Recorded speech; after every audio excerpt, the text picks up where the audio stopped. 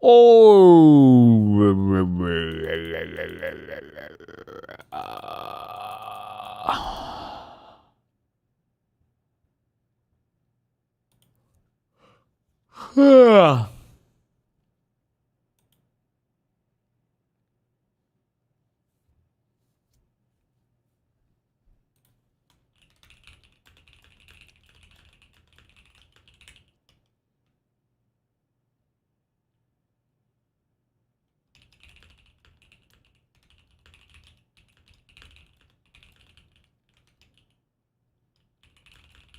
Hmm.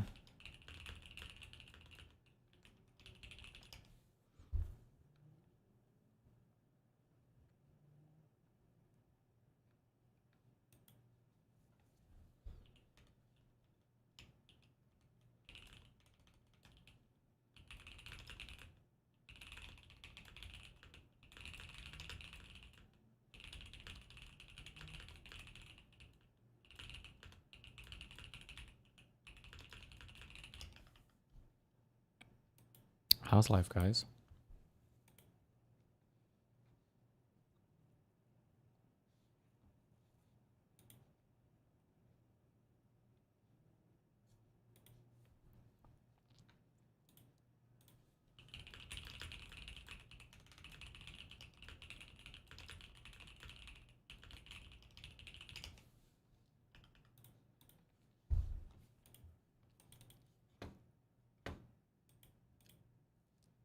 You know, We watched this.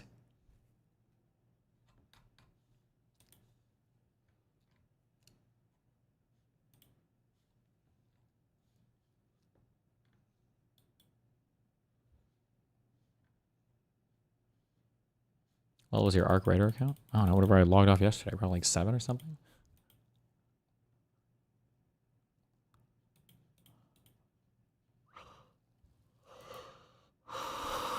We are watching. We are going to watch this goddamn HDR video. Okay.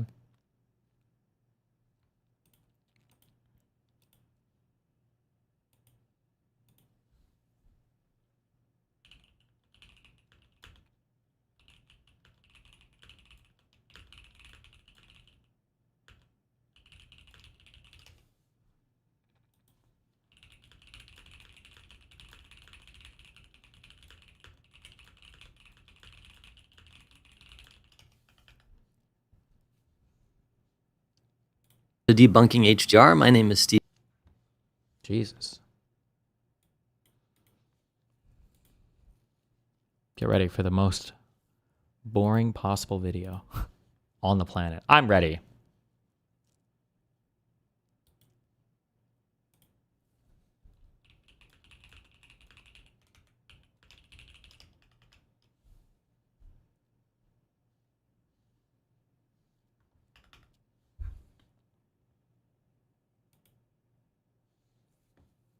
Yedlin. I'm a cinematographer, and the idea behind this demo is to challenge and expand our mental model for how we think about the reproduction of tones, colors, and contrast for motion imaging. And to do that, we're going to have to debunk some common and entrenched but demonstrably false misconceptions about so-called HDR or high dynamic range imaging.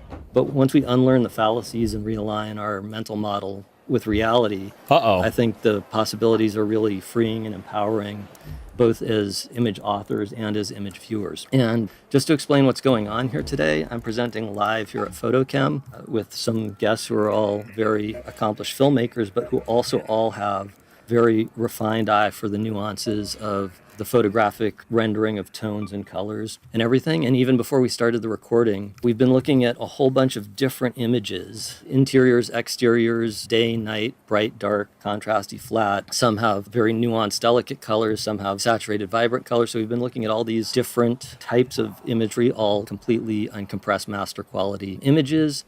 And in addition to the computer monitor, we're looking at them on 2 Sony X310s, which are really the top-notch, as good as it gets, color mastering monitors for both HDR and SDR today. They're $20,000 monitors, and these ones are kept in excellent condition and very well calibrated by the team here at Photochem. And I've also checked them myself with a spectrometer before we got going, and they're both excellent. But the thing is that everybody here, I think, agrees that these two images look exactly the same, even though one of these two monitors is receiving a so-called SDR style image and the other one is receiving a so-called HDR style image.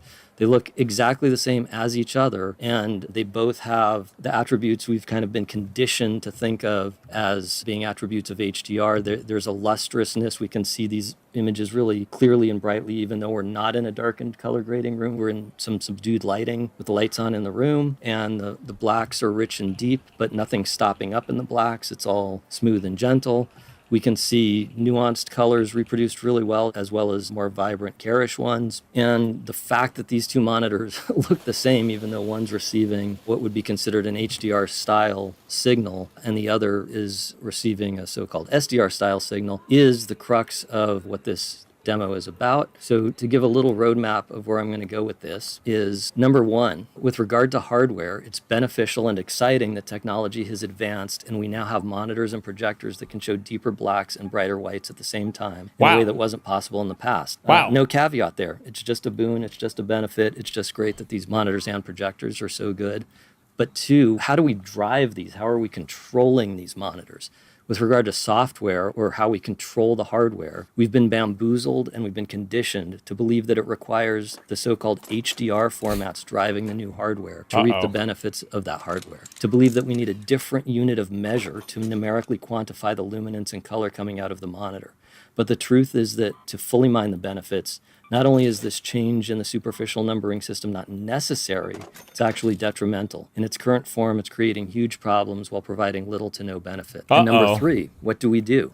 In the short term, we can shed the misconceptions and find workarounds for the problems being caused by the current so-called HDR formats, stop believing that one specific color grading style is enforced by the numbering system, and reclaim the image author's freedom to use any preferred style. In the medium term, we can advocate for using conversion methods between nominal SDR and nominal HDR that are not based on deception and double talk, but on reality. And in the long term, we can get rid of even the need for that by advocating to get rid of the current HDR style formats and the problematic dichotomy that spuriously sets SDR against HDR. And we can advocate for a new replacement format whose specifications are not based on misconceptions or upsell gimmicks, but on how digital imaging systems and the human visual system actually work. You know, and I recognize that if there were to be a new format of this kind in the future, it's got to have some kind of a fancy superlative sounding name, because we all know that high is better than standard and ultra is better than high and super is better than ultra. So we can call this thing whatever it needs to be, super diddly duper vision or whatever. But can I just say how fucking, what is it? Let's like, fuck, what am I thinking of? There's like two types of 4K, where one is like high def and one is like ultra high def. And it's like, there's high definition. And then one is like 16 by 9, one is 17 by 9, I think. But it's like, why do you have, what is ultra high def? Is it going to be like giga ultra high def? Is that the next one? Or is it going to be like super ultra high def? It's just like, so fucking retarded. Yeah, UHD and 4K. Yeah. I think UHD, I think, is 2160p basically, and 4K is with a slightly wider aspect ratio. my hope is to advocate for something where the format itself and not just the name is actually an improvement next time. And just to make some notes for the people who are watching the recorded version of this, you might be wondering, how is it that we can have a demo about HDR that's not in HDR? And when you can only see a screen capture of the computer monitor and you can't see these two X310s. And the answer is twofold. One is that a huge portion of this demo is going to be talking about underlying concepts. And of course, we can talk about concepts and understand them in any DR, the H flavor or the S flavor. But even when we are actually scrutinizing images, as opposed to just talking about concepts, the thing is... 4K, UHD, 2160p are all the same. I don't know if that's true. Let me check. Hold on. What's the one that is, what's the 17 by 9 one called for 4K?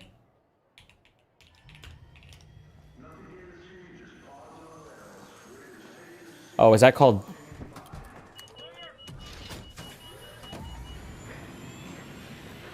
Is that called true 4K? 4K DCI?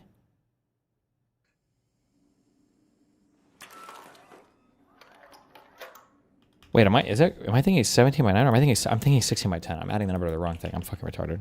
Forget everything I just said. The recorded There's a name for the one that's a little bit wider though. Sorry. version of this, especially if you have a good contemporary monitor and your system set up correctly, actually looks almost exactly like what we're seeing here today. Because as we look at the computer monitor that's here with the two X310s, it looks almost the same. And in fact, the extent to which it doesn't is really just because it's not quite as good of a monitor that can't show quite as deep blacks. And there will be a few points in the demo where the recorded version won't look exactly like what we're seeing here in the room, and I'll point those out. But for the most part, it does. And that actually gets to the very crux of this whole thing. So it's going to take a little while to explain why that is and why it's important. So I hope you'll stick with me through this long demo, but hopefully it's worth it because we can't just replace one oversimplification with another to get at the actual crux. We've got to have to get into some nuances to do that. And, and I meant to say also that for the people watching the recorded version, you can see not just sort of what we're seeing, but almost exactly what we're seeing if you pause here and follow these instructions on screen. And with that, we can dig into these details that we've got to get into to really talk about this stuff. And before we get into HDR itself, there's two foundational topics to discuss. And these two topics are, number one, human perception of tonality and contrast is relative, not absolute. And number two, display color spaces, what they are and how they're interconvertible. So when I say that human perception of tonality and contrast is relative and not absolute, what do I mean by that? So if we have any type of an image at all, or even just an object, the thing that makes it recognizable as being the same to us in terms of tonality is the relative contrast. How much brighter is this chip than this chip than this chip? It's a relationship. Oh, show the thing. So that's why if I have this object under a 100-watt light bulb, and this white patch here might be reflecting something like 100 candelas per square meter. But I could then take the same object in the sunlight, and it might be reflecting 10,000 candelas per square meter. But that doesn't make it look like a different object to our eye. Our eyes adapt to the overall luminance, and we recognize it as the same because this one here is always reflecting 66% of this one. And this one's reflecting 40% of that one. And that's the very thing that makes this recognizable as an object, and that's true for everything. This isn't just motion imaging, this is human perception. It's for any kind of object, it's for any kind of image, whether it's a reflective image or an emissive image. Here's the Mona Lisa. This is not a photometrically accurate scan of the Mona Lisas, but there could be a photometrically accurate one, and it wouldn't look that much different than this, so let's just pretend it is. So if we're under a 100-watt light bulb, this little area here is going to reflect a very different amount than if we're in sunlight. But what's going to be the same in both cases is that this one is going to reflect 60% of that. And this area is going to be 7.4% of it. And that's the thing that makes this thing recognizable, because our eye adapts to the overall and actually discounts the overall illuminance and sees the relative contrast. So not only are we capable, not only is our visual system capable of adapting to different overall luminances, you actually can't shut that adaptation off. If we looked at this color chart under a 100-watt light bulb, and this white patch here were reflecting 100 candelas per square meter, and then we took it out under the sun and it was still only reflecting 100 candelas per square meter, it would look like it's a bizarre black hole object that absorbs light. It wouldn't look like the same object. In order to look the same, it actually needs to change and adapt to the overall luminance. And also to look the same, the relative has to stay the same. So the overall actually has to change, not just can change, but has to, whereas the relative stays the same. There's many things that go into visual authorship, obviously, like in a film there's production design and shot design and angles and all kinds of stuff, but when we're talking about this limited domain that we're talking about right now of contrast and luminance, then the very thing we're making decisions about is the relative contrast. Where in the shot is something bright and where is it dark, and what's the ratio between them? And these are all frames from things that I've shot where it's a very specific decision. Is this guy explaining the blue, black, gold, white dress right now? Partly that, but partly also there's a really good optical illusion that all of us have seen. What would I put? Like checkered board, different colors appear same. This one. Oh, we've all seen this one, right? Where this square here, wait, can you see my mouse on this? Yeah.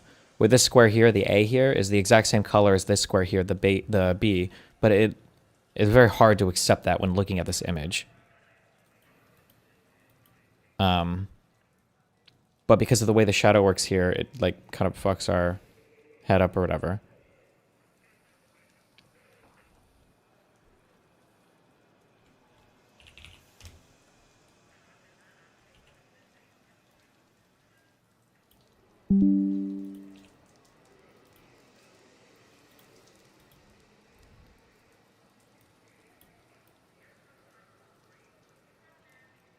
So this color here is the same as this color down here, but it's very, very, very hard to accept that because of the shadowing. Almost impossible to accept that.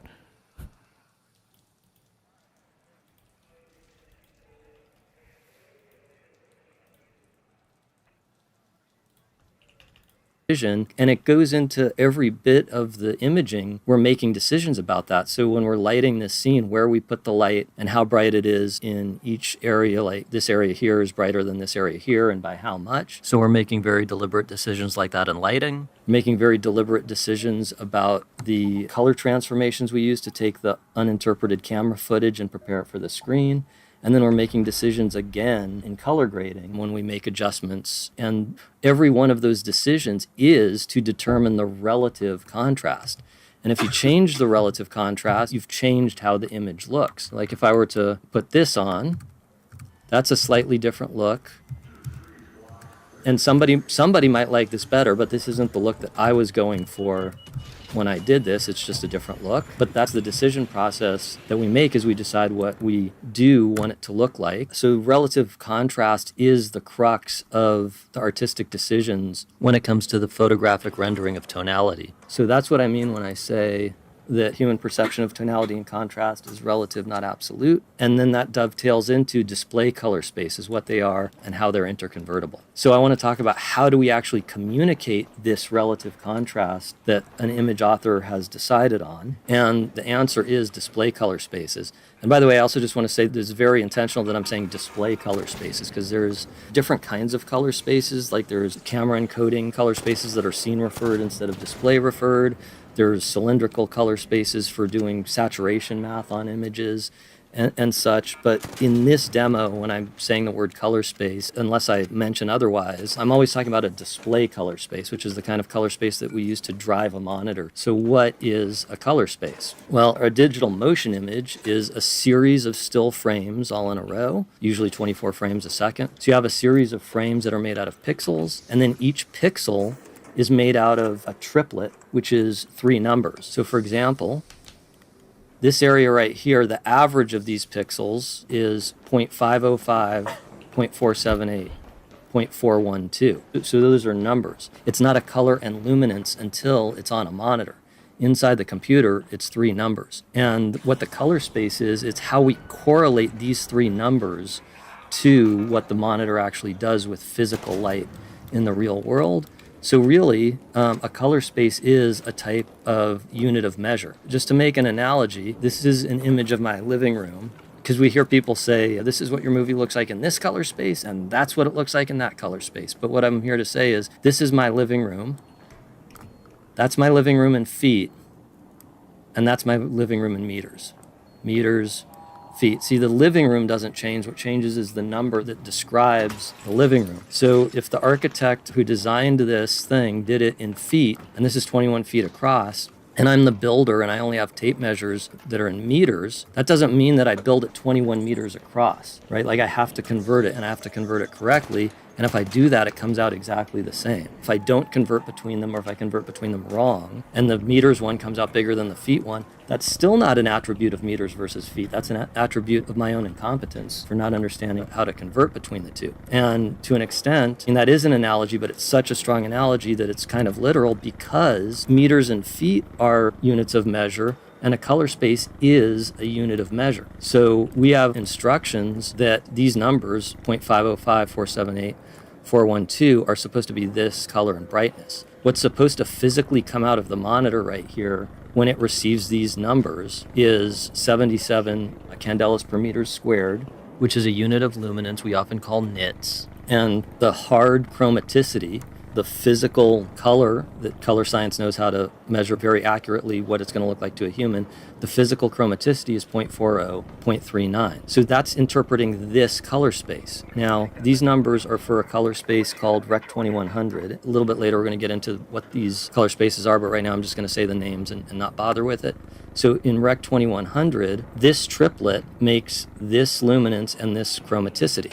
So in the room here, the two X310s look exactly the same, and the monitor up above looks the same. I'm going back and forth between one color space, one unit of measure. See this, here I'm sending 505, 478, 412, and here I'm sending 792, 651. Those are very different numbers, but they look exactly the same because those two totally different sets of numbers correlate to the same chromaticity and luminance in the two different color spaces. And this is barely an analogy. This is just like what happened when I showed my living room in meters, my living room in feet. The image doesn't change, the numbers change. If I convert the image correctly from the one color space to the other, and then if the monitor displays it correctly, they're going to look exactly the same. So that's literally what's happening here, which is, so on the screen, I'm flipping between them, but here in the room, it's constantly happening on the two monitors. To the monitor on the left, I'm sending out the units that are called Rec 2100, and that monitor is in the mode to decode or interpret Rec 2100, and it really is the instructions to build a pixel, just like the architect's instructions to build my living room. And the other monitor is receiving a different unit, a different color space called Rec 1886, and it looks exactly the same because I've done the conversion correctly, because I'm taking the same source image and then I'm preparing one for Rec 1886 and one for Rec 2100. So I've done that correctly, and then the monitor is correctly decoding it. And if they didn't look the same, which is absolutely possible, it would be an attribute of doing something wrong. It wouldn't be an attribute of the color space, because both of these color spaces can perfectly describe 77 nits and this exact chromaticity value. And these are the RGB triplets that go with them. So the two monitors look exactly the same. And both for people watching the recorded version of it, but also here in the room, if you look at the computer monitor, same thing as I go back and forth. Now, instead of it being a monitor that's in the Rec 2100 versus the Rec 1886 mode, it's the viewer process here in my software. So this viewer process knows how this Apple computer's system display, it knows how to talk to it. And this viewer process is expecting Rec 1886 and tells the system display to do the right thing. And this one is expecting Rec 2100. So again, the monitor knows how to build the pixels based on those incoming triplets. So that's the basis of what a color space is. But still, before we get into HDR specifically, I want to get a little more technical about how does it do this? How do we take three numbers and turn them into light on a screen? What is the way? With the meters and feet thing, the way you do it is with a ruler. But how do we know if something is right? How do we know if it's calibrated? And the answer is because humans have created color spaces and these monitors, and they've created them to work together with the same kind of logic. This stuff is actually much simpler than some other things with the human visual system, because probably everyone here has seen spectral sensitivity graphs and all that complicated stuff, which is all very true and it's all very legit, and at the core that applies. But this stuff has sort of already been figured out to make the light out of these blends of the three red, green, and blue colors, which is much simpler. So the way that the color space itself works and the way the monitor works is much simpler than the way light in the human visual system works when you're talking about out in the real world with complex spectral distributions of light interacting with complex reflective spectral distributions of the objects it's falling on. Because when they made these monitors and they made these color spaces, they know how the human eye works, and they were able to simplify it into something that can be defined pretty simply. So a color space is only three things. There's only three things to reliably make these totally different monitors look the same. Those three things are transfer function, primaries, and white point. And we know it works because these two monitors look exactly the same, even though they're set up for two totally different color spaces. We're sending the right code values to each of them for each one's transfer function, primaries, and white point. So what are those things? As we said, in each pixel is a triplet, meaning three numbers. It's just a number from 0 to 1. For red, another number for green, and another number for blue.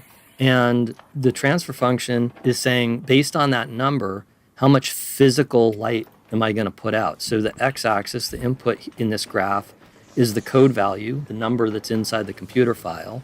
And the output in the y-axis in this graph is the output, or what the monitor is physically doing in actual physical light energy. So if I send it a 0, it's going to make the minimum that it can physically do plus however it's been calibrated. And if I send it 1, it's going to do the max. But that does not mean that at 0.5 it's going to put out 50% of its light energy. See, at 0.5 it's going to put out about 19%. That's what this transfer function is. And this is the actual transfer function for Rec 1886. It's called 2.4 gamma because this is a 2.4 exponent. So we've got transfer function, and then we've got primaries. What primaries means is when we're saying that we're mixing red, green, and blue, right? The code value plus the transfer function itself tells the monitor physically how bright the red should be, how bright the green should be, how bright the blue should be. But the word red, the word green, and the word blue are ambiguous. There are many different precise colors that get lumped into those 3 broad categories. So the primaries, what the primaries mean for a color space, is what the exact red, green, and blue colors are in hard chromaticity physical light coming out of the monitor. So that's the definition of the primaries. So again, we have transfer function, primaries, and white point. What is white point? Well, when we have these primaries going at the same time in a color space and on a physical monitor, as opposed to out in the real world with like sunlight falling on a scene, you have to make every color out of blending these 3 primaries. You can't make it any different way than that. So the white point means how are these 3 things weighted so that when the triplet is even, like if you're sending it 1, 1, 1, or 0.5, 0.5, 0.5, what color is that? So that's the white point. So see, so if sorry, that's not the white point. I didn't reset this. That's the white point for.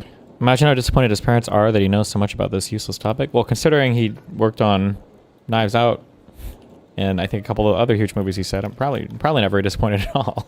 This monitor. So as I do this, I'm sending triplets that are equal for red, green, and blue, but just different intensity. And that circle stays the same color, but it's a different luminance going from white to gray and so forth. Now, if there was a different white point, like, let's go a little more extreme, that's a warmer white point. Nobody uses that. I'm just making something up. But it's a different weight of the same primaries. When I made it warm just now, I did not change what color this red is, what color this green is, what color this blue is. I changed how bright they are relative to each other, and I got a different color. So the white point really just tells you how to weight those 3 primaries. And since the primaries themselves are already a weight, because the primaries themselves, what it really tells the monitor to do is how to weight its physical primaries, because the monitor has 3 physical emitters in it that are not going to be the exact same color as the color space's primaries. So the primaries tell it how to weight its hardware primaries, and then the white point tells it how to weight those sort of virtual primaries. But that means that because the white point and the primaries are both weights in terms of actual implementation as opposed to definitionally, they can be collapsed down into one thing. And that one thing is called a 3x3 matrix, which is the mathematical transformation for reweighting a set of 3 things like that. So definitionally, a color space is nothing other than transfer function, primaries, and white point. And then in practice, let's get it back to the real white point. But in practice, it's only 2 things because we can collapse the primaries and the white point into one 3x3 matrix, which is also fairly simple. And this is what a 3x3 matrix looks like. It's called 3x3 because it's 3 rows and 3 columns. It's just 9 numbers. This is just an example. This one happens to be the conversion from Rec 1886 to DCI-P3. So to convert from Rec 1886 primaries and white point to DCI-P3 primaries and white point, all you do is you take the incoming primaries, RGB, you multiply the red by this, the green by that, the blue by that, and you add them together and you get red. And then you do that 2 more times to get green and blue. And it's that simple. So we can perfectly convert, not just sort of, but perfectly, because this is the definition of the color spaces, convert between one color space and another by taking this transfer function off. Because we know exactly what this math is, and we can just do the inverse. This curve is a 2.4 power function, and we know that the inverse is a 1 over 2.4 power function. So when we put the inverse on, they just cancel each other out, and we have a straight line. So you take the transfer function off, you multiply it by the matrix, and then you put The the transfer matrix. function for the new color space on, and that's it. And it works perfectly. And let me point out that it's not some kind of weird coincidence or alchemy that it works perfectly. It's not some kind of, wow, two totally different things are happening here, but somehow they look exactly the same. That's not at all what's happening. I mean, very simply, these two monitors are physically doing the same thing. What's physically happening is the same because, again, the color space is a unit of measure. So just like the example with my living room, I'm sending the monitor on the left this image described in one unit of measure, one color space, and it's building the pixels correctly.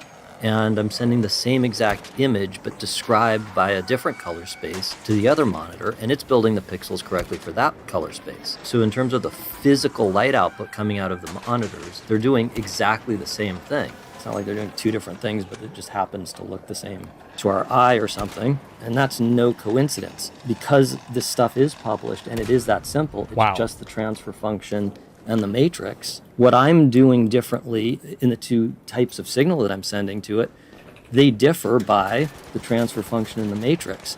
And then what the monitors are doing differently in their processing is the exact inverse matrix and transfer function. So of course they look exactly the same because it's doing the inverse math that I do, and they just cancel each other out and they look exactly the same. So that's not magic, it's not alchemy, it's not something weird. So that's general color spaces. So now we're ready to move on from this. We've talked about display color spaces, what they are and how they're interconvertible. So let's talk about actual HDR color spaces. To do that, let's get into one boring thing before we dig into it is just the names of them, just so you know what I'm talking about when I say them. I've been saying Rec 2100 and Rec 1886 without explaining those. But Rec 1886, its full name, Rec 1886 is kind of a nickname or short name that we use a lot. It's ITUR-BT 1886. Oh, and this yeah, of is course. by far the most used. It's been around for a while, and it's still the most used display color space, used for all kinds of things. We monitor with it on set. We very often use it for final color grading. Consumers get it in Blu-rays. Not all, but almost all. Streaming, internet stuff, everything. This is still the standard, most commonly used one. It's been around for a while, and it's very solid. There's a reason it was created as a standard. The fact that it's older doesn't mean it's obsolete or not good. So it's the standard SDR style color space, the most commonly used one. And let me just also point out, because you've probably heard this term Rec 709. Yeah, what's that mean? When people say Rec 709, they're using a mistaken term to refer to Rec 1886. Oh. Rec 709 is a document that's pretty much not used for anything. Big and burn. It's an encoding color space. It's not a display color space. He's It's calling not you for driving retarded. monitors. So I'm not going to be pedantic and correct someone if they say Rec 709, because I know perfectly well I what will they from mean. now on. But I'm just telling you why I'm not saying Rec 709, because I have the actual documents here. This is the actual specifications. This is Rec 1886, which is, as I said, it's a decoding color space to drive monitors. Yeah, and right. Rec 709 is an encoding color space that's not really used for anything at all. And I've been all through this document, and I can promise you that the Rec 709 document does not say anything about how to decode for a monitor, other than it tells you to read the 1886 document. Everything in 709 document, it tells you how to encode, not how to decode.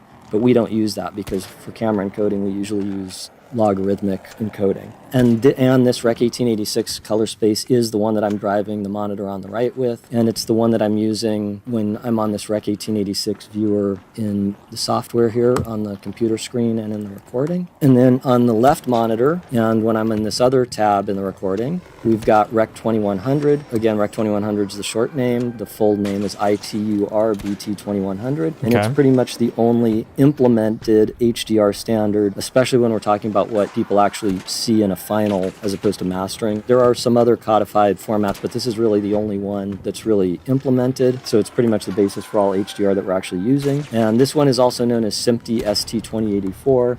And that's because two different standards bodies have codified the exact same color space. This is the International Telecommunications Union. And this is the Society of Motion Picture and Television Engineers. And they both codify the exact same thing, so you can call it Rec 2100 or ST2084. And let me just point out that the Rec 2100 document has both camera encoding and monitor decoding specifications in it. But in this demo, whenever I'm talking about Rec 2100, I'm only talking about the monitor decoding part of it, the Okay. display color space part of it. Firstly, because the camera encoding part of it is unrelated to our topic here today. And secondly, because it's simply not used. Just like I said, we don't use Rec 709 camera encoding document for camera encoding. We also don't use Rec 2100 for camera encoding. All the manufacturers have their own custom encoding. Arri uses log C, Sony uses S-log, Red uses red log, etc. So it's just not used. So whenever I say Rec 2100, I'm just talking about the display color space part of it. So these are the ones we're going to be talking about the most today, and they're the ones that are most used, and they're the ones that are driving the monitors. But I just want to mention the names of a few others that really are in use today, but not as much. And all of these are SDR style. DCI P3 is used for digital cinema. So on the one hand, whenever you go to digital cinema, it's almost always this color space. But on the other hand, this color space is pretty much not used for anything else. Cool. Display P3 is the color space that Apple computer monitors use. So the monitor itself is display P3, but very often it's receiving Rec 1886 and just converting it to P3, because as we saw, you can convert. Rec 2020 is exactly the same as Rec 1886, but with a wider color gamut. And sRGB is also exactly the same as Rec 1886, but with a slightly different transfer function. And sRGB is what's used a lot of times for like JPEGs on the internet. For sure. Stuff like that. Okay, so those are the names. Sorry to have to go through that. So now let's look at what's actually different. Now we're finally getting to it. Sorry, it's been so long. Let's look at what's actually different between an HDR style color space and an SDR one. So I was a little bit cagey earlier about this y-axis here where I was just saying minimum to maximum. But let's get a little more specific. Instead of generic units, let's look at specific units. So what is Rec 1886, the standard so-called SDR color space? The x-axis, this is the code value in an image file. So either the red, green, or blue channel, as we've talked about on a scale of 0 to 1, that's the input. And the output is percentage of the way from black to white of the monitor's physical light output. It doesn't say what black is or what white is. It's just what percentage of the way are you from the one to the other. And as we saw, this makes a lot of sense because that's how the human visual system works. Relative, how much brighter is one thing than another. It's not absolute. And as we saw, in fact, the absolute has to change for it to look the same when the larger environment changes. So this is what Rec 1886 is. So now we're starting to really dig into what's the difference between these things as a format. We know these are great monitors, but we can drive these monitors with either format. A lot of times people are spinning us around. They talk interconvertibly about the hardware versus the quote format, but the quote format is the color space. So when we drive these two things differently, what is the difference between these two color spaces? Well, as I said, a color space is only transfer function primaries and white point, and there's only two differences between the HDR style and the SDR style. So let's look at Rec 2100, which is the HDR one. Now, one thing that's different is the curve shape, because the SDR ones don't necessarily have the same transfer function as each other, but they're all flavors of this similar thing, which is called gamma. So this is a straight gamma one, meaning it's just an exponent. So that this is the output is the input raised to the power of 2.4 for Rec 1886. Some of them have a little straight line portion at the bottom, but all of them are some flavor of a shape like this, of this gamma type curve. All of the SDR ones are, whereas the HDR one is logarithmic instead of exponential. It's actually inverse log. That's what this curve shape is here. It's inverse log, which is even deeper and steeper than the exponential we were looking at before in the gamma style encoding. But the thing is, if bit depths and data rates and all that stuff were infinite and we had no bottlenecks, the curve shape literally wouldn't matter at all, because all you're doing is rejiggering which input number is associated with which output result. So it doesn't matter what the curve shape is as long as you know what the curve shape is. So the curve shape is really only about efficiency. It's not about what the thing can or can't do. It's about how many bits and bytes do you need in your throughput to be able to do what you're trying to do. So the curve shape, we're going to come back to the curve shape. We are going to talk about it later. But for now, for what we're talking about right now, basically the curve shape just doesn't matter at all, because it's only about efficiency, not what the thing is capable of. So the other thing, besides the curve shape that's different between these two, is what the y-axis is. In Rec 1886, the y-axis is percentage of the way from black to white, but it's not telling you what black is or what white is. Whereas when we look at Rec 2100, I'm not even looking at what shape this curve is. I'm looking at what the y-axis is. It's luminance displayed on screen, absolute value given in candelas per meter squared. So one is absolute and one is relative. And by the way, the shape of this curve, this logarithmic curve used in Rec 2100 is called PQ. It's called the PQ curve. So before, when I was talking about this stuff, it seems completely unambiguous how to convert between the two. Take the transfer function off, do the matrix, put the transfer function back on. So you might say, Steve, okay, that makes sense if you're converting one SDR to another SDR or one HDR to another HDR. How can you do that if one of these is absolute and the other one is relative? And the thing is, at first it does sound a little bit ambiguous, but that's partially because of these misconceptions that we've been boiling in. And if you take the misconceptions off, it actually becomes pretty clear how to convert between the two. So there's two base misconceptions. And one has to do with how we quantify how bright so-called SDR is, and the other has to do with how we quantify how bright so-called HDR is. And the misconception with SDR is, and this is very widespread, I see it all the time, people say that SDR is 100 nits. That's absolutely false, because it's HDR, we just saw this, it's HDR that has nits on the y-axis. The units on the Rec 1886 y-axis here are percentages. So you can have any overall luminance for SDR. It's not demanding one or another. It's just saying whatever y it is, when I get the code value 0.8, it should be 59% of that. So it's not absolute, it's relative. So this has become a thing that a lot of people are hitched up on, and I don't know how it ever got there, because if you want to get all technical and correct about it, it's not in the spec.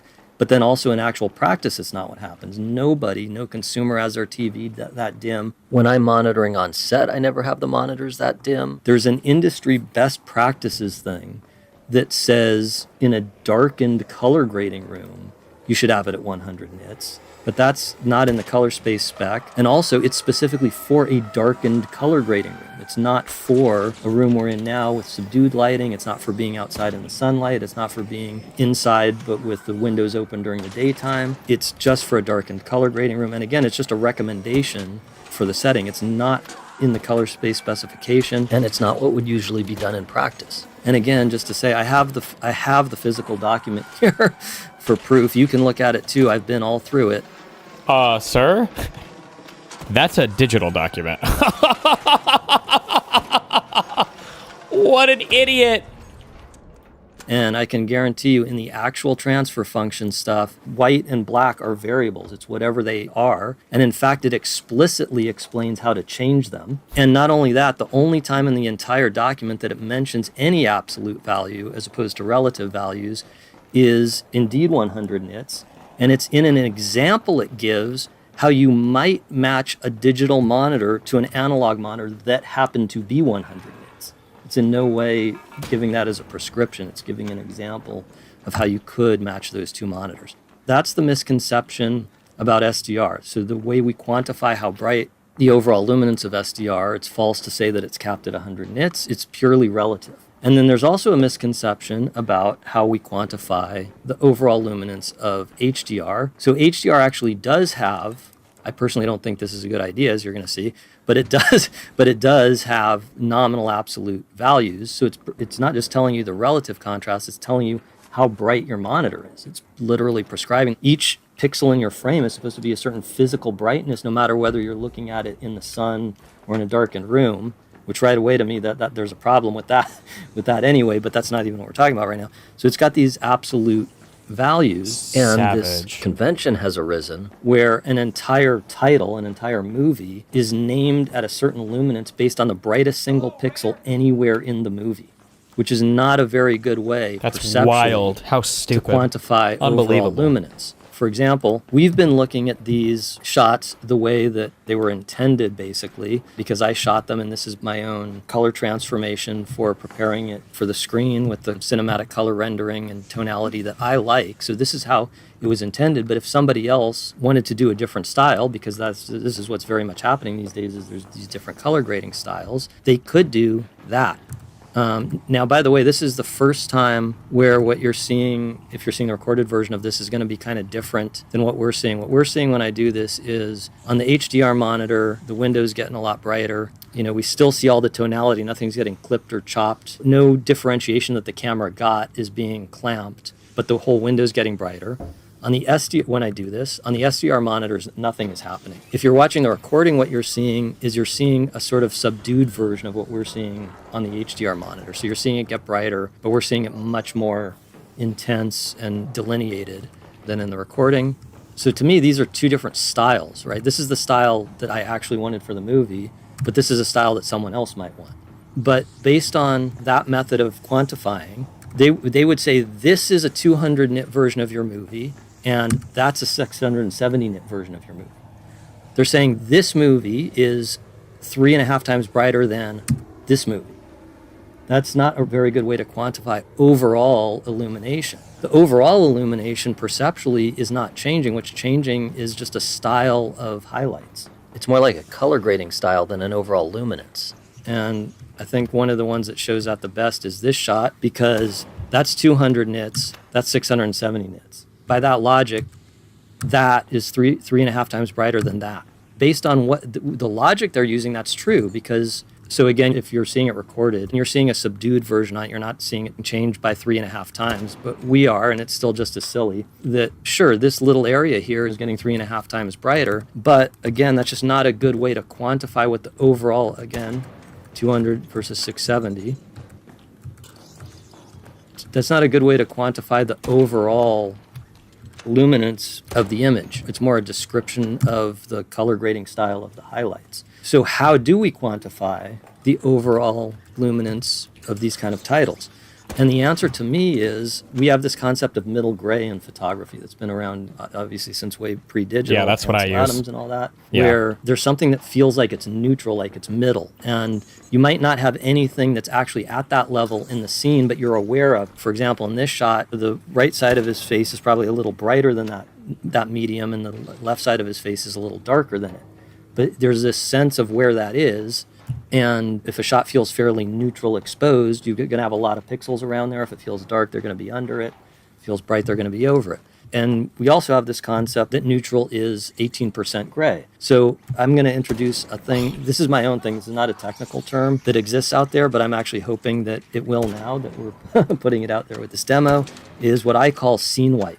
What is scene white? It's my idea of a way to use the concept of 18% gray to help us disentangle the relative contrast from the overall luminance in this so-called HDR system. Because we've never had this problem before. The whole history of visual arts, it's always been that the painter, the photographer, the filmmaker, whoever the image author is, as part of their creative process, they create the relative contrast, and then that never changes. But then the work can be viewed in different situations. With a painting, you can look at it under daylight or under incandescent light. Same with a still photograph. With a traditional film print, if you watch it in a properly set up cinema, it's going to be 48 nits on the movie screen, but if you look at it on a flatbed editor or a moviola or on a light table or in a projection room that's not set up correctly, it's still going to recognizably be the same movie because it has all the same relative contrast, even though the overall luminance has changed. And with the exception of this HDR situation we've got going on, the same is of course true for digital monitors and projectors that have been calibrated correctly. If we're outdoors in daylight or a very bright room, we might want the monitor to be as bright as it can possibly go. If we're in subdued light or a darkened room, we probably want it to be somewhere around 150 nits. And if we're in a movie theater, we want it to be even dimmer than that, because not only is a movie theater completely darkened, not just dim, but completely dark, but also it's much bigger in our field of... Are you watching this for your monitors or film?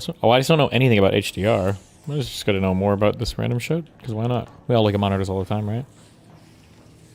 So we actually need it to be even a little bit dimmer to be comfortable. So in a movie theater, we're usually looking at 48 nits, just like on film. But with this HDR system, we've now entangled relative contrast and overall luminance. And in fact, that's the only thing that even makes it HDR, because it's the only actual fundamental difference between SDR and HDR as a format. I'm not talking about the hardware, I'm talking about the format. All the other supposed differences are either superficial or misconceptions and don't actually exist at all. So because HDR has these absolute values instead of relative, when the filmmaker is sitting in the grading room, they're not only authoring their relative contrast as it's always been, but they're also at least supposedly setting the brightness of your TV when you're going to watch it later. So we're going to talk about later how I don't think we should even have a system like this, but while we do, and while it's something we have to navigate, what I'm trying to do is give us some tools to regain the filmmaker's authorship over relative tones and the viewer's ability to view the movie in different situations without messing up those relative tones, both of which have been compromised by a combination of what HDR is definitionally and how we've been conditioned to use it. So what is this idea that 18% gray is neutral? Well, in the real world scene that's being photographed, not the photographic rendering of the scene, but but in the real world, if you have a key light that you're exposed for, and it's lighting a white diffuser, something like a white piece of paper, then however much light that diffuser is reflecting, a neutral gray card or any neutral object would reflect 18% of that. That's in the real world, not in the photographically rendered image. So what is that in the photographically rendered image? Well, in a traditional non-HDR system, that middle gray usually gets mapped to 10%. And since it's a relative system, that just means 10% of whatever the display device is calibrated to. It doesn't have to be a specific amount. Like I said, it could be 48 nits in a theater, it could be 150 nits in a room with subdued lighting, and it could be as bright as the monitor goes if you're in a really bright room. Whatever it's calibrated to, that neutral gray card comes out to 10% of that. And this is pretty standard. For example, my own personal LUT that I use for my color and tonal rendering on my movies, it maps middle gray at just under 10%, and Aries LUT, the manufacturer's off-the-shelf LUT, maps it to just barely above 10%. And the same thing with a photochemical system. For a traditional print system, the Kodak documents that all the labs used for setup have a middle gray card coming out at print density 1.0 above D-min, and 1.0 print density is 10% transmission. So it's going to transmit 10% of however much light is shining through the film. So this is it. This is what scene white is.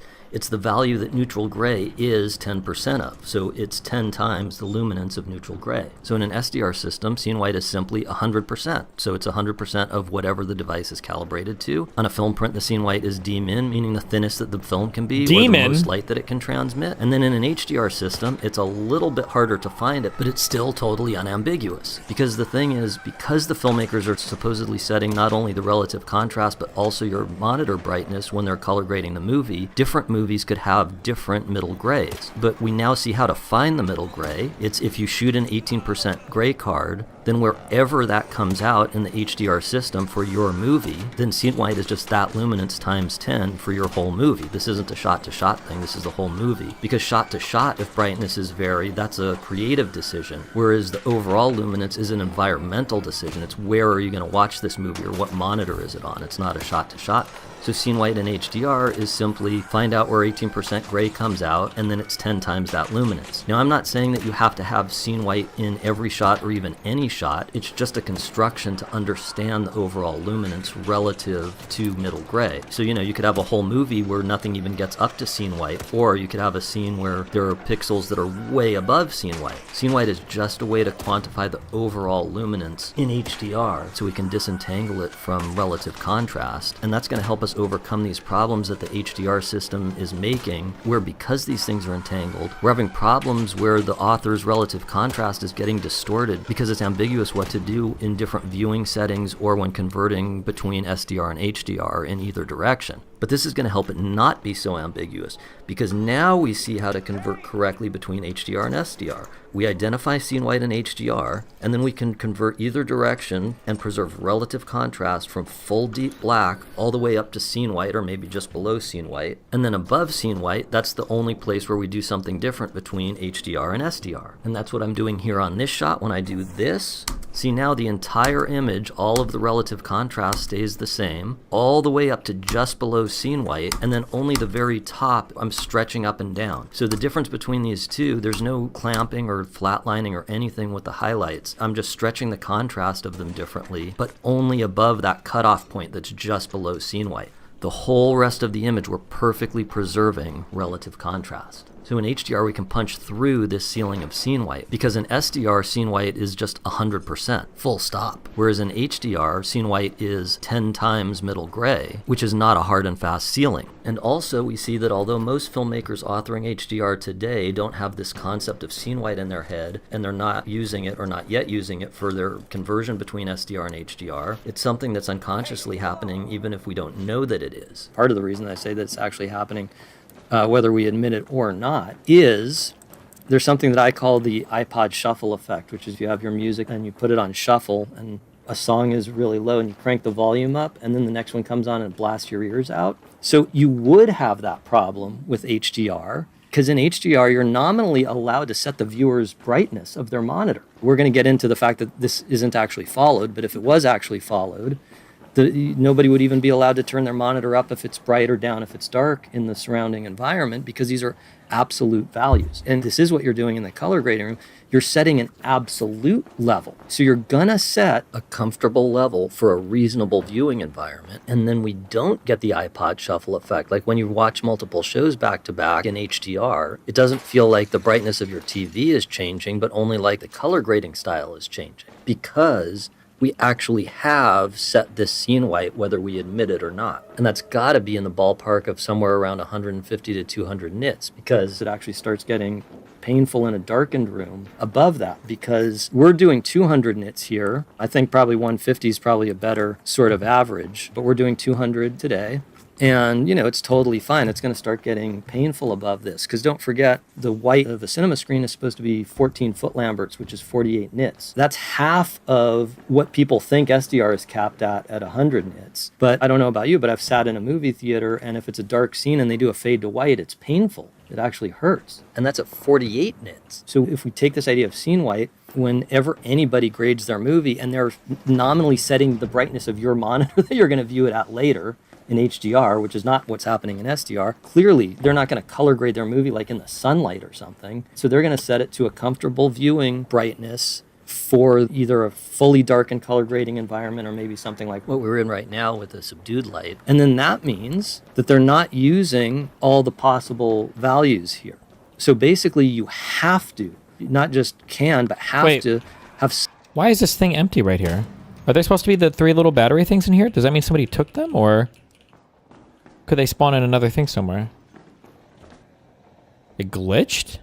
Oh. Some sort of artificial ceiling, right? There's sort of the notional ceiling of 10,000 nits, but firstly, absolutely no monitor can do that. None can. There are some special rarefied monitors that do several thousand, but even the most expensive consumer monitors are usually going to be in the high hundreds and certainly under 2,000.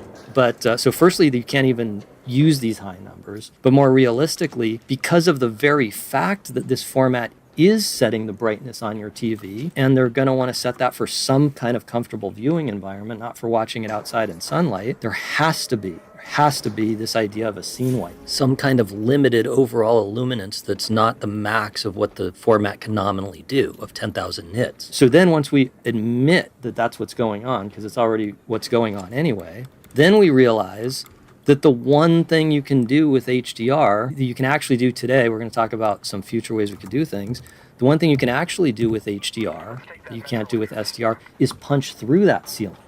Because the ceiling is artificial, you've made it up. Whereas with SDR, the ceiling is 100%, but with HDR, we've made an artificial ceiling because we have to. You can't even not do it. There's no way you're going to put what I'm calling scene white at 10,000 nits, because again, no monitor can do that. But even if you put it at 2,000 nits, it would be uncomfortable at minimum and painful at most. But by setting this artificial limit, by setting it, what it allows you to do is to punch through the ceiling. So now it allows you, if you want to punch through the ceiling. So this gets to what's actually happening, what we're actually looking at here. So I've decided that scene white is 200 nits. You can decide whatever it is. We could have an industry standard, or it could be per project, whatever. But for as long as we have a format that has nominal absolute values, I'm going to talk later about the fact that I think we should... How are there... I was literally rounding that corner and I thought you were just gunning at me and it fucking scared the shit out of me. Holy no, dude. Honestly, it was an honest mistake. I just got fucking scared. I'm at extract, you're just gonna leave and just scared the shit out of me. What the fuck is... Let me hit you with one of these, good faith. Like, that's my bad. Hold on, man. My bad. Is this guy leaving too? No, I'm chilling. What the fuck? They're not looting any of these bodies?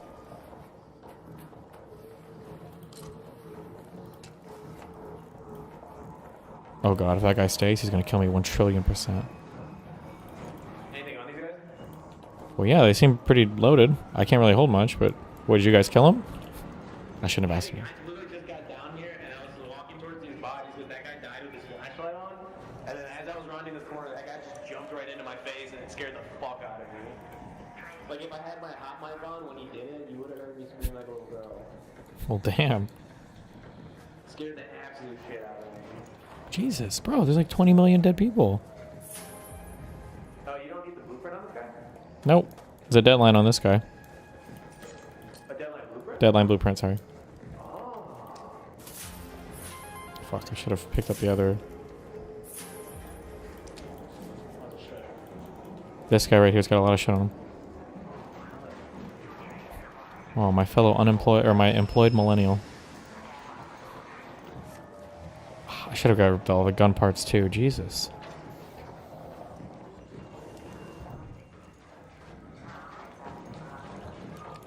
Good luck, buddy.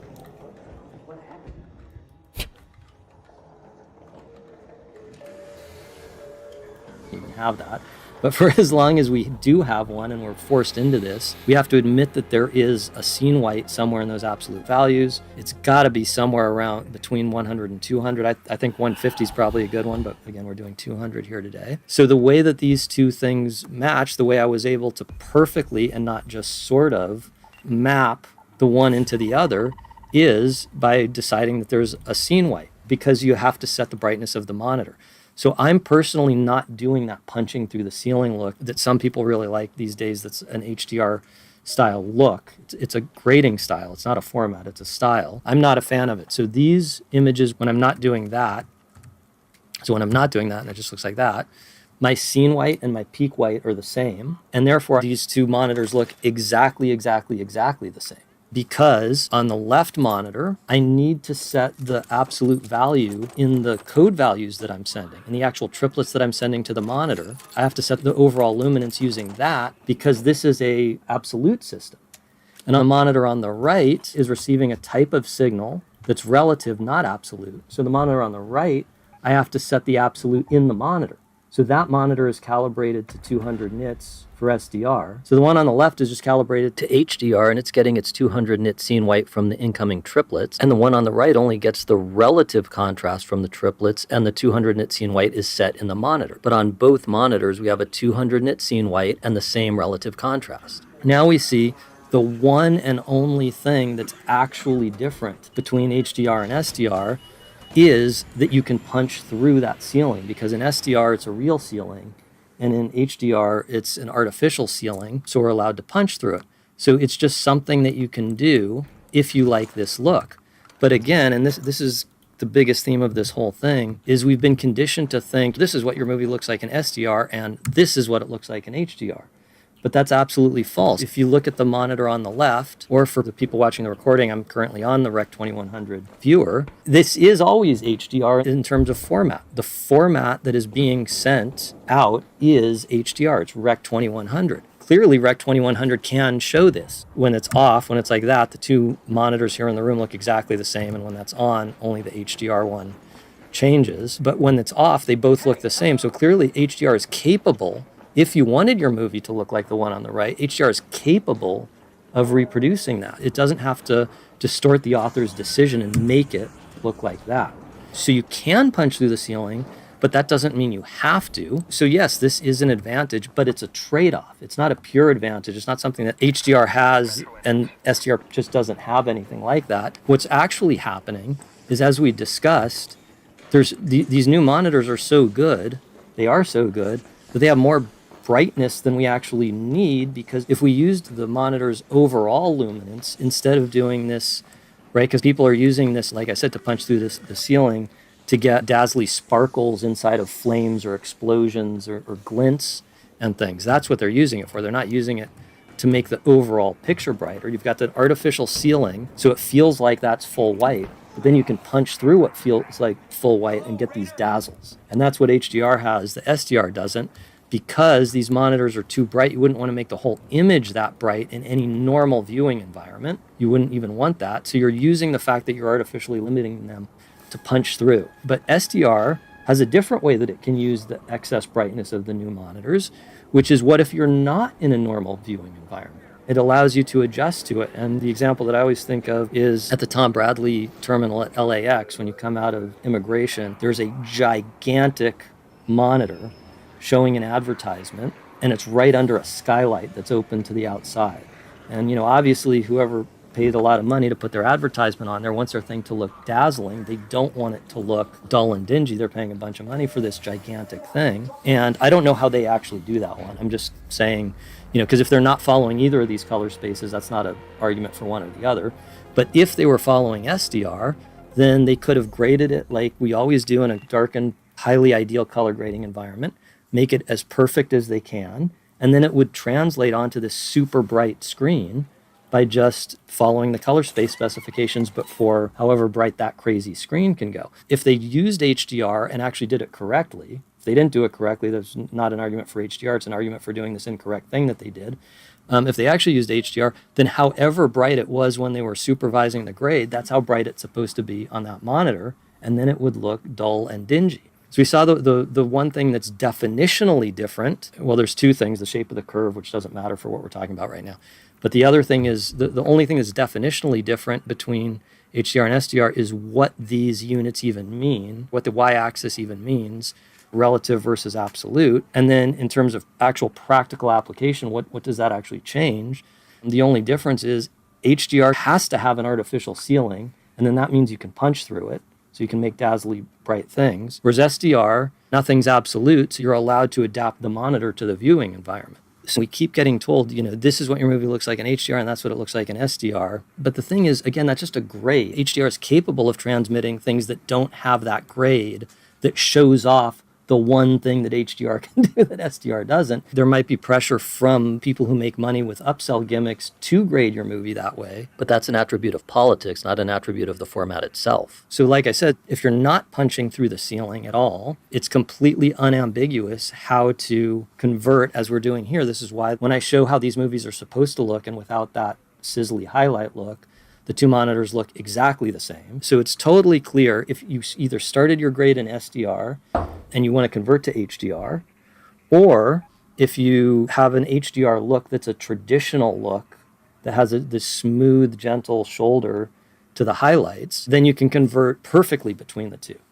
But even if not, even if you have a movie that does have these sizzly highlight look, you can convert perfectly for every pixel in the entire movie except just those areas. So it's not the overall movie. It's not like the whole movie now has to look different, because as we saw, the thing that makes it what it is the relative contrast. So we don't have to change the relative contrast of every pixel in the movie. We just have to figure out what to do with these sizzly highlights. But again, this is only in the one case. If you're going from SDR to HDR, it's perfect. If you're going from HDR that doesn't have the sizzly highlight look to SDR, it's perfect. And even if you're going from HDR that does have sizzly highlights to SDR, it's perfect, except we just have to figure out what to do with the sizzly highlights. And that answer to me is pretty obvious also. And it's what we're looking at the entire time here on the room on the computer monitor. And it's also what people at home are seeing on the Rec 2100 viewer, which is instead of mapping the HDR scene white to 100% in SDR, map it just a tiny bit below. And reduce the contrast of those sizzly highlights to fit between the new scene white and the top. Because again, the key is what makes the image recognizable is the relative contrast. And if you do that, you preserve all the relative contrast in every single pixel in the entire movie, except Okay, for who the fuck understood anything that we just watched? Who knows anything about this? Who?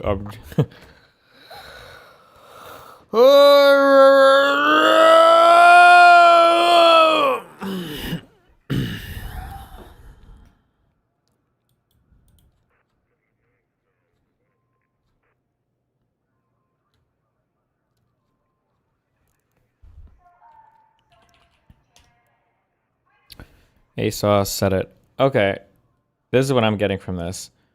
So the y-axis on your,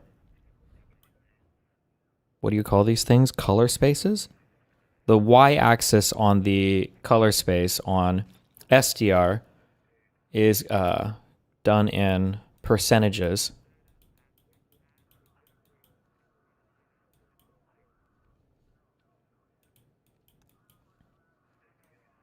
Your y-axis on an HDR is done in absolute figures and nits.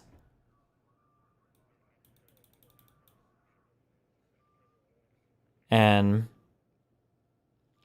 if you want to have, when he keeps talking about this punching through thing, so it sounds like what he's saying is like, let's assume that we create a film and we film it in 0% to 100%. We film it in SDR, which is that rec. Is it 1886 color space? What did he say? Versus HDR. All of these things at the end of the day, none of this is the thing that the monitor displays. This is the thing that goes to the monitor. The monitor does a calculation to determine what to display. If you, an SDR to HDR conversion works perfectly.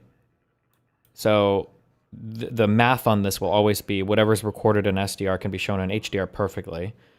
And then in HDR, assuming your, what did he call it? Your scene white, assuming that you're not going above a certain percentage in that, in terms of trying to get to something to really pop in brightness, assuming you're not going too far above that relatively to what you did on an SDR, something recorded in HDR and then converted onto some SDR graph will also be literally the exact same when it hits the monitor. So the only possible thing that HDR benefits from is because it's using absolute values instead of relative values.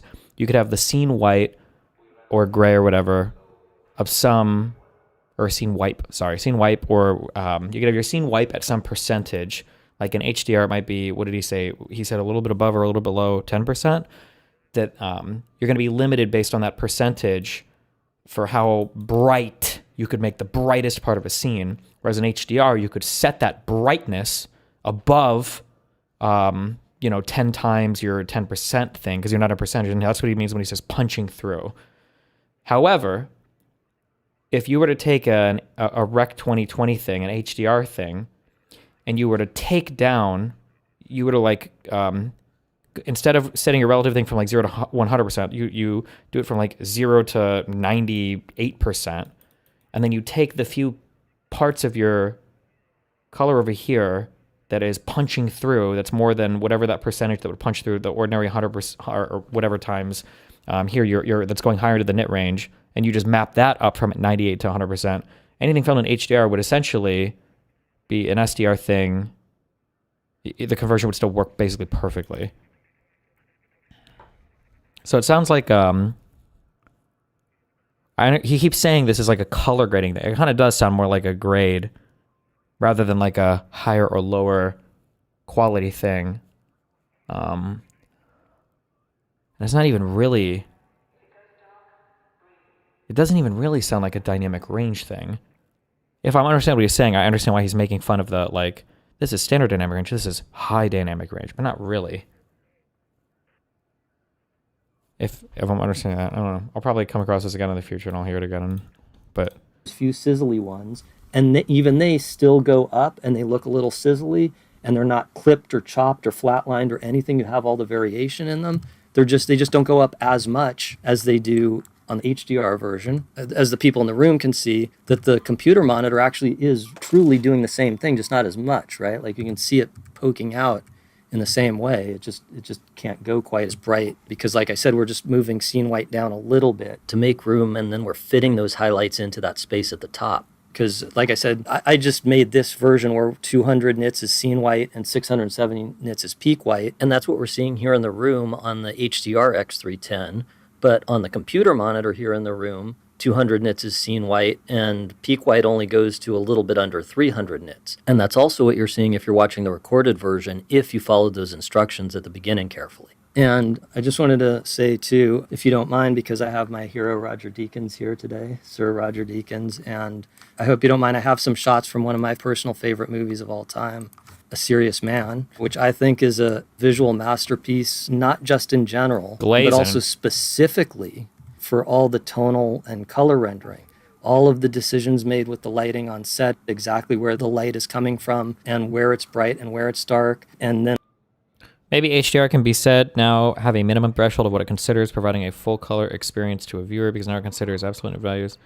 Well, but my guess is the TV or something is still probably adjusting these nit values, right? Because there's no way that every single HDR monitor assumes you're in a dark room with all the lights turned off. So my guess is that the monitor itself is probably doing some conversion or something anyway, maybe? I don't know if it has like a light sensor or something, or But also, it has nothing to do with the colors. It would just be the brightness, right? Or yeah, the bright, yeah. And also all the decisions in color grading. And to me, this is absolutely beautiful. This was before HDR would have been any kind of an option for a distribution. The whites in this movie, which to me are absolutely beautiful, and whole tradition of visual arts with these gentle, beautiful, milky, creamy highlights. And again, it's all about the relative contrast. And the relative contrast is so beautiful. The final color graded image doesn't have the relative contrast of the scene that was photographed, but instead a very deliberately authored relative contrast. It's so beautiful how things gently roll into the whites. And none of the whites in this movie are even at 100% in SDR. Like this idea that you have to use the thing just because it has it, they're all down. If somebody said to me, this is Serious Man in SDR, and this is Serious Man in HDR, I would say no, they're both in HDR because the signal we're sending here is an HDR signal. I would say that's a Serious Man, and that's me distorting and ruining a Serious Man. You know, and I'm not disparaging if somebody wants a sizzly highlight look, that's fine. But firstly, don't forget, you can do a sizzly highlight look without actually punching through the ceiling. I don't want to blaspheme Serious Man anymore, so let's look at it on my stuff instead of Serious Man. But if I do this, look at this look.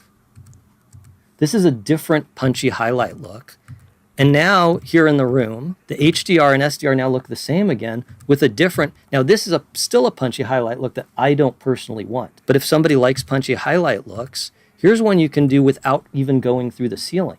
Because And when he says without going through the ceiling, it means you could do it on, it's SDR, right? the other punchy highlight look we were looking at, peak white was going a lot higher than what I call scene white. Whereas now, scene white and peak white are still the same, but you can do a punchy, I'm not claiming this is the same punchy highlight look, it's just a punchy highlight look. So we can see how narrow the application of what you can actually do in HDR is firstly, it's literally, quite literally, just that you can punch through the ceiling if you want that, and not really anything else. But not only do you have to want a sizzly highlight look instead of a more traditionally artful look, but you have to not be satisfied with one like this, and you have to want only that one that actually punches through the ceiling is satisfying to you, because the entire history of visual arts, even before photography, with painting, we've always had beautiful, gentle highlights. You go to a museum and you can look at paintings from totally different eras and different styles, and their whites were already limited because they're reflective, they're not emissive, things not emitting light, and yet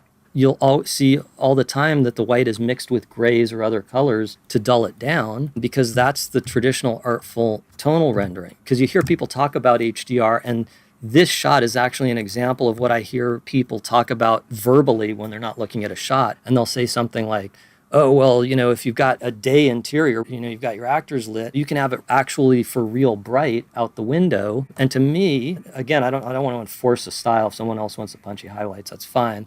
But I'm just talking about sort of the tradition of imaging. And to my taste, that's not an advantage to really sizzle up the highlights, because this traditional way where the highlights have this long shoulder where they keep going, they're not flatlined and clipped, but they're reducing in contrast. The brighter it gets, the closer those tones are together. Then your eye knows that it's bright out there, but this is a shot of a person, not a shot of a window. The window is just in the shot behind them. So to me, in storytelling and visual beauty, this is a better way to do it, because it completely gets the sense of it being bright out there. Those highlights are starting to roll into that beautiful, gentle shoulder. They're not getting clipped or chopped, but they're rolling into that shoulder. That shows you that it's white and bright out there, but you keep your attention on the person. And the irony is, if you do this, or what if you went farther than this, right? Because this is 670 nits. What if you went to 1,000 or something? The thing is, that's distracting. And B, remember, our eyes do adjust. So if it starts getting really bright out there, the way people talk about it, they'd have you believe, well,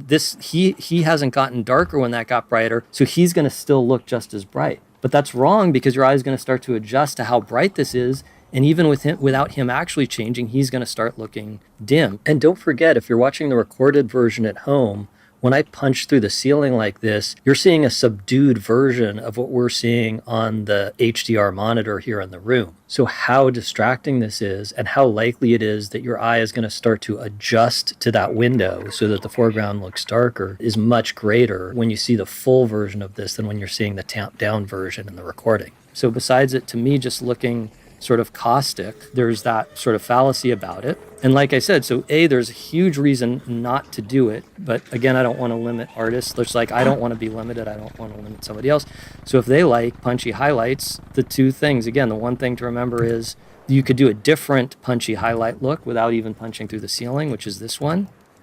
I know that's not the same look, but that's a different punchy caustic highlight look where we actually haven't brought peak white above scene white. And number two, even if you absolutely demand for your particular movie to punch through the ceiling, it's still not going to change the whole image. It's only going to change where those whites are. So again, sorry that this thing is so long. In a way, we should be done, because we've sort of talked about everything that HDR is, but there's so much misinformation that's ingrained that we need to have a second section on what HDR isn't to talk about the misconceptions and stuff. So welcome to part 2. And as I was saying, if we weren't steeped in all this craziness that's going on, we'd be done because we kind of talked about what it actually is, but let's talk about what it's not, because as we saw, the only definitional difference between HDR and SDR, leaving out efficiency, just what it can do, the only definitional difference is that the y-axis is absolute versus relative on the transfer function. And then the practical application of that is literally nothing other than to remove the ability to adapt the monitor brightness to the environment in exchange for being able to punch through the ceiling for one specific dazzly highlight look. It doesn't even do anything with the blacks. You hear people say HDR has better blacks, but it's the monitor that has better blacks, not the signal type. These two monitors are both X310s. They're both good monitors. So this is interesting too, because the way that HDR has always been described is like you get the deepest blacks, the craziest blacks.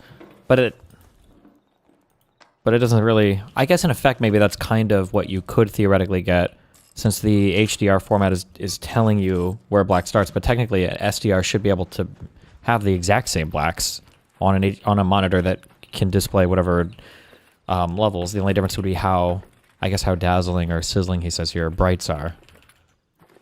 Send the number 0 to either one of these, it's going to make the same nice solid black. And if I send the 0 to a crappy monitor, it doesn't matter whether I send it HDR or SDR, it's going to make the same milked out black. When you send 0, it's going to make the darkest black it can make, given both its physical capabilities and how it's been calibrated. So that's what HDR is. But what is HDR not? There's some things that just are things people talk about that are smoke and mirrors that aren't anything. And then there's other things where they are some differences, but they're sort of accidental or implementational or epiphenomenal. They're not fundamental, but all of them, epiphenomenal, mate, whether they're the smoke and mirrors variety or whether they're the accidental variety, all of them are, I would say, detrimental or neutral attributes deceptively marketed as benefits. So I would say none of them are benefits. All of them are detrimental or neutral. So we're going to go through each one of these, and let me just read them off before we spend time on each one. First one is inefficient use of data rate marketed as higher data rate.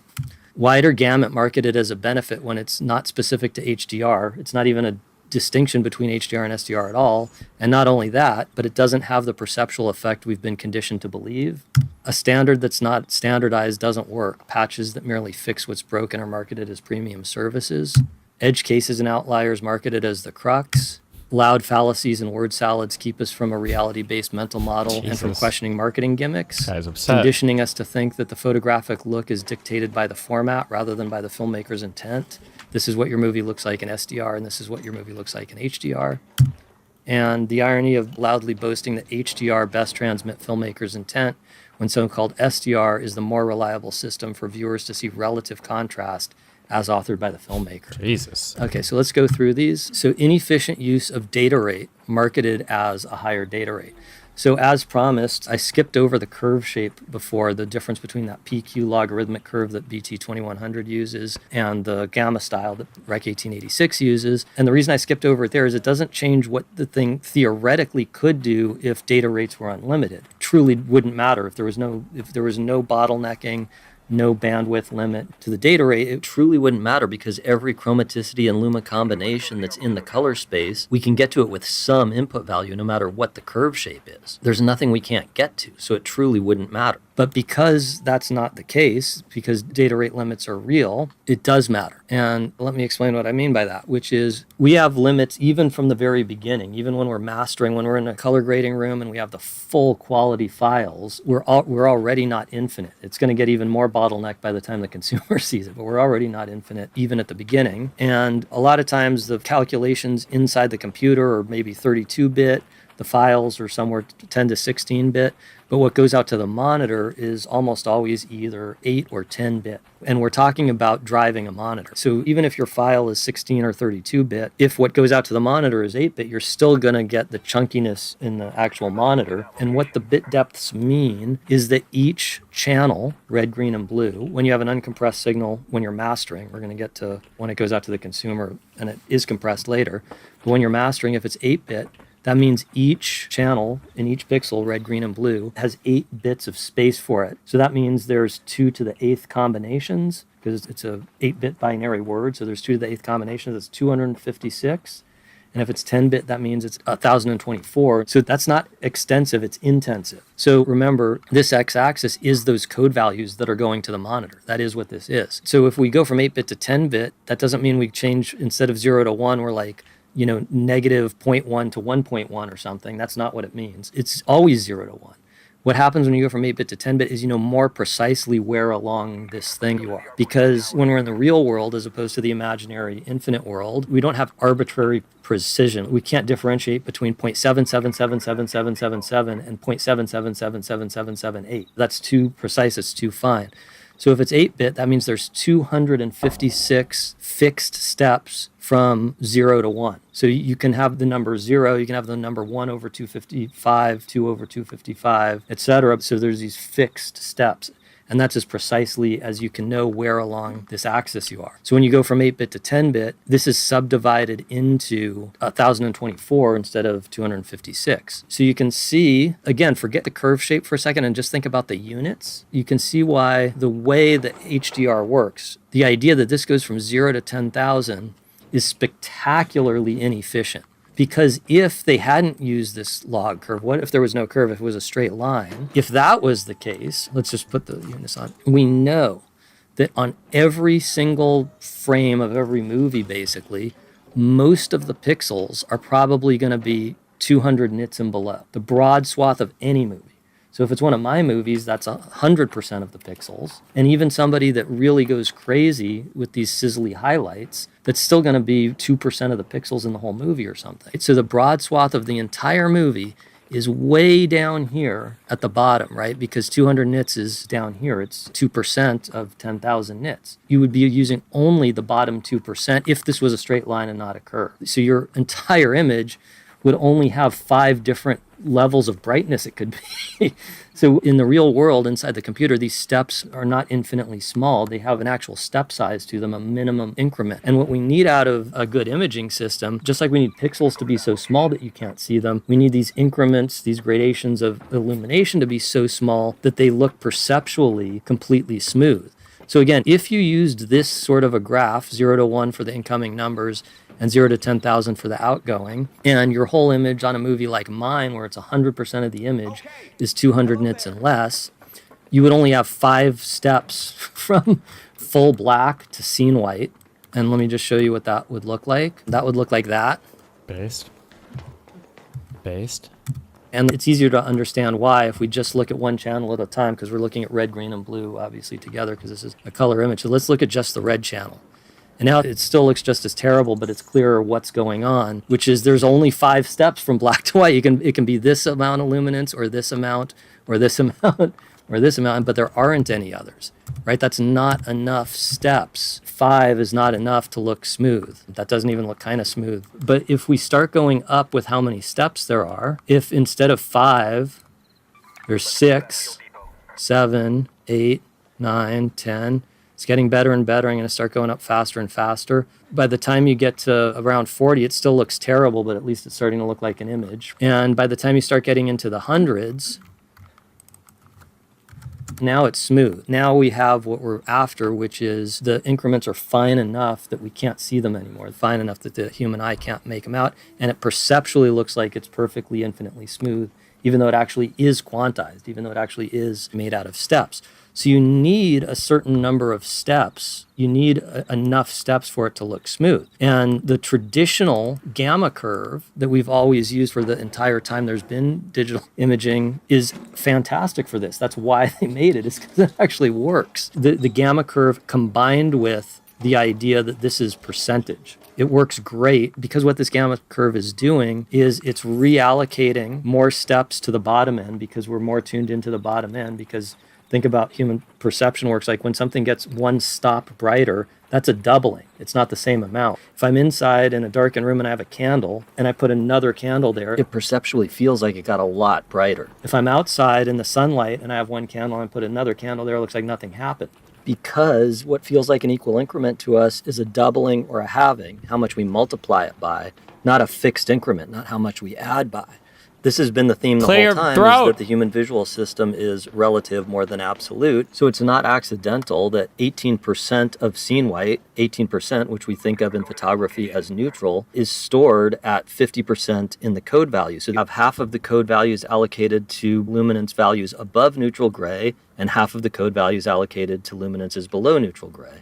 And it works really, really well. So the shape of this curve combined with the y-axis actually working like the human visual system as a percentage works great. That's why they came up with it. Now I don't know why they came up with this. To me, this is a huge problem. This y-axis is a huge problem for any kind of reasonable efficiency. Now the PQ curve itself, I have no complaints with it. It's probably the absolute best solution they could have come up with. I don't know who came up with this PQ curve, but it's the best solution they could have come up with given that these are what the axes are.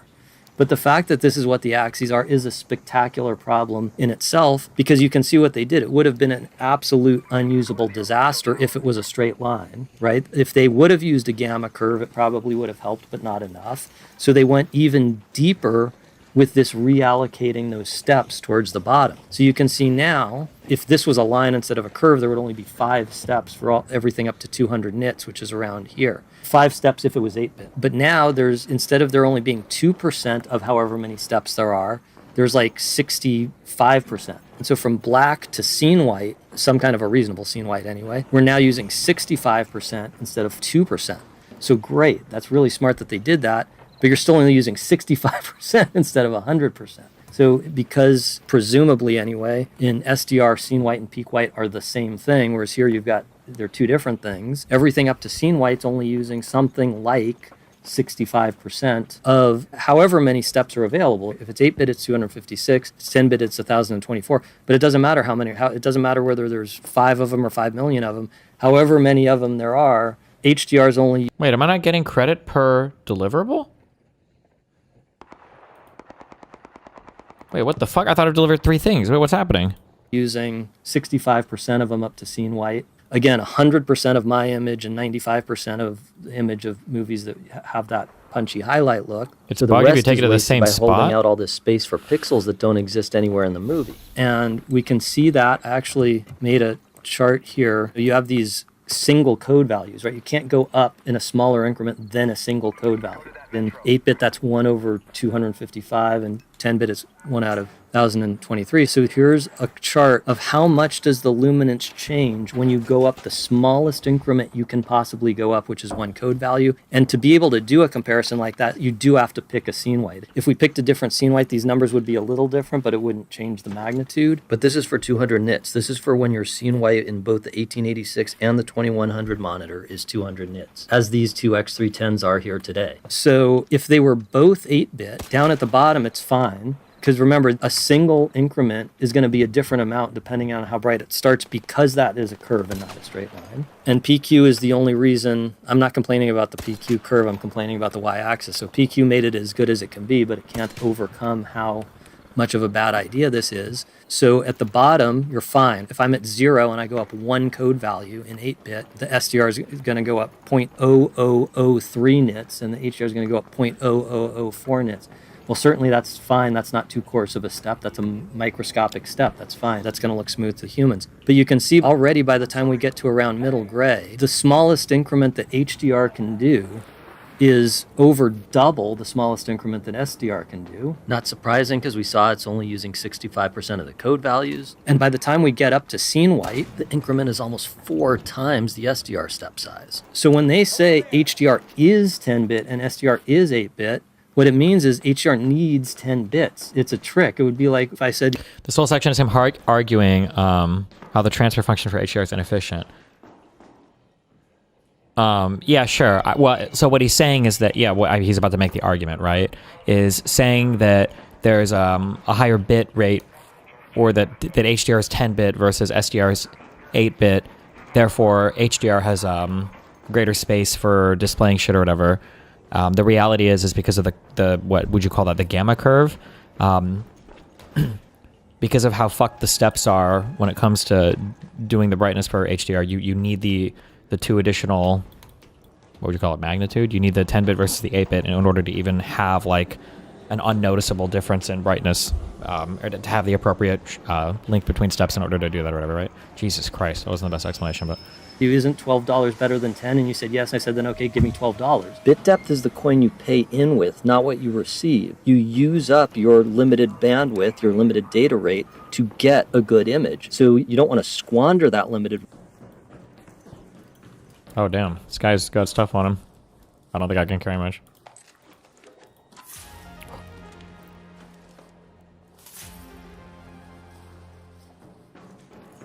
Yeah, here he's got like a bunch of flame grenades and stuff. I don't know.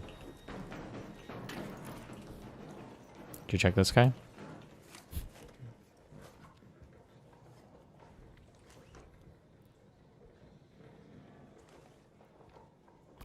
I could kill both these motherfuckers right now.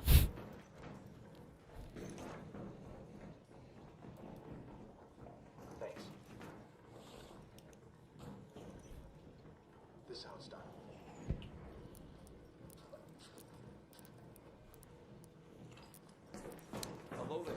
Okay, call it whenever, yeah.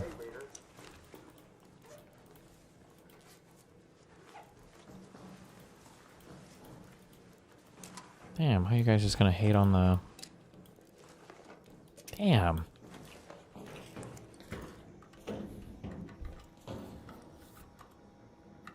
Thank you.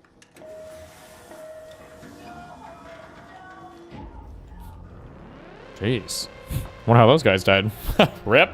Resource, you want to use it well. HDR needs you to pay 10 bits for it to be only as good as SDR is when you only pay in 8 bits. So if the HDR goes up to 10-bit and the SDR doesn't, look what happens. Now HDR has finer increments all the way until we get to close to scene white, then they converge again. So if we want HDR to be just as good in terms of how fine the increments are, from black to scene white, the whole range, not just part of it, if we want it to be as good as SDR, we need 10 bits because they're literally converging here. If it were 9 bits, the HDR would again have a coarser increment here at scene white. The thing is, there's nowhere in the spec that says you're not allowed to put an SDR Oh, you could just do SDR at 10 bits. image file into 10 bits or a HDR file into Into 8 8 or bits. whatever. There isn't. You can put anything in any container. So the reality is the reason that HDR is 10 bits is because it needs 10 bits to look as good as SDR's 8 bits. So just now we were comparing what if the one goes up but not the other, but let's compare apples to apples again. If the SDR also goes up, then of course it's just better again by the same exact factor that it was when they were the same before. Now at 200 nits, 10-bit SDR only goes up by half a nit, whereas HDR goes up by almost 2 nits. And the other thing that you can see here is how absolutely absurd the numbers at the top of the chart are, because even at 10-bit, the smallest increment you can do if you're at 10,000 nits and go down 1 is 94 nits. But we need these fine increments for things to look smooth, for gradients to look smooth both in time and in space. Like if you do a fade, that needs to look smooth. If the increments are too coarse, it's going to look choppy or stuttery. And the same thing if you have a gradient in space as opposed to in time. Like if you have a smooth, even, like a flat wall that's lit from one side, or if you have a kind of bland sky that's brighter on one side than the other, you're going to have a smooth gradient. You're going to see the steps. And this is a very real thing. This is not some kind of notional, hypothetical, intangible thing. And I'd like to show it to you. Okay, so we're still, remember from before, we were still looking at just one channel at a time so we can see this better. So we're looking at the red channel. I'm going to go to that fire shot. Now I'm going to put the quantization to 256, which is how many steps we have in 8-bit. And so, by the way, what's going on here today is I'm sending out to both of these X310s 10-bit. And for the computer monitor, Nuke itself is 32-bit, so we're limited only by the negotiation Nuke has to do with the system display, which I know for sure is at least 10-bit, if not higher. I don't know what it actually is. Now, of course, if you're watching the recording version of this, you might see compression artifacts from the fact that you're watching this streaming or something. But we're looking at the computer monitor uncompressed, even if you're not when you're watching the recording. So everything right now is 10-bit or higher going to the monitors. And both of these, I'll go back and forth for the people watching the recording, both of these look totally smooth. We can see all the gradients that the camera got. You're not seeing banding or whatever. But what I'm going to do now is I'm going to chunk it to 8-bit, meaning the precision is not any better than 8-bit. Again, that's precision, not expanse. We're just going to show it with less precision so that there can only be 256 steps from black to white. And do you see how bad that is? That's the HDR. I'm going to zoom in on it a little bit.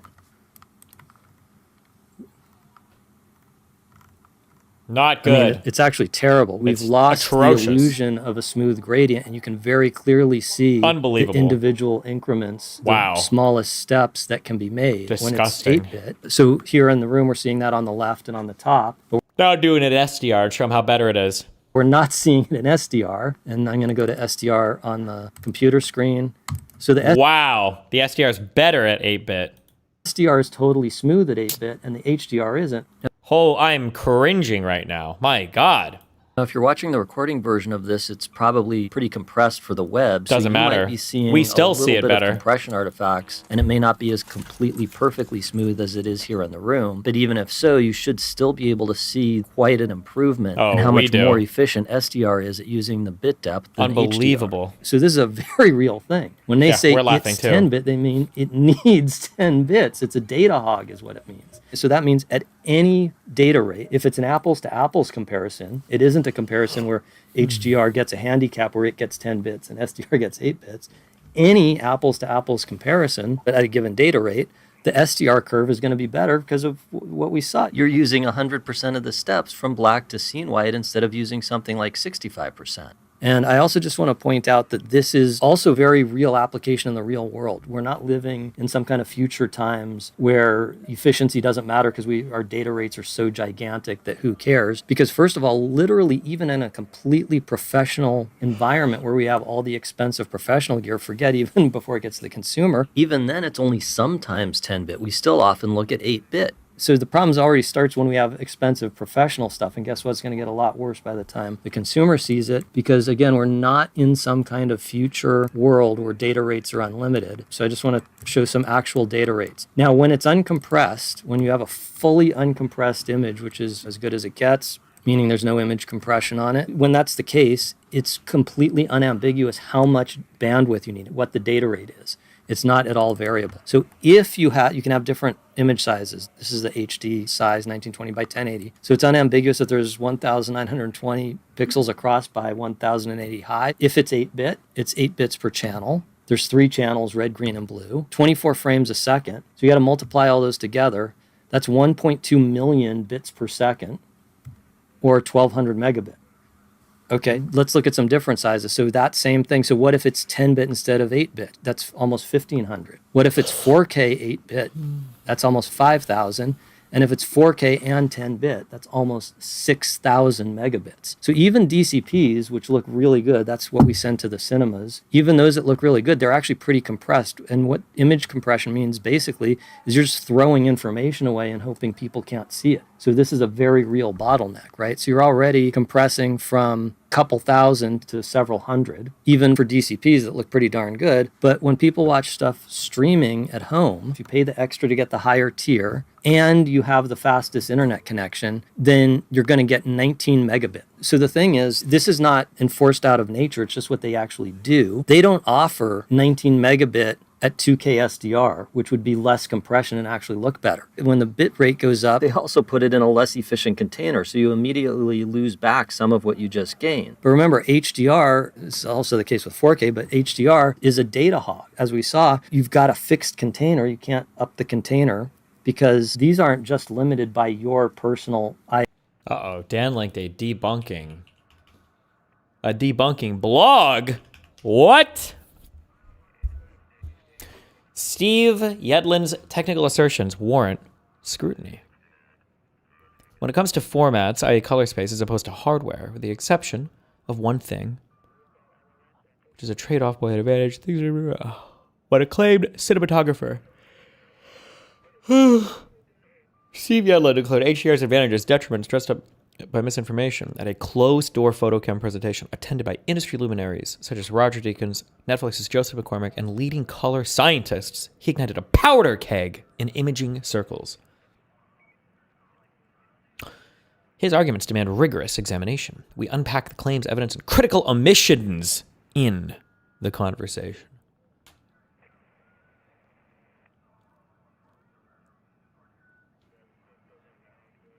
Cinematographer spoke for 2 hours to a receptive group of devotees at Photochem, endlessly repeating himself and introducing questionable terminology like punching through the ceiling to describe HDR highlights, ensuring that we'll be hearing this problematic phrase ad nauseum from his legion of fans who used to go, oh my god, this guy's mad as fuck.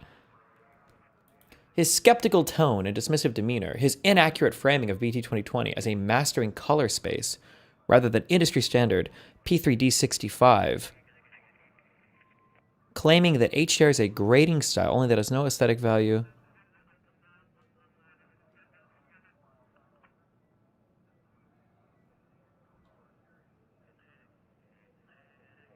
Oh, this guy's either fucking retarded or this entire conversation is completely and totally beyond me. Is this guy a cinematographer or is this guy just a random no-name blogger? Because this guy either didn't understand anything that's been said. I picked up the answers to these questions while playing Ark, or this conversation is beyond me. His skeptical tone and dismissive demeanor, his inaccurate framing of BT 2020 as a mastering color space rather than the industry standard P3D65. I'm guessing P3D65 is an actual color space. When he's calling it a color space, he's joking or he's being dismissive. It sounds like it's, from what I'm picking up, the guy in the video we're watching, what's his name? Yedlin, is basically saying that like this is a question of basically color grading. You're not gaining some absolute advantage in dynamic contrast. There's not an absolute like guaranteed advantage here. Like some of this is arguably just stylistic in terms of what you're able to do.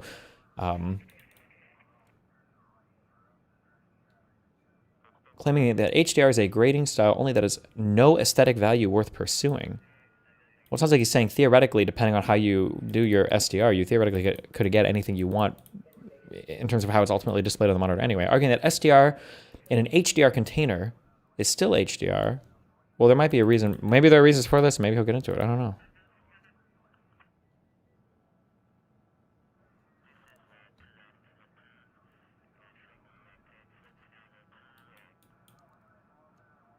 Wait.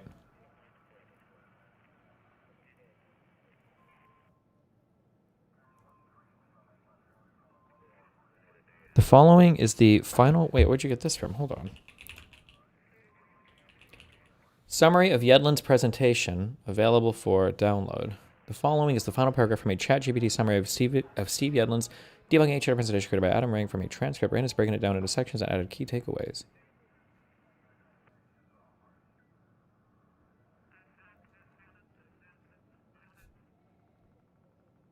I don't even know what that means.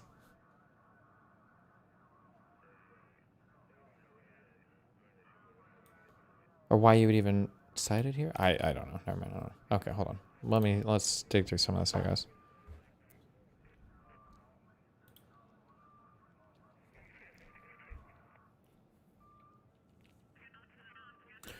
Since Yedlin so casually distorts the truth, contending that HDR is no more than a grading style, let's not overlook present-day SDR practice.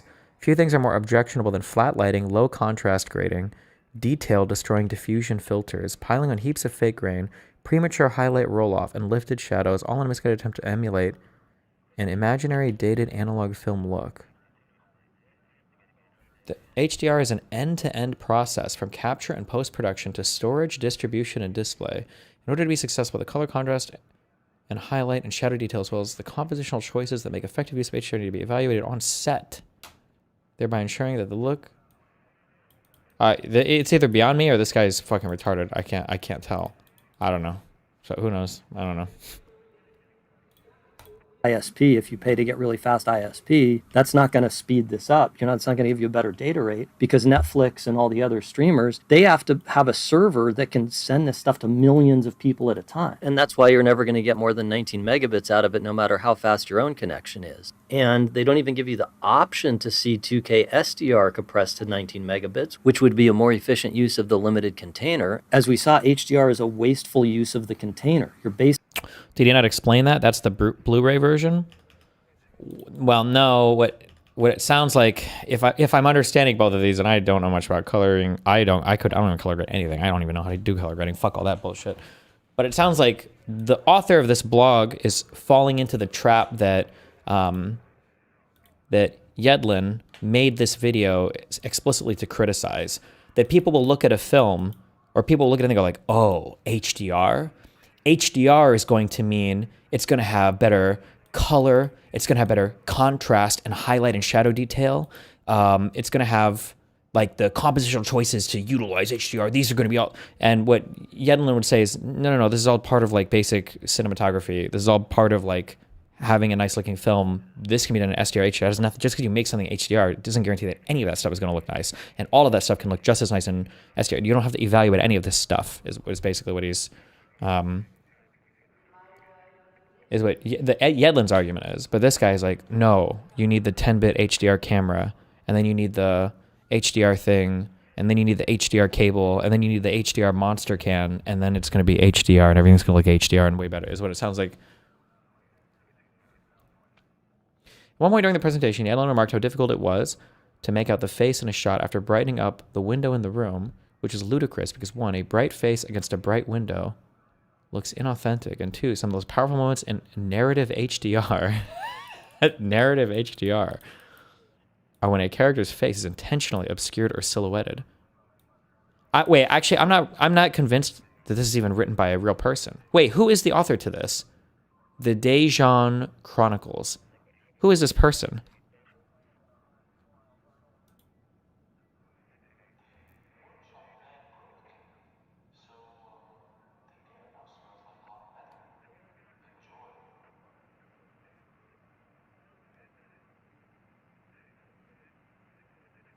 This is like the ultimate. This is the ultimate Dick Rider HDR blog. Wait, what the fuck? Kelly's creative potential of HDR.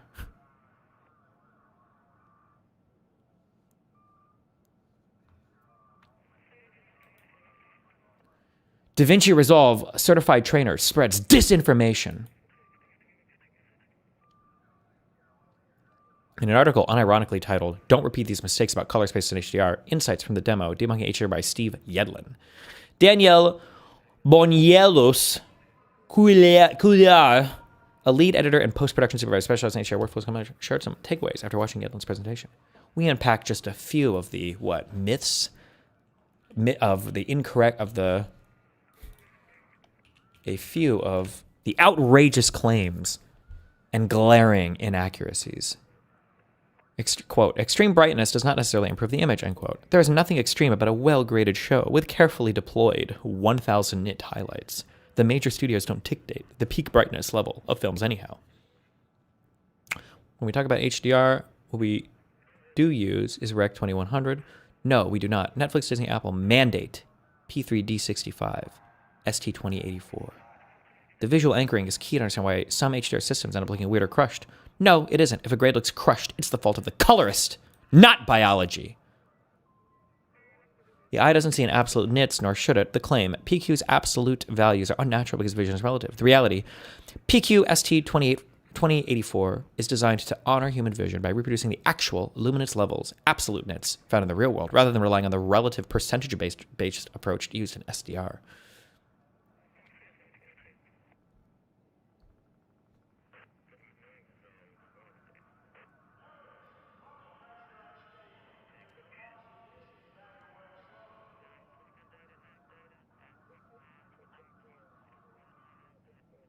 Sick. Sick. He's so mad. Oh, damn. Okay. What if we were to accept Yedlin's framing? Is the world going to fall apart? Fact check! Rec 2020 is exact same as Rec 1886 with a wider color gamut. Fact check! This statement is categorically false. Rec 2020 isn't a minor variant of Rec 709. It's the comprehensive standard for UHD TV.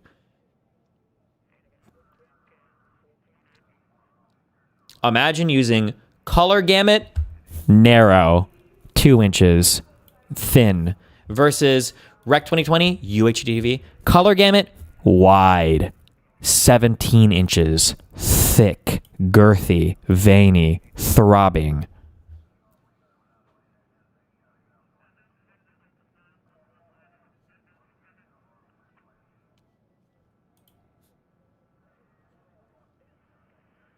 Okay. Basically taking a fixed container and you're holding out all this space in it for stuff that's not used. Imagine like you're packing your suitcase to go on a trip and you're only allowed to use a third of it. So you're holding out all this space for these like 10,000 nit pixels that don't exist in your movie at all, 4,000, 5,000, 10,000, etc. So they're only offering the more inefficient thing at 19 megabits. So it's already a compromise. This is 314 times compressed. If they're sending you 4K, and then HDR needs to be 10-bit, not 8-bit, then that's almost 6,000 megabit, but they're sending it to you at 19 megabit. So we have these unbelievable bottlenecks. So any kind of sense that, hey, it doesn't matter whether it's efficient or not because we live in some future world where efficiency doesn't matter is crazy. I'm not saying the streamers look terrible. They actually look pretty darn good, but they don't look as good as they could. If I take my movie and I take these uncompressed frames we've been looking at and I compress it the exact same encoder settings that they use for the streamers and I put it to 7.5 megabit or 12 megabit or 19 megabit, I see macro blocking that's much bigger than a 2K pixel, let alone a 4K pixel. And I see visible blurring and irresoluteness. Compared to the original uncompressed version that I've got right next to it.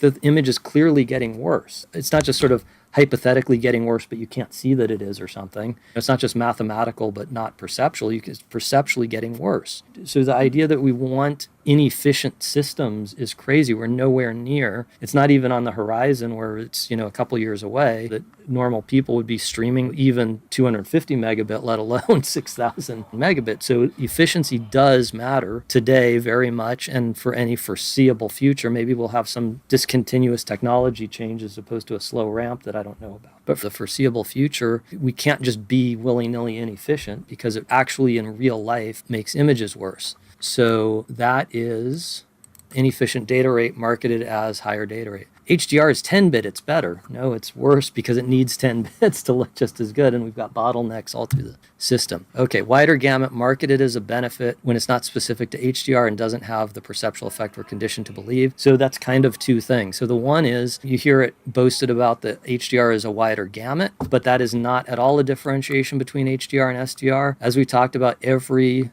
color space has its definition of its primaries, and the gamut is just whatever those primaries are. So I'm sure everybody here has seen this before. Maybe some people have a clearer understanding than others as to what this thing means. This is called the CIE hull, and it's a map of all the different chromaticities recognized by humans. So it's the hue and saturation without the luminance. Wait, I can see these though. Holy shit! Am I a god? I can see these outside the triangle. Oh, you guys just see the colors in the triangle. I see the colors outside the triangle. How mad are you guys? Getting worse. So the idea that we want inefficient systems is crazy. We're nowhere near. It's not even on the horizon where it's, a couple years away that normal people would be streaming even 250 megabit, let alone 6,000 megabit. So efficiency does matter today very much. And for any foreseeable future, maybe we'll have some discontinuous technology change as opposed to a slow ramp that I don't know about. But for the foreseeable future, we can't just be willy-nilly inefficient because it actually in real life makes images worse. So that is inefficient data rate marketed as higher data rate. HDR is 10-bit, it's better. No, it's worse because it needs 10 bits to look just as good, and we've got bottlenecks all through the system. Okay, wider gamut marketed as a benefit when it's not specific to HDR and doesn't have the perceptual effect we're conditioned to believe. So that's kind of two things. So the one is, you hear it boasted about that HDR is a wider gamut, but that is not at all a differentiation between HDR and SDR. As we talked about, every color space has its definition of its primaries, and the gamut is just whatever those primaries are. So I'm sure everybody here has seen this before. Maybe some people have a clearer understanding than others as to what this thing means. This is called the CIE hull, and it's a map of all the different chromaticities recognized by humans. So it's the hue and saturation without the luminance, so it's just color. And when you're looking at a scene in real life as opposed to on a monitor, there's many different combinations of photons can make the same color. Like there could be one blend of photons that looks exactly the same to our eye as another blend of photons. What? And those will be at the same position on this map because they're the same color. But when you're making colors with the monitor, there's only one blend that'll make any specific color. Because the monitor is just a blend of 3 illuminants. So for a given color space, we've defined What those primaries are, right? In 1886, they're the corners of this triangle. if you turn the blue on, if your triplet, that triplet that's going out to the monitor is 001 for blue on and the other two off, you're going to be here.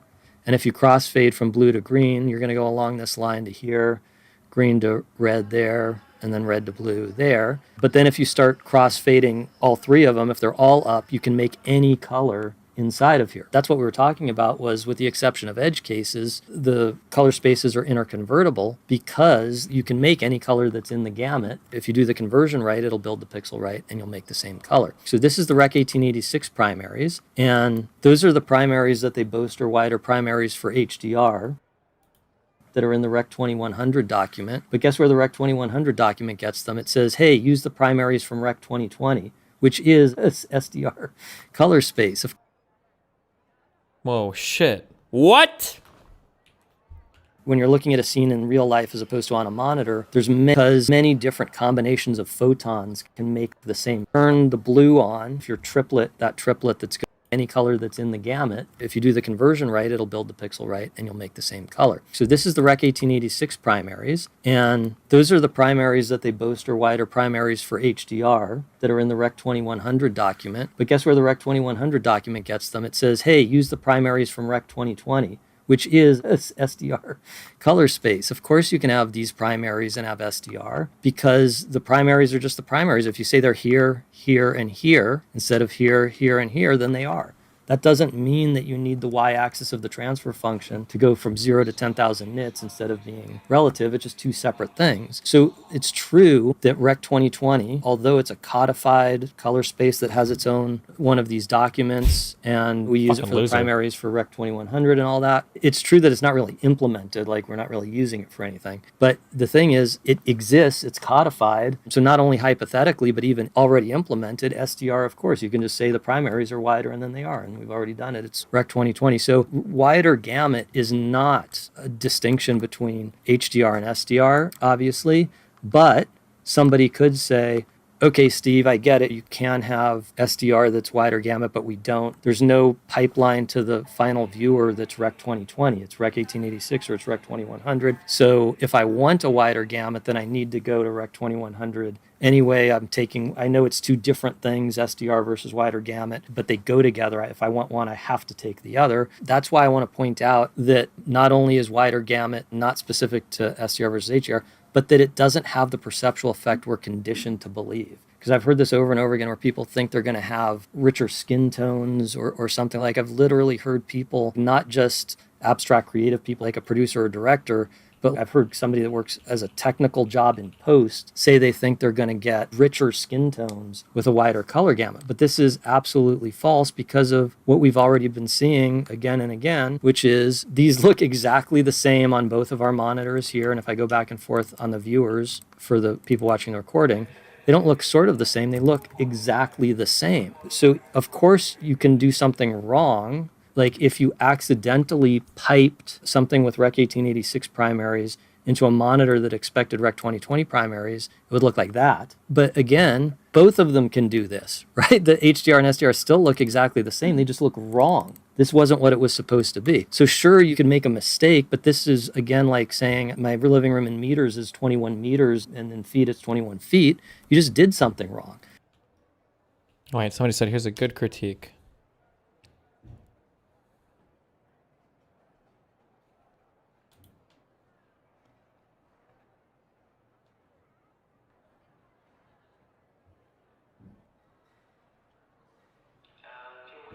Oh boy.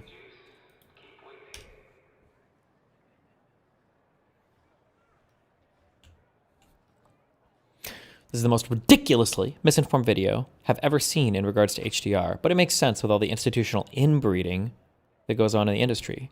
Yedlin just seems to fundamentally misunderstand scene referred and display referred, and also seems to not understand that what is HLG already exists. A lot of people really struggle with the idea of no longer having 0 to 1 range be your working limitation. Anyone familiar with VFX pipelines know they've been working in scene referred linear for the past 20 or so years, and it is fairly trivial to remap that working space to any display. John Pius already covered it all better than I can, but all I can say is don't waste your time watching this if you're interested in learning more about HDR. The idea that HDR is a detriment is just absolute nonsense. Yedlin and other DPs like them forcing SDR and HDR containers is why you get people upset about not being able to see dark content. Think Game of Thrones ending. I can't believe this. John Pius is the blogger dude? Oh. Like, this sounds like they're falling into the trap, but also, this might be beyond me. But it sounds like they're falling into the trap of thinking, like the Game of Thrones ending didn't need HDR. It was just shot poorly. The contrast was way too fucking dark. Like, if you were on set with a camera and you were checking your, oh my God, I only do this one time when I'm setting my studio up.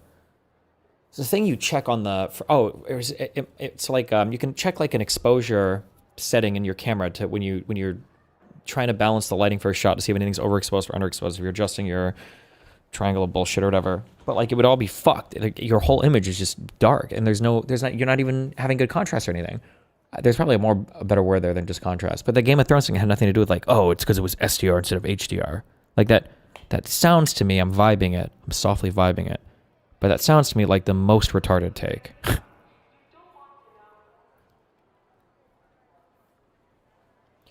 You're actively choosing to significantly limit what their cameras are capable of to match an aesthetic that was driven by technical limitations of older displays. They decided to make their HDR grade. This is also another thing, driven by technical limitations of older displays. I feel like a lot of people that jerk off HDR, the crazy blacks. And it's like, crazy blacks, bro. That's African. I'm just kidding. Crazy blacks, that should sound like more of a conversion to OLED things from LED or whatever, is what gave you your super deep and super dark, the ability to, flip off like zero the luminance or some bullshit. I don't know what the technical thing is. Like, had way more to do with that than, like, SDR and OLED is going to look better than HDR. Can you do HDR and LED? Oh, you should be able to. Oh, no, you couldn't because you couldn't specify zero nets, huh?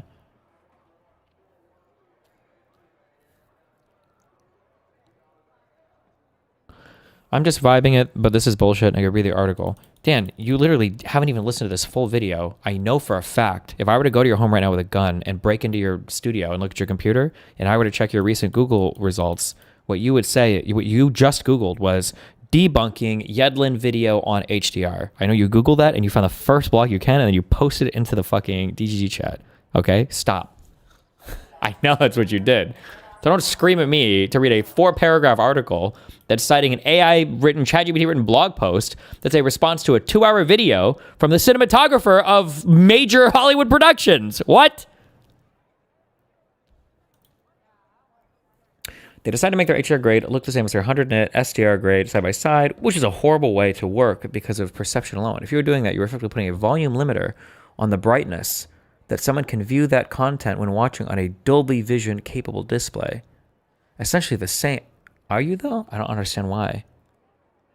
Essentially the same as an audio engineer forcing a volume limit on a music master. I imagine you could have, would this be the transfer function or whatever?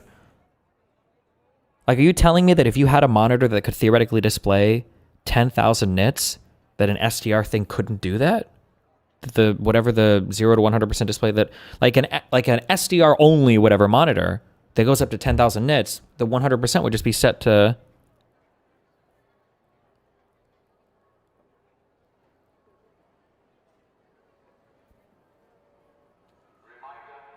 There literally is relative a loudness max question mark at 0 dB in line levels. Sure, maybe, yeah.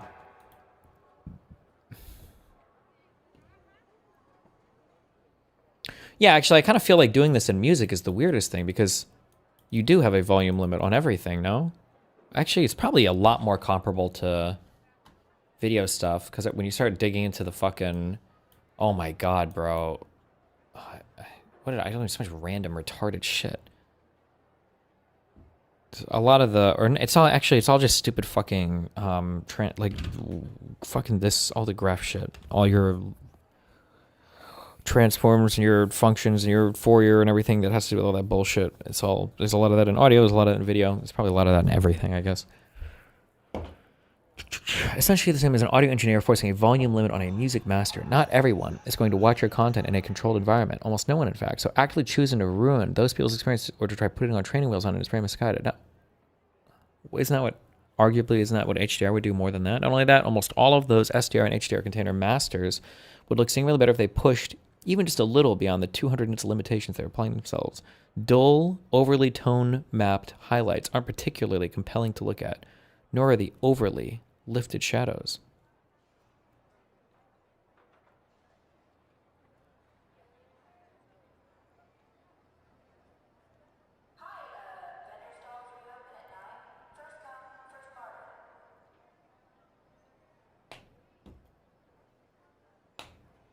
Yedlin doesn't make HDR content, so listening to him discuss it isn't really worth the while.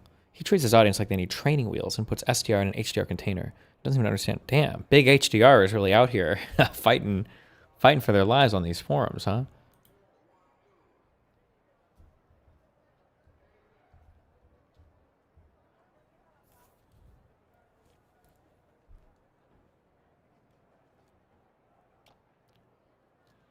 The whole discussion about film grain is also a bit ridiculous. It's already been solved. A little more bitrate. It's not complicated.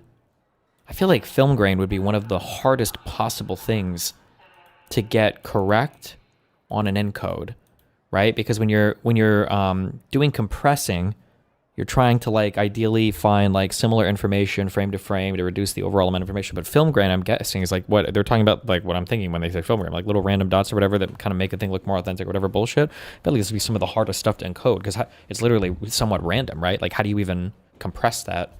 Unless I'm misunderstanding what they mean by film grain.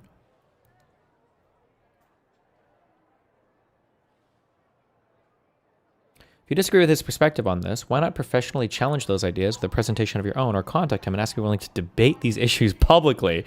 Damn! Damn!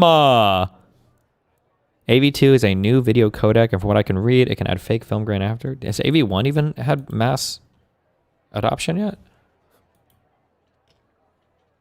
I'm actually still using VP9. If I recall, the AV1 encoder removed the film grain and simulates it because it's so difficult to compress. Yeah, I mean, film grain, it literally is like it's like fucking, like imagine trying to compress like white noise. Like, you're, holy shit. I don't even know if you could actually. Maybe definitionally you can't. I don't know.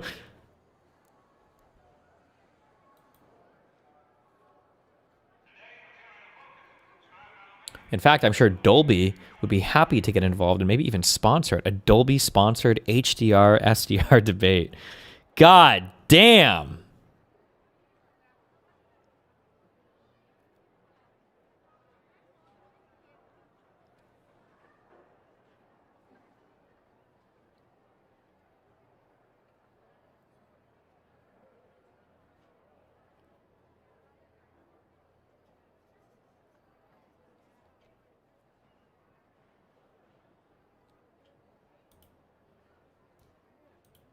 Wait. Oh, this is the blogger, the John Pius guy. It's him. Oh, he's here, right? Oh my god. 287 posts. Woo! He's shown up.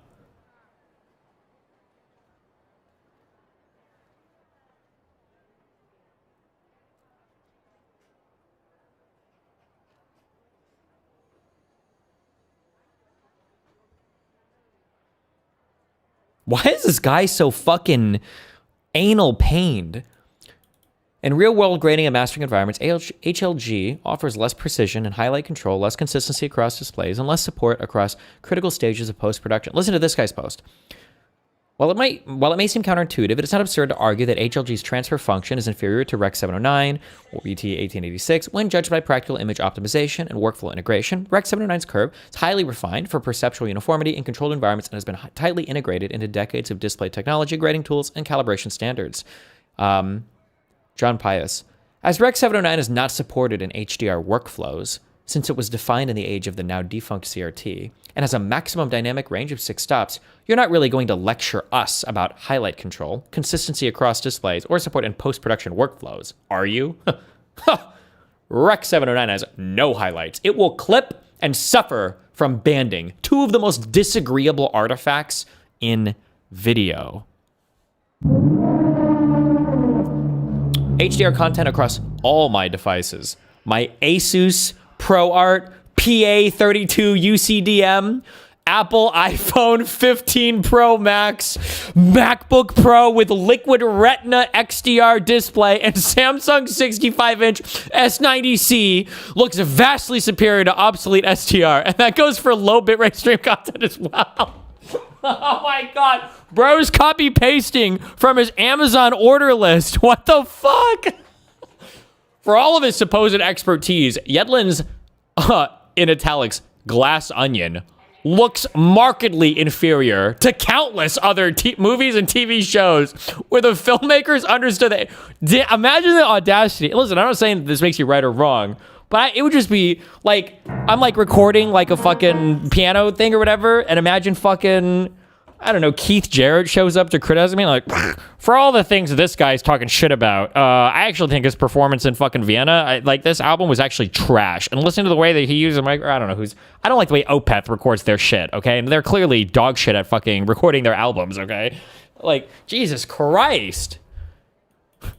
Like, I'm John Pius. Who are you? What did you... The glass onion? Yeah, really? Knives Out? Really? Okay, let me talk to a real cinematographer, bro. I'm a blog poster.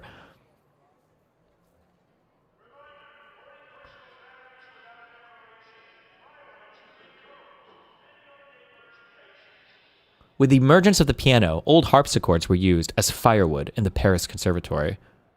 The same will eventually become a vestige. What the fuck? Oh my god. This guy is ass painted as fuck.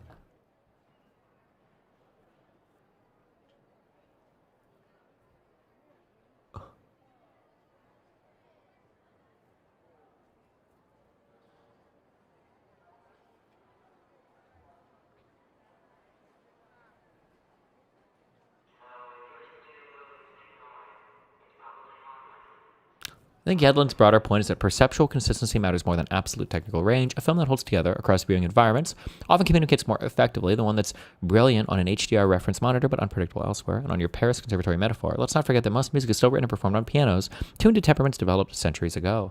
Sometimes what's perceived as obsolete remains because it still works. SDR works forever. Damn. Ooh. Ooh. Ugh.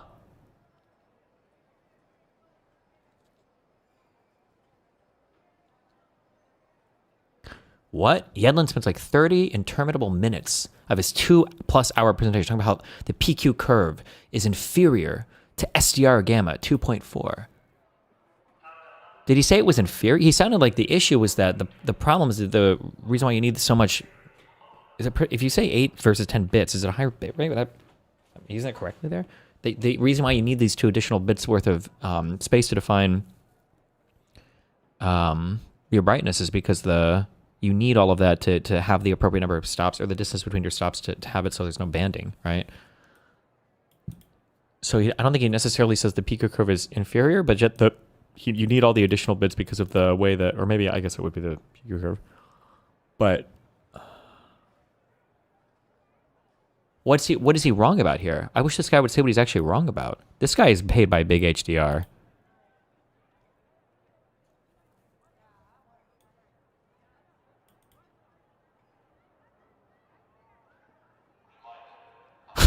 Yedlin says during the presentation, the things that are actually different about HDR compared to SDR are all detriments, not advantages. The man is seriously unwell.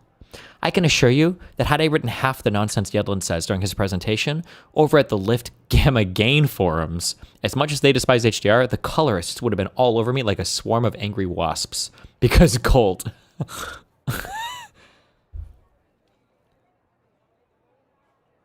Here's a transcript that Adam Rain fed to ChatGPT that was made into an RTF file.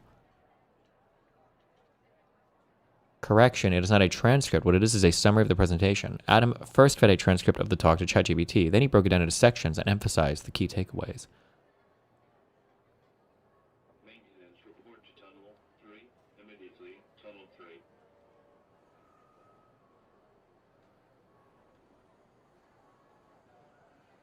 Oh, this is like his pre-work that ends up in his blog later on. Oh my god.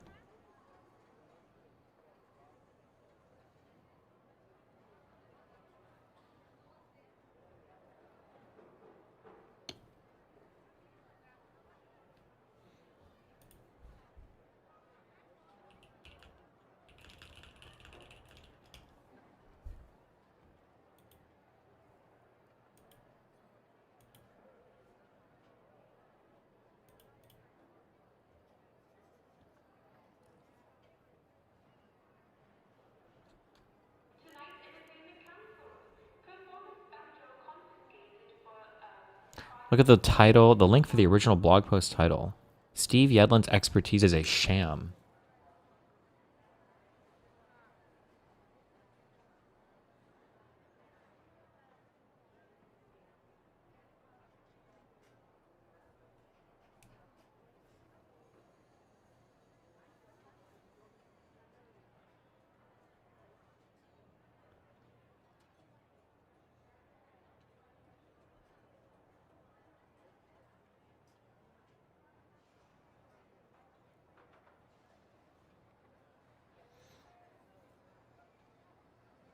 Communal kitchens out of fuel.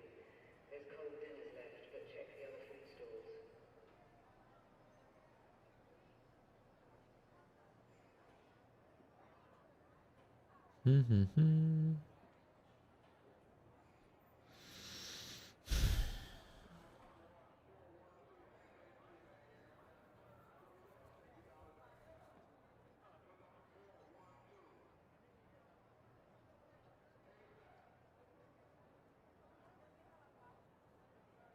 Attention all, my barrel's leaking, so avoid the shiny puddle.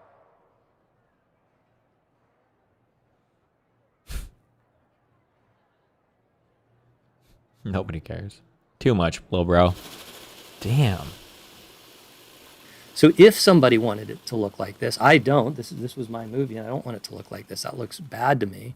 But if you wanted it to look like this, you can do it perfectly well in the narrower gamut. You can do it in either because it's perfectly convertible. Because everything within the gamut is perfectly convertible. And none of these skin tones are anywhere near the gamut edge, not even those more saturated ones. So both of them can perfectly well show this. So you're not going to see richer skin tones because of the format. Again, if you convert correctly instead of incorrectly, they're going to look exactly the same.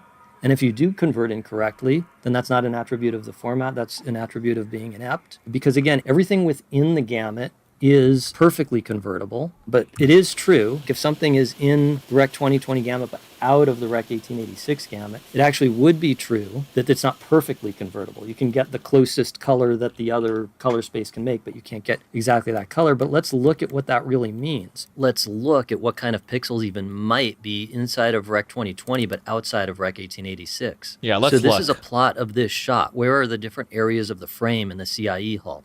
So clearly whatever is red, which is probably this stuff here, Yeah. even that's not at the gamut edge, but his skin tones are going to be somewhere in here. You're nowhere near the gamut edge. You're not limited from having more saturated skin tones. The fact that this is his skin tones is because that's how we wanted it to look. If we wanted it to look more saturated, we would. It doesn't look more saturated because it's in a format. The format's perfectly capable of transmitting these. Even this shot with fire is not at the narrower gamut edge. None of these shots are even at anywhere near the gamut edge. It can get much more saturated. Okay, this one has a few pixels in these super green LEDs that are getting, this thing's not even on it, but it's getting to it. But the skin tones are nowhere near the narrower gamut edge. And then even a shot like this, keep in mind too, this is not like most shots, right? I mean, this is like a very specific thing. But even a shot like this is what we were after. This is our author's intent. And yes, there are a few pixels in here that are up against it. But there's lots of other very red pixels that aren't. And when we were authoring this, I didn't wish it could be redder, but this was a limit that I couldn't get past this redness. This is as garish and as vibrant as I personally would want to go. And again, this is just like the Sizzly highlights. Even if somebody else has a different taste and they want more garish than I do, It's still going to be these scattered rare pixels that have these incredibly narrow band illuminance. either in the shot or lighting the shot. Because what if instead of a saturated light source lighting neutral objects, we have a neutralish light source lighting saturated objects? If you have a neutral-ish light, it can be cool or warm or kind of green or whatever, but it's anywhere around neutral, and it's falling on a normal object, even one that's a saturated color. Like this one has a lot of different saturated colors in it. With the cereal box, has blues and there's reds and stuff. Now, when we render colors on the screen in a final movie like this, we don't do it photometrically correct. We're not even trying to make them the exact same color that they were in real life. We're trying to make them close enough that you know what it looked like, but more beautiful and artful. But any realistic and or generally artful rendering of neutral light falling on anything reflective, not just skin tones or white walls or gray cards, but even things like the blue of his shirt, all these different colors in the cereal box, the cyan in this poster, the red in this poster, because they're all reflective colors, you're never going to be near the gamut edge. So it's not a limit on anything like that. And if somebody's saying they're getting different skin tones, that's absolutely absurd. Just to really drive that home, this shot is a great example because, again, we're looking at a fully uncompressed master quality image. It has my color transformation that I like to prepare the image for viewing, but it has no color grade yet. And when we actually graded this shot for the movie, to my taste, this was too much. So she's got a sodium colored light on her. I mean, look how orange she is. So to my taste, it was too much. And in the final grade, we actually pulled back on this. So if somebody's saying they want rich, vibrant skin tones, I mean, this is way too much. And look at that. You're nowhere near the gamut edge. You could go even more vibrant. And in fact, I can do that right here. So if I do this, so it's already pretty garish, and I can take it to pretty fully obnoxious. And yet, look at that. I'm still not at the gamut edge. Still not touching the narrower SDR gamut edge. So this idea that you need a wider gamut for anything like skin tones is crazy. This wider gamut stuff is not applicable to skin tones or anything like them. It's only applicable to outliers like super narrow band emissive lights. Like a very, very saturated illuminant, not a neutral illuminant on a brightly colored object. You need the illuminant itself to be super saturated, like a laser, a neon sign, a single color LED, storefront signs where there's a really thick dye and it's backlit by a fluorescent light or something. Those things, if they're either in the shot and not blown out, like you're exposed for them, or if they're lighting the shot, that's the only place where you could even get close to the edge. So in a movie like mine, where I prefer a more traditionally artful rendering, literally nothing is at the gamut edge, and my movie's going to look exactly the same in a narrower or wider gamut. But even someone who has a different taste than me and wants a more contemporary, vibrant, dazzlingly saturated look, even they, no matter how far they wanted to go with it, would only ever actually be limited by the narrow gamut at the most extremely saturated objects anywhere in the movie. So that what that means is there's going to be a few pixels here and there, like this shot doesn't have it, this shot doesn't have it, this shot doesn't have it, this shot doesn't have it, this shot doesn't. Okay, this one might have it. So for the way I wanted this movie to look, I don't need to get past a gamut edge. But even for someone who wants a much more vibrant, saturated look than I'm after, it would only be a very small percentage of the overall frame that's outside of the narrower gamut. Just a few of the most saturated green pixels here and there in these LEDs. So that's what I mean when I say it doesn't have the perceptual effect we've been conditioned to think. Because the overall effect on a traditionally color graded movie is literally nothing. And then even in the most garishly color rendered movie, it would be a very small amount of pixels, a little area of some frames here and there. It would not be, this is what your movie looks like in HDR, and this is what it looks like in SDR, and then the whole picture changes. That's just simply not what it is, if you're doing it right. Again, you can do it wrong, and then it's an attribute of doing it wrong, not an attribute of the format. Damn. The next one is, a standard that's not standardized doesn't work. Patches that merely fix what's broken are marketed as premium services. So earlier when we were looking at this thing, I said it's nominally absolute, and I said that later on we're going to talk about how it's not actually. Nominally, the format's absolute, but we see that it's actually not, because when consumers have their expensive HDR TV at home, guess what? The knobs for changing the overall luminance aren't locked out. So it does actually go up and down. Also, new TVs, there's a bunch of models that have sensors for the ambience. They do. And they adjust to it. So it's not even doing what it's supposed to do, which is absolute, which ironically is good. I think it shouldn't be absolute, but the problem is the format is supposed to be absolute. And then, of course, also because it's absolute, if it sends the number 0, the monitor is supposed to literally be fully black. And if it sends 1, it's supposed to be 10,000 nits. And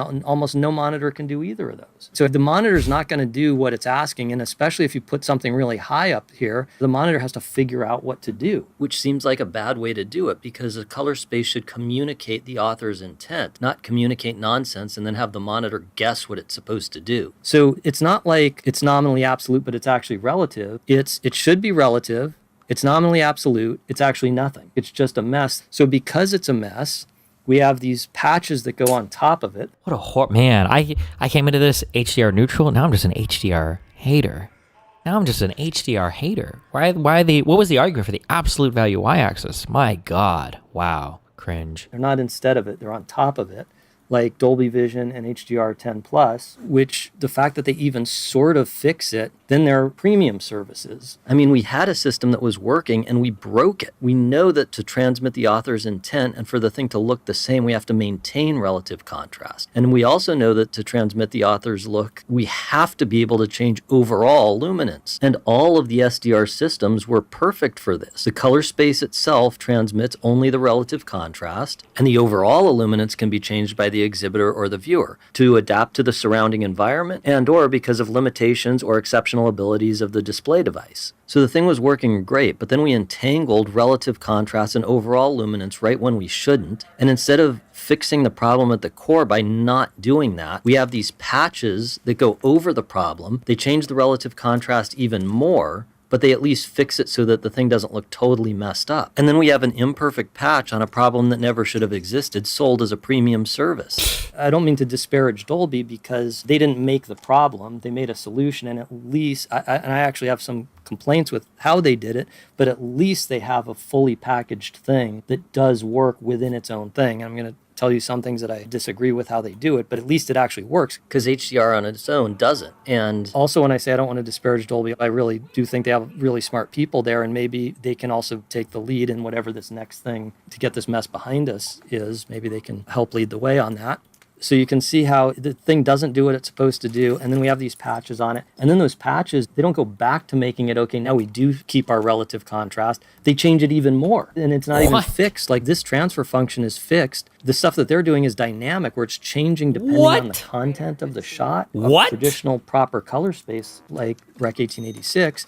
It tells the monitor what it should look like, and the monitor obeys. But the way Dolby Vision works is it's not a one-directional thing like that. It's a negotiation where the monitor is saying, hey, I can show this but not that, and I can do this but not that. And then it's changing the relative contrast of your movie, which makes your movie what it is the relative contrast. I mean, obviously there's a lot of other things like script and stuff that make your movie what it is, but in terms of the tonal rendering of the movie, the relative contrast is what makes the thing what it is. But the fact that we weren't able to get a good representation of relative tonality, and then the thing that fixes it changes it even more, but it's the only fix we actually have, so it's a premium service. Okay, so then the next one is edge cases and outliers marketed as the crux. So we actually already talked about these separately, but I just want to put them together, which is we saw that the only actual practical difference, not stuff that's just double talk. The only thing that HDR can actually do in practice that SDR can't is it can punch through the ceiling right now because it has an artificial ceiling and SDR doesn't with your highlights.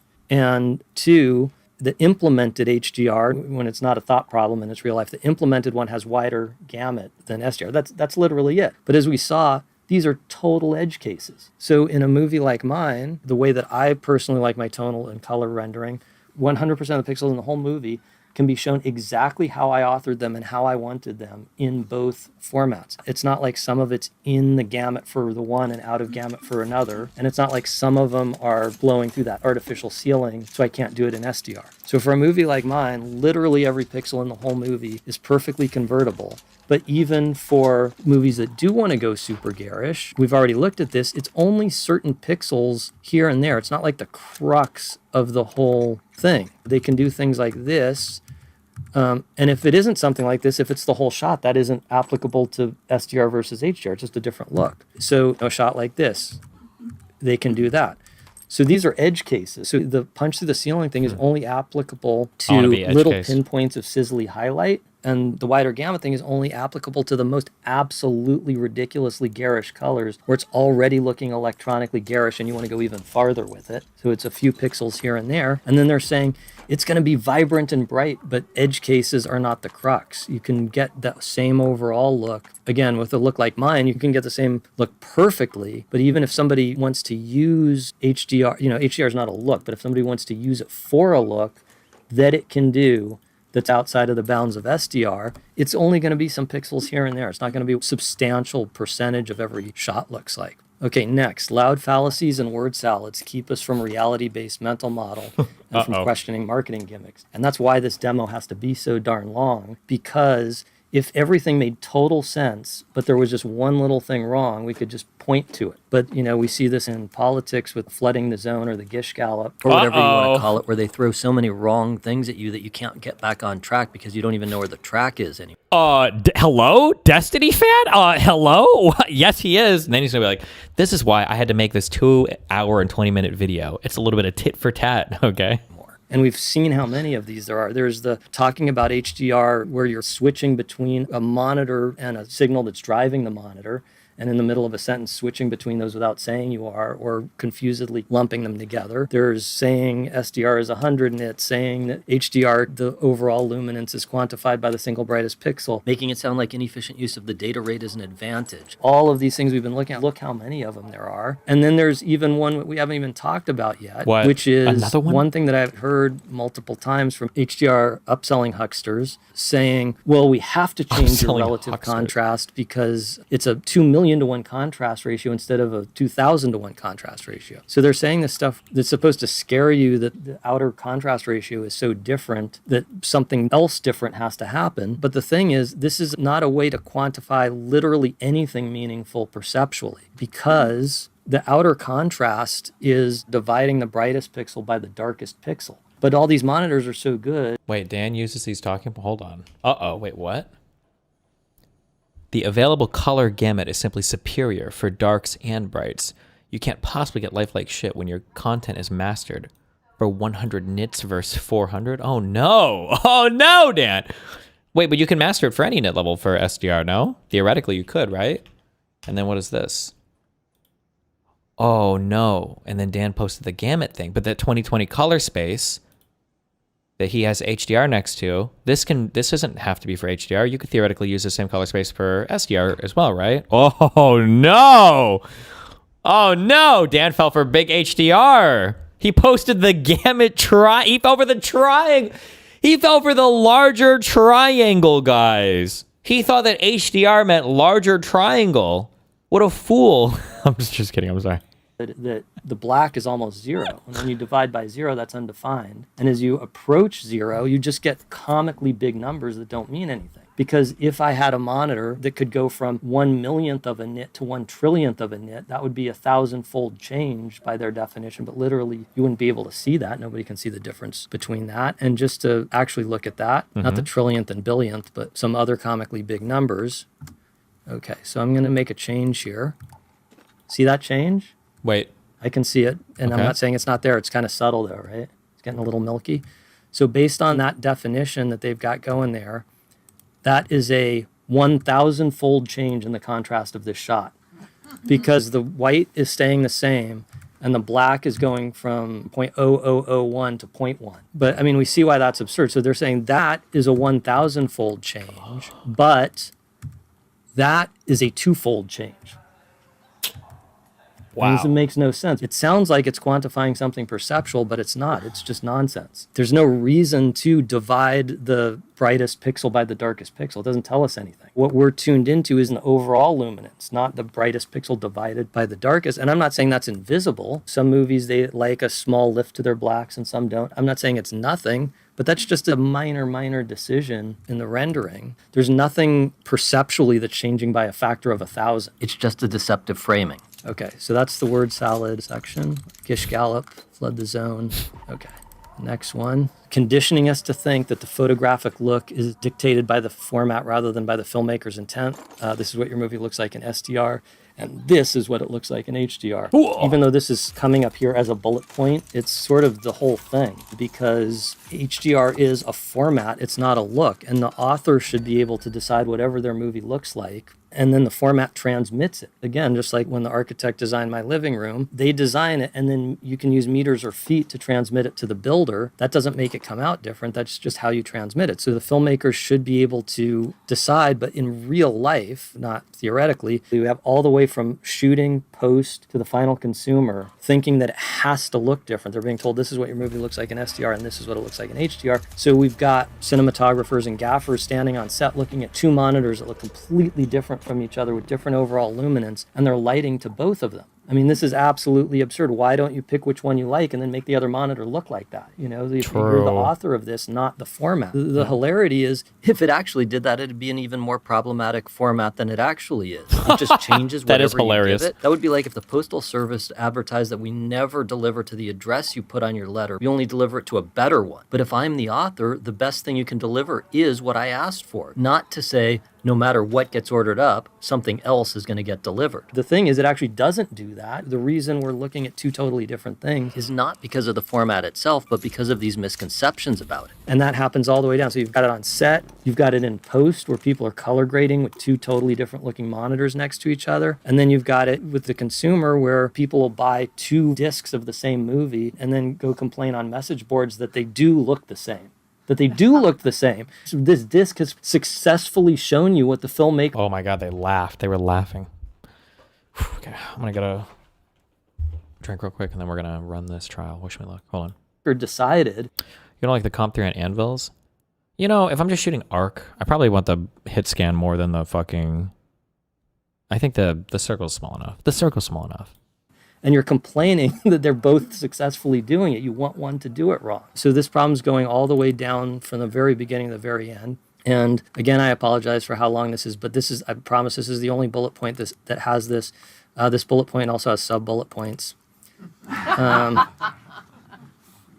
So the first one is using faulty conversions between color spaces. So this can happen for a few reasons. One is just obviously there's so much confusion as we're talking about, and it's hard to just do things right. And somebody can just make a mistake. And also the reason I'm advocating all this stuff is because some of these concepts aren't there. Like it actually might be a little ambiguous how to convert perfectly between the two if you don't understand A, the idea of scene white, and B, the idea that SDR is not actually fixed at 100 nits. So there's that, just it actually is a little bit difficult to navigate the world. So somebody might just do it wrong. It's nuanced.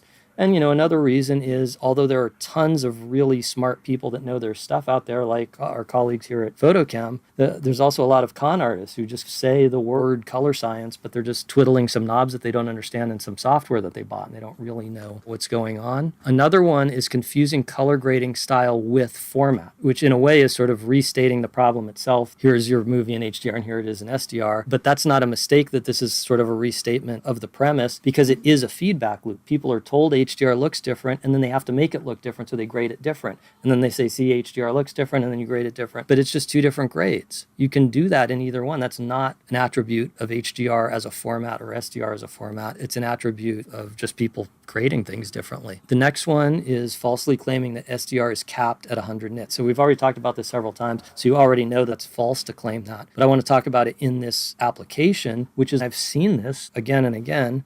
I don't do it on my projects, but I've seen it where on set people have two monitors next to each other that look totally different, or in the color grade. And if you cap the monitor at 100 nits, then you're going to think it's different, but that's wrong. And when you look at them next to each other, your eye is going to adjust to the brighter one, and then the other one's going to look dingy even if it isn't. So right now, I'm going to keep relative contrast the same, just change overall luminance. I'm going to put our SDR monitor here on the room at 100 nits instead of 200. I'm going to show that on the computer screen for the people watching the recorded version. So it's going to look dark. But when they're next to each other, it's going to look dark. Of course it is, because your eye adapts to surroundings. So if you put a dark one next to a light one, your eye is going to adjust to the bright one, and the dark one's going to look dull and dingy. But you can either just put the SDR one up to the same scene white as the other one, because SDR isn't limited at 100 nits, or You could take the HDR one away so your eye adjusts to the 100 nits and then, and it's going to look fine. So this putting them next to each other at 100 nits is just completely disingenuous, not only because that's not true that it's capped at 100 nits, but also because even if you do want 100 nits, because it is a darkened color grading room, let's say, then you shouldn't have something really bright next to it. Before we were ever talking about this, when there was only SDR, not HDR,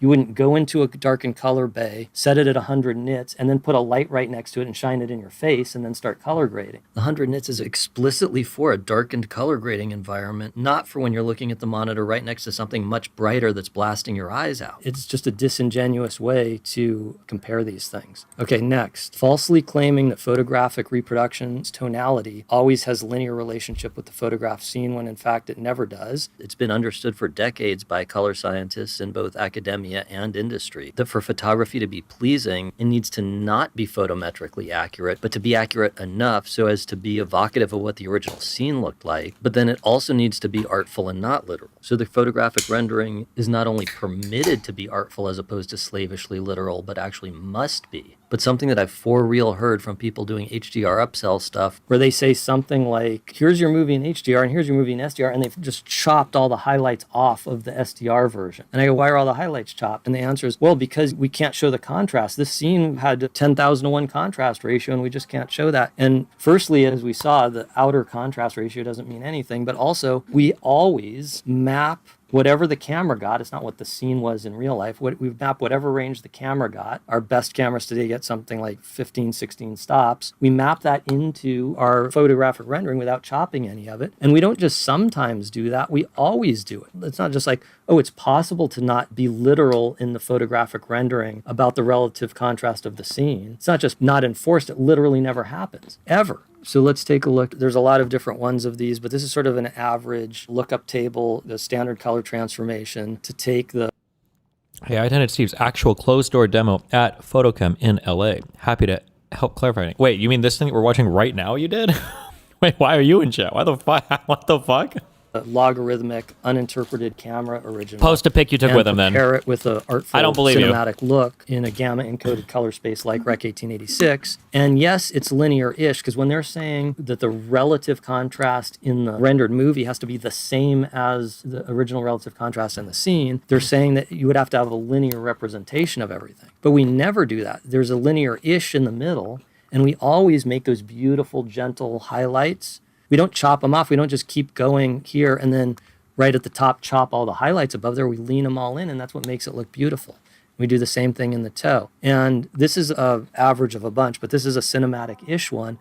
But even a more clinical-looking broadcast video version of this is still not a straight line. It's still going to have some version of a shoulder and a toe. It's just going to be a slightly more electronic-looking one, but it's still going to have that. So we literally never do that. We always take all the information that the camera sensor got and fit it into our tonal range. We don't chop it off. And I just want to show, because somebody could say, and they'd be right, they'd say, well, Steve, you're graphing the wrong thing, because you're not graphing the relative contrast in the original scene to the relative contrast coming out of the monitor.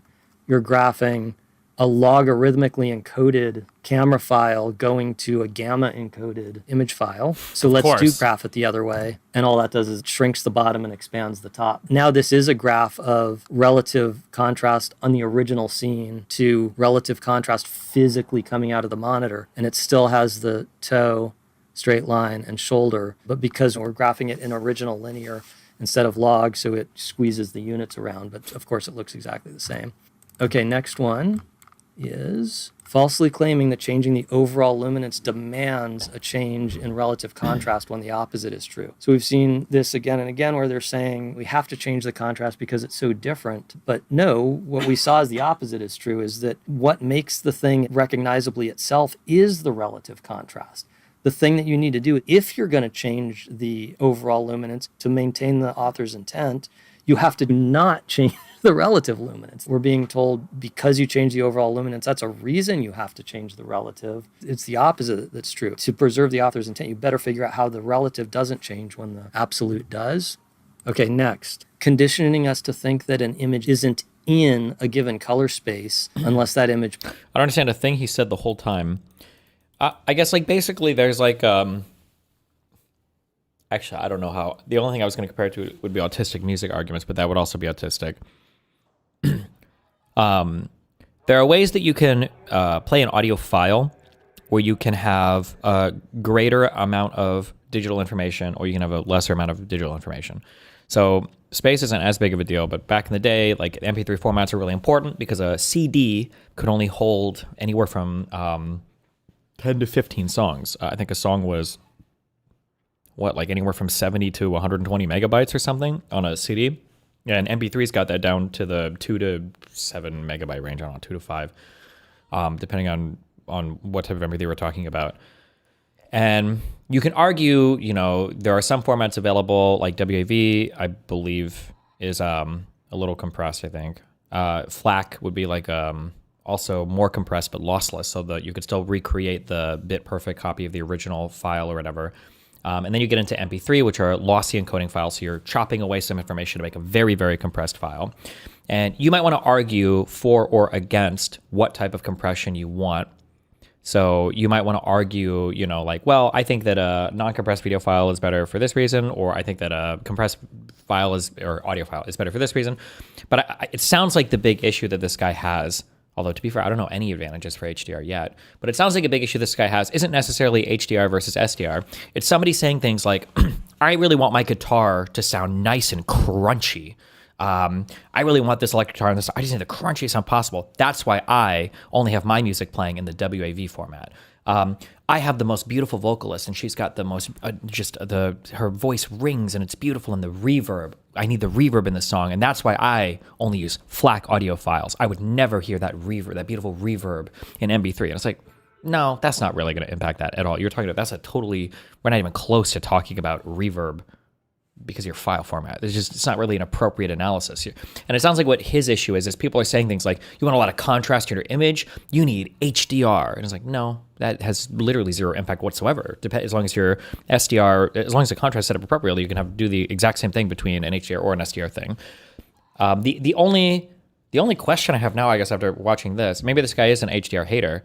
I don't know what the fuck the point is of HDR at all. Other than maybe doing like a studio reference version of a thing. But my guess is, and he said it earlier actually, that HDR monitors probably don't even show necessarily the true HDR because they might have sensors to detect for relative light in the room or something. So I don't know. Pushes up against the edge of what that color space can transmit. People saying if it's HDR, you have to punch through the ceiling or you have to make these garish colors, otherwise it's not. But that's absurd because, again, that would be like telling the architect you have to make the thing a different size in meters than in feet. The unit can transmit whatever it is that you want. And a great example of that is, as we were looking at here in this absolutely beautiful movie, like these whites, not only are they not punching through the ceiling, they're pointedly not even getting to the ceiling. Yeah, they're not even probably at 100%, yeah. And that's what's beautiful and gentle and creamy about them. And the thing is, of course the thing can transmit something that's not up against its edge. The fact that one color space gives more options doesn't mean you have to take them. It's just more options. The author should be able to decide what they want. And again, we're looking at this in a Rec 2100 color space, and we can actually represent the original decisions, and we don't have to distort it and make everything more saturated. Okay, we'll watch the rest of this in a second. Hold on, I gotta do my trials. There's only 20 minutes left of this. Okay, also, there's a chance I might not stream tomorrow. Listen, okay? I watched the first 2 episodes of this show called The Pit. What the fuck? How you guys have been keeping this Kino from me? What the fuck? Holy shit. I'm kind of worried. I don't even know if I can keep watching it. This is a very, very, very strong first 2 episodes. What the fuck? Does it maintain its quality? Or does it... Oh my god.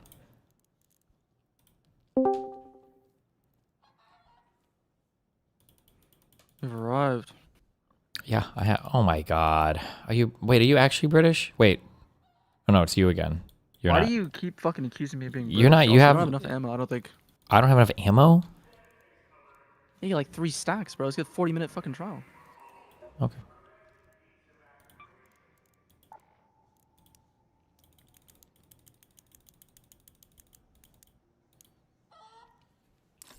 Have you ever seen a TV show called The Pit? Yeah, we watched it in chat for a bit. For a bit? You didn't even finish it? No, I think I watched like 1 or 2 episodes. Oh my god. Okay. Oh fuck, season 2 of that is out now, eh? I think it's just starting to, yeah. Or I don't know if all of it is. Maybe it's all out. Nice.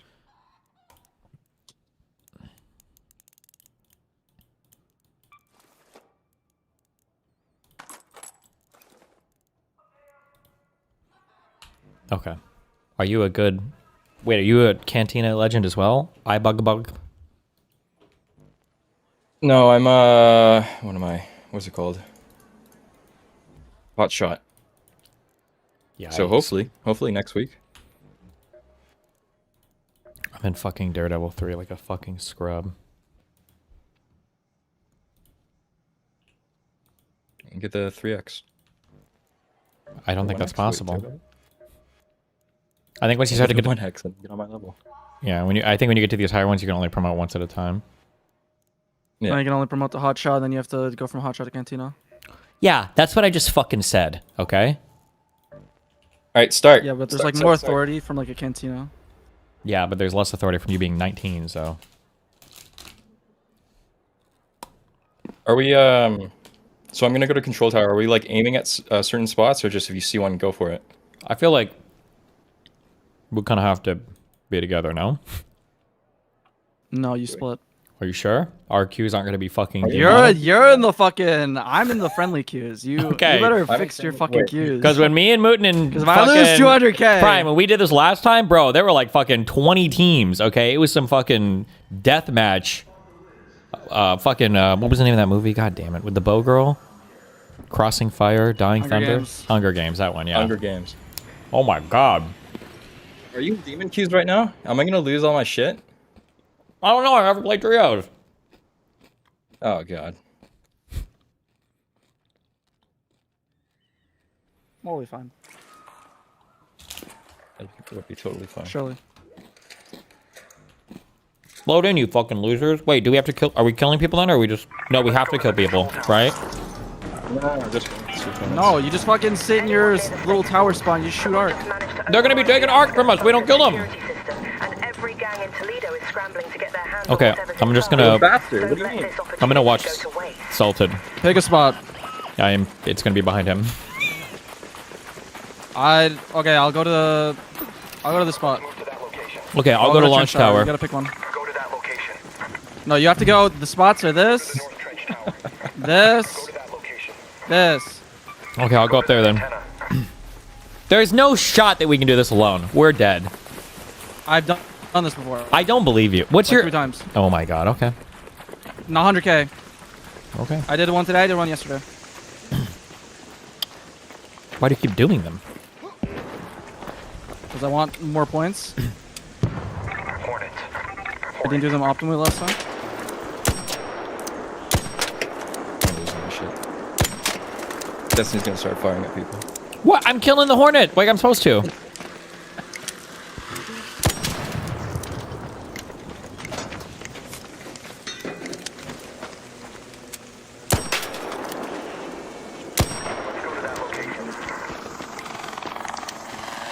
This extract's gonna ship on. I'll ship them in. Yeah, you also want to get the sniff scanners. The fuck was that noise? The Oh, little somebody's thing for the- doing this bullshit.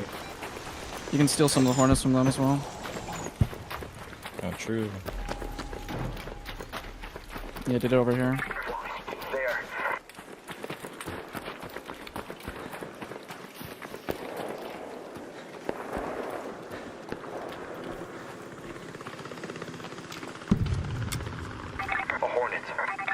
Oh my god, dude, I'm getting Hornets like crazy.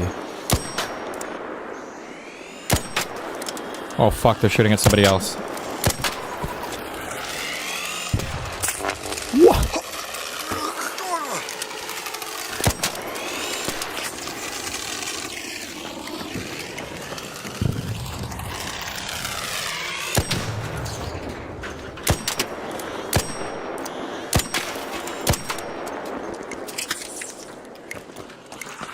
I feel like I'm gonna get shot. Why? I thought your cues were friendly, bro. Well, yeah, but yours aren't.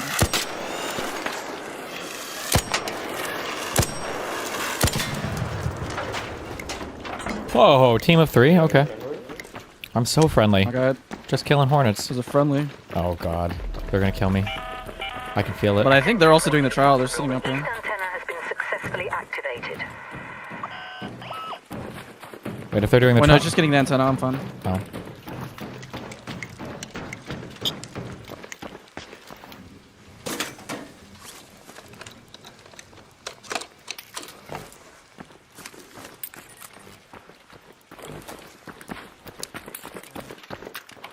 Alright, nothing's happened so far. What? Oh my god, that guy's gonna backstab us. He just left. He's a troll in chat too. Just a name.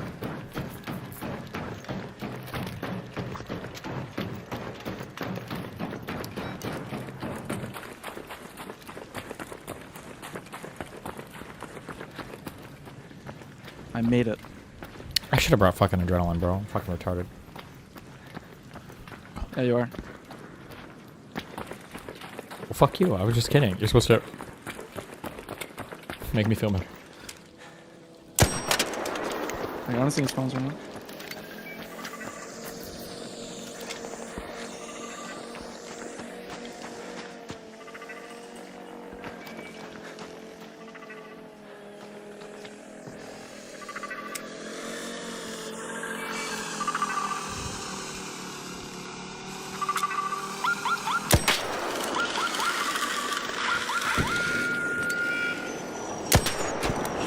Oh, I got face already.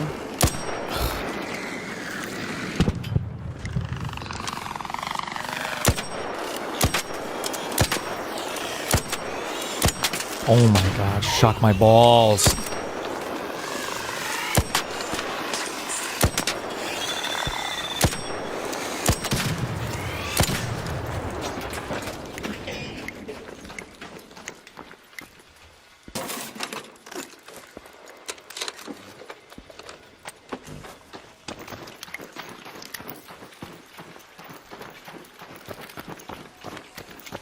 You gotta kill all the wasps as well. They fuck with the spawns. That's fine.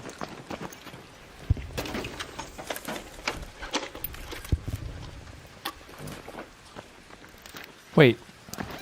Oh. The team that I saw, the team of 3, they ran to the place. My Discord shit the bed. I don't know what happened. No, it's all good, dude. You know, we understand. You just wanted to fuck off and whatever. And troll.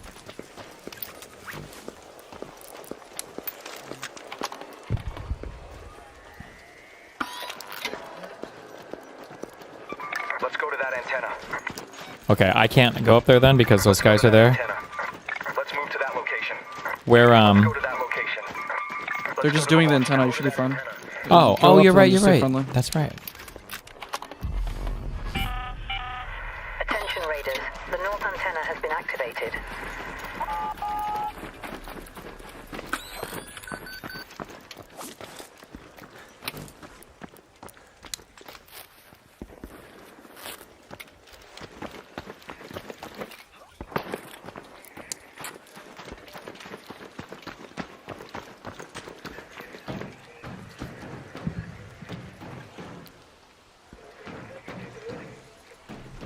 Please? No? Did that go over? Good luck, me. And before.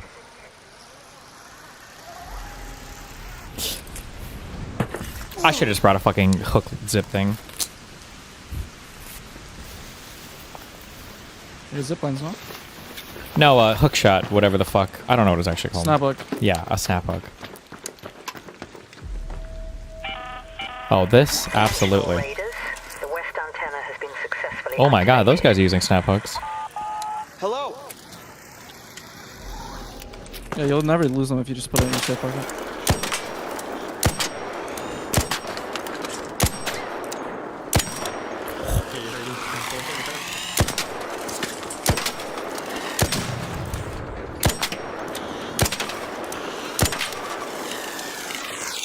No! Don't crash! Oh. Oh. Sorry. Minus 200. Sorry, I don't know what happened.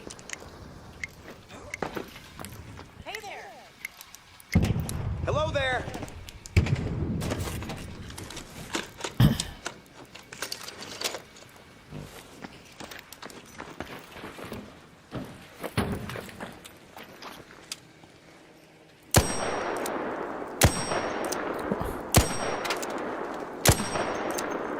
Hornets, over there.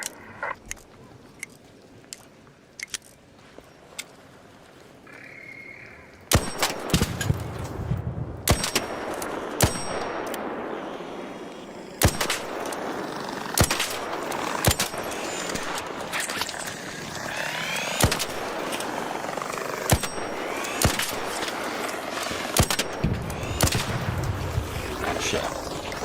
What happened? Are you okay? Yeah. Good.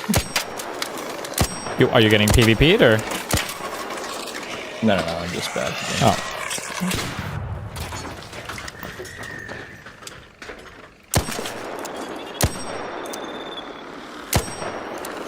What?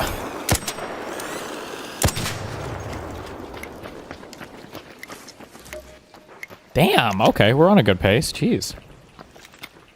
I told you too soon. Where are we at? 15K. Okay. Oh shit. Oh, are you guys killing hornets? Yeah. Yep. Oh, okay. I'll go move. Fuck. I think these guys. Oh, okay. Never mind.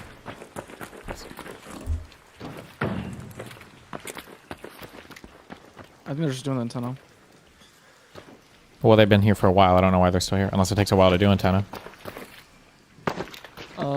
No, they should be gone by now. Kinda It's gone. does. It kinda does. Really? Does it though? Yeah, you gotta sit there for like fucking 5 minutes waiting for the thing. Oh. Well, I didn't know that.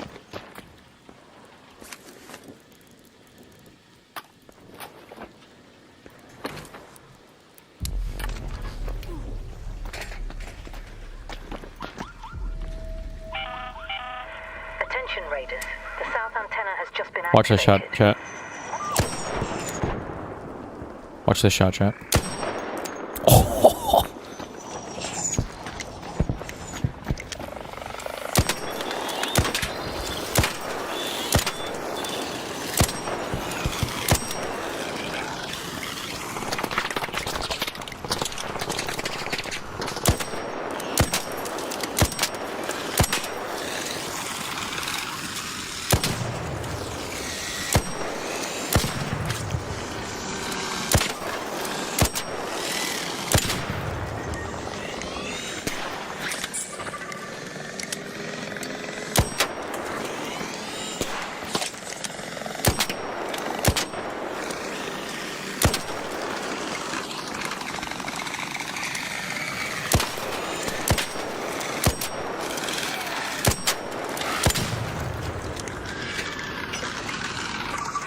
Are you good?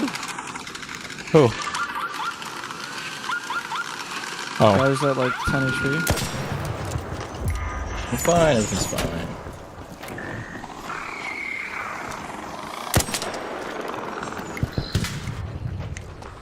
It's fine, it's fine. Wait, is this broken? Hello?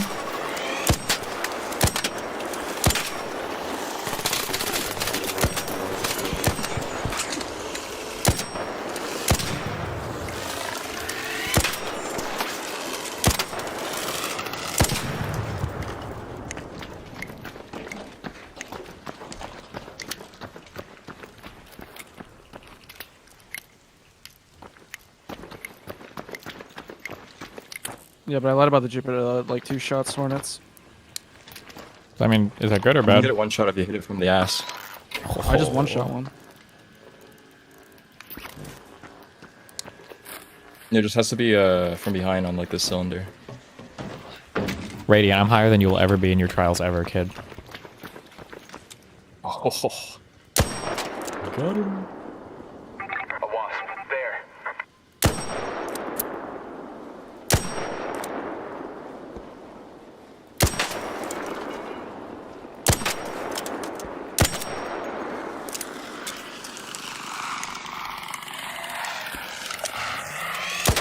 I snap one face down.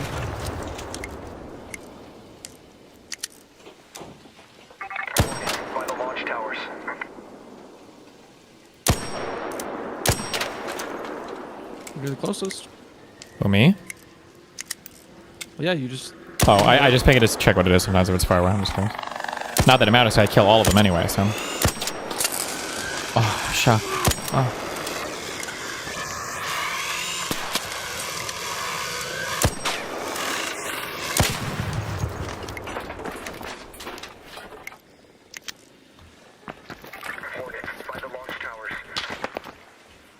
What? I didn't just get shot, did I? Please.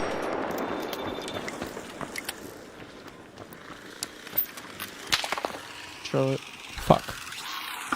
Wait, are you shooting at my thing? No, I'm not shooting at you.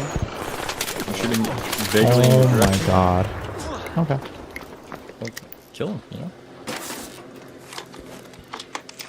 There's still one up there. What? Here, I'll let you finish it off, buddy. Like a bad guy? Yeah, what?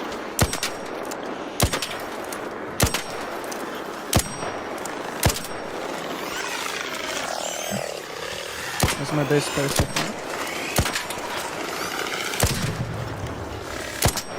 Your best, you said? I think so. Oh, yeah, that's good.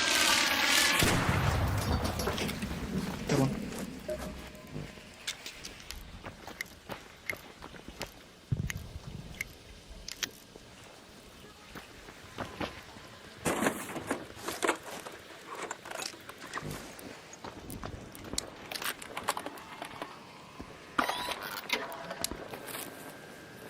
Why did someone type in chat only 200 ammo left?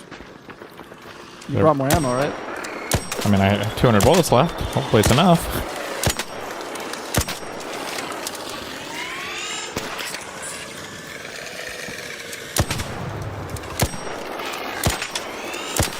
Oh my god!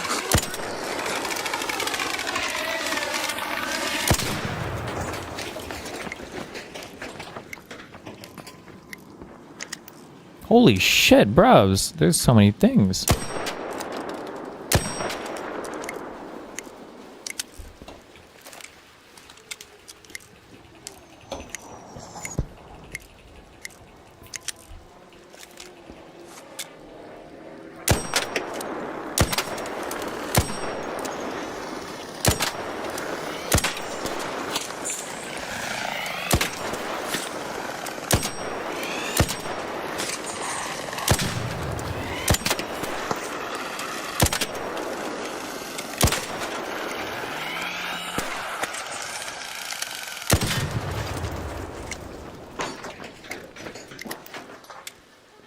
Did you pull that spawner? You did, right? Okay.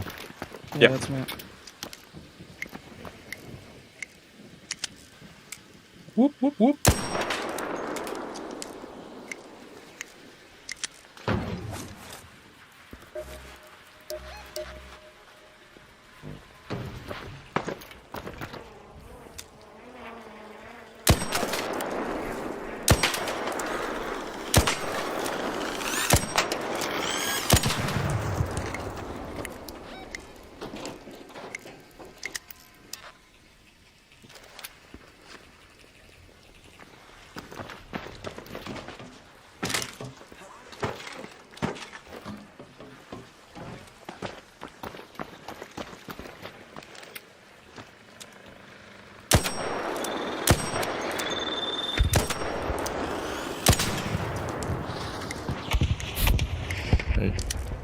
It's not us getting fucked up by the Rocketeer, right?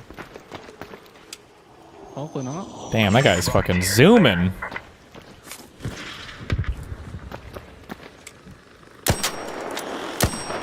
I have to look next. The fuck's wrong?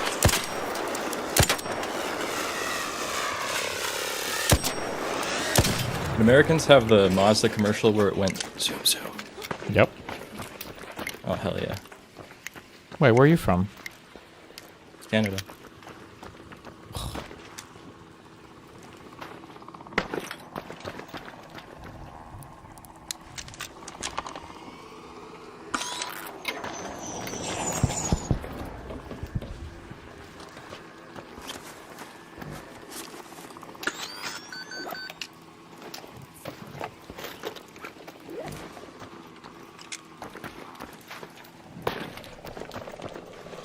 This Hornet is fucking Maverick.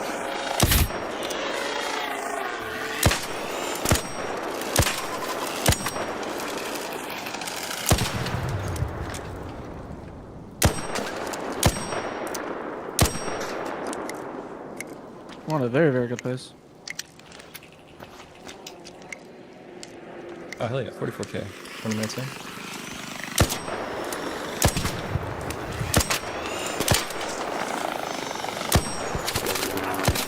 You really hit 100 though? We'll hit more.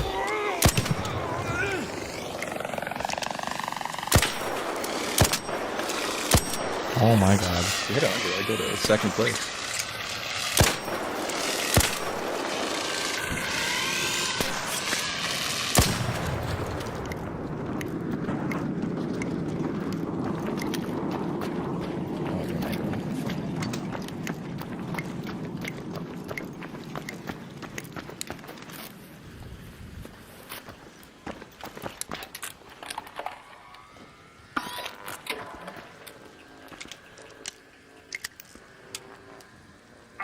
Hornet, over there.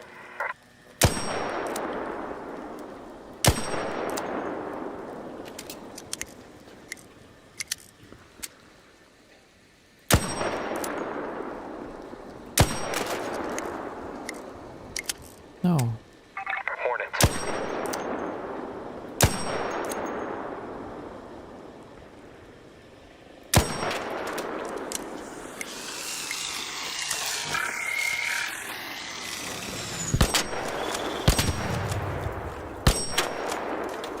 Wasp, there. Help. Oh.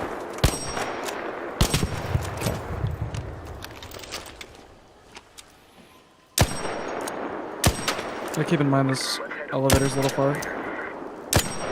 Yeah, maybe for you. Oh!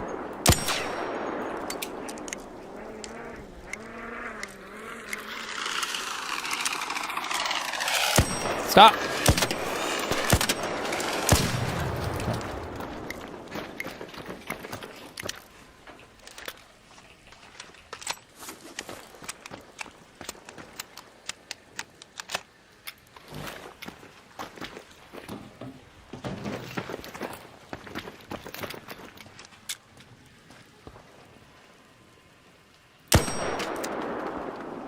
Hornet, there.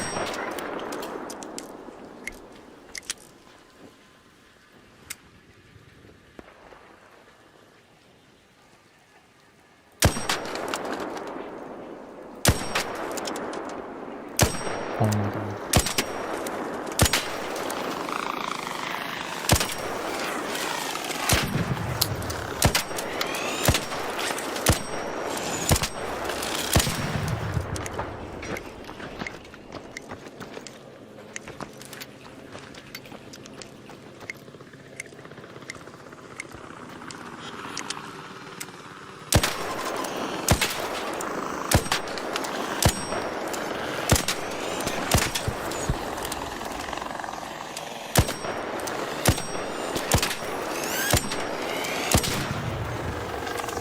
See you at under 100 ammo. Don't worry about what I'm doing right now, okay?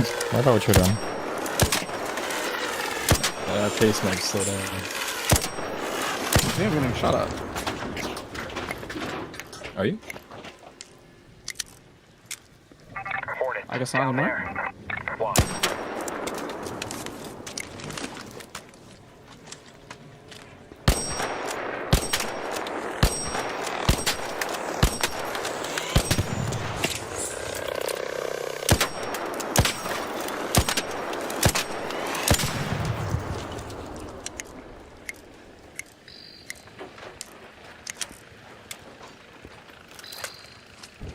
Got a wasp overhead. I'm just not missing any shots. Who's a what? Say that again? I'm not missing any shots this time. Good job. Still have 40 durability on my Jupiter. That's good shit. I have 23. You gotta shoot faster. Wasp, there. You know, I guess that's a good point. That's not good shit.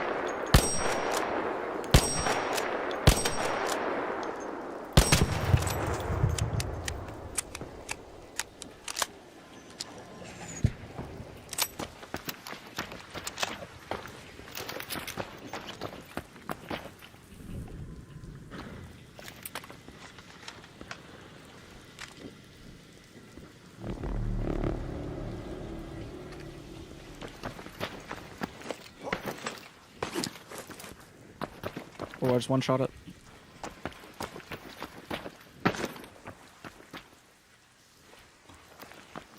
Sometimes I feel like I hear things drop and then I don't see them. Whatever.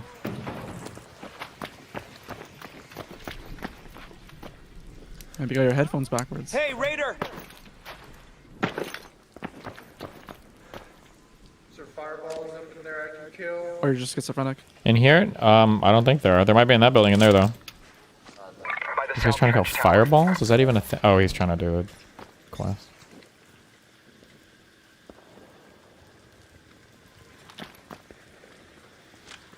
Yo, you want a ziploc? No, I got one. I'm good. Thank you.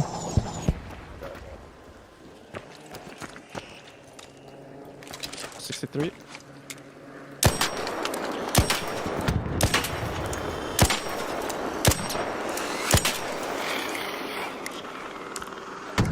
No. Whatever. It's so annoying when they have one engine and they start flying like a fucking person.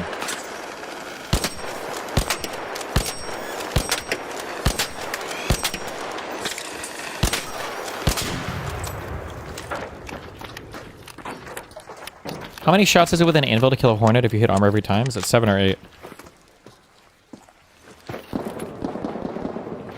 Okay, you know, fuck me. Oh, you guys aren't even using anvil, so never mind. I don't fucking know. Okay, well, I figure you guys are out here shooting. I'm not an anvil player. Yeah, I got it. You gotta use the noob cannons. It's all good.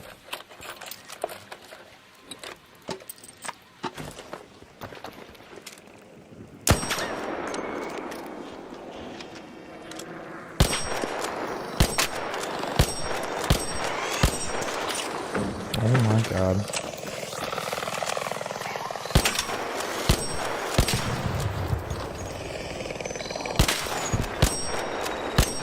Okay.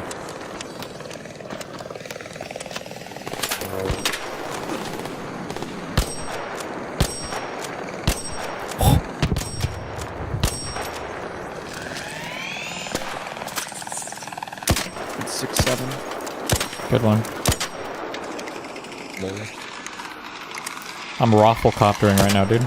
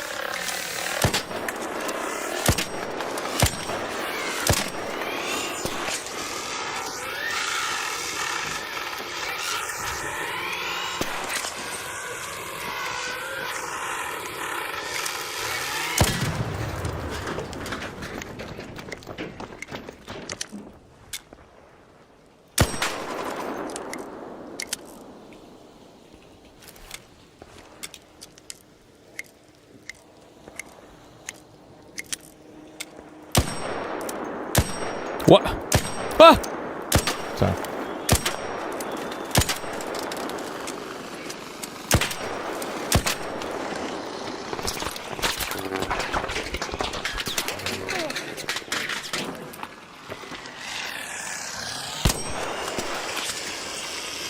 Oh my god.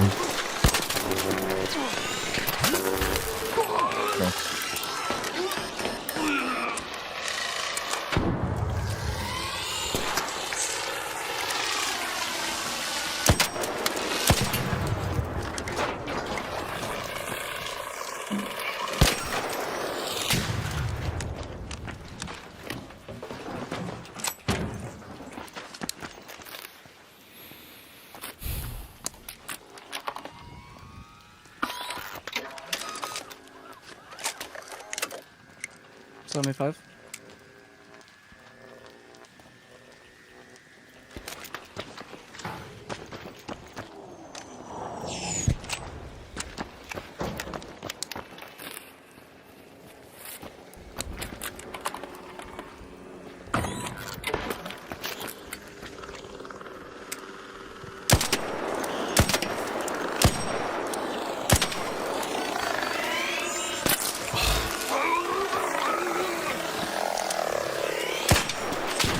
What? It just crashed into the ground for no reason. Oh, you shot its rotors. No, they're like sometimes when they're flying to you, they just like crash into the ground for literally no reason.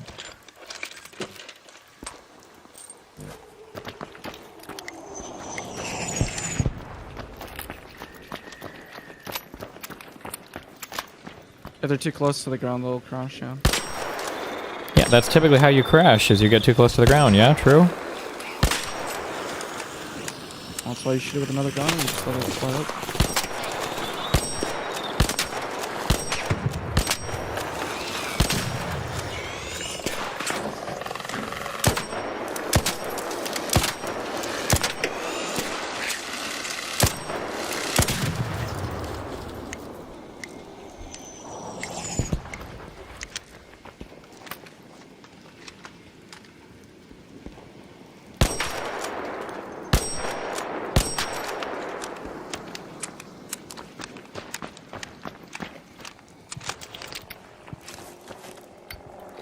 Idiot. Yeah, I think I have like 110 pace. 110 base. Pace. No, don't do it. No!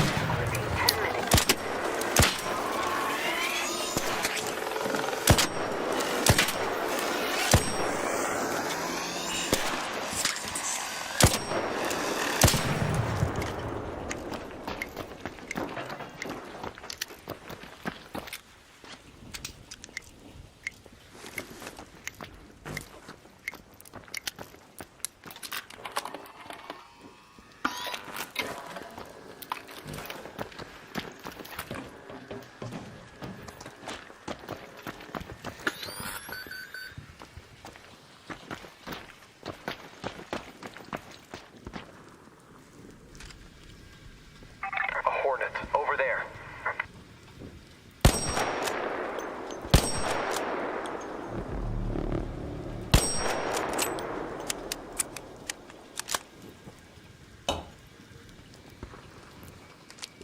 Hornet.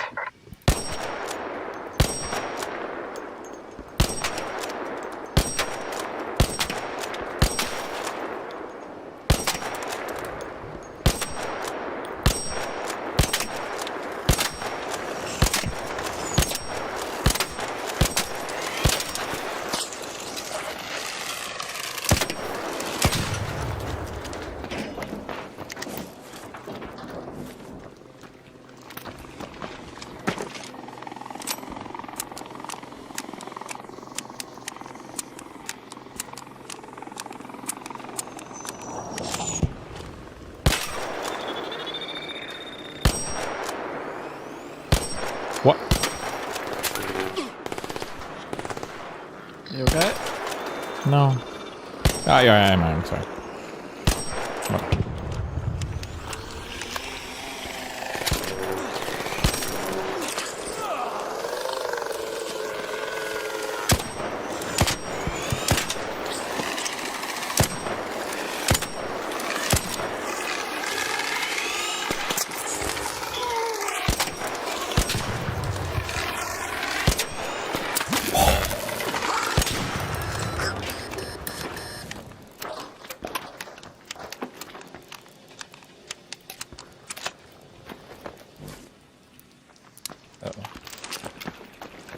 Don't mind me.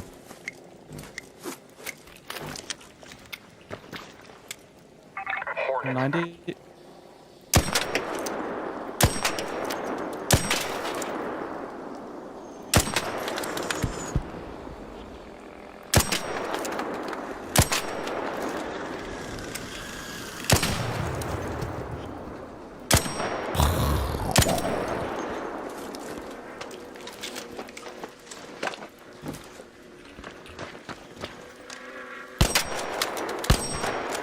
I'm gonna have to put this back on.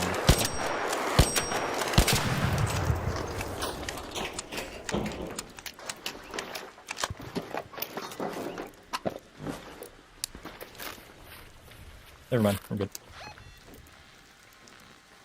Head home at the east elevator. Just pinging it.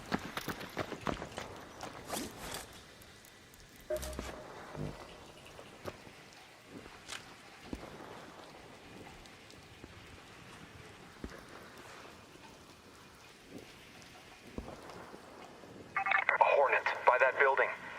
You've got those two? Yeah, yeah.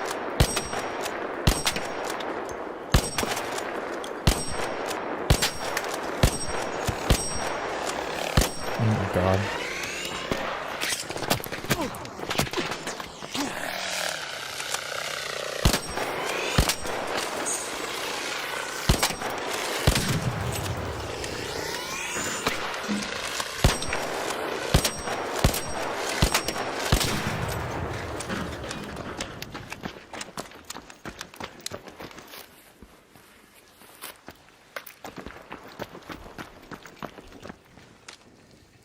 Wasp, over there.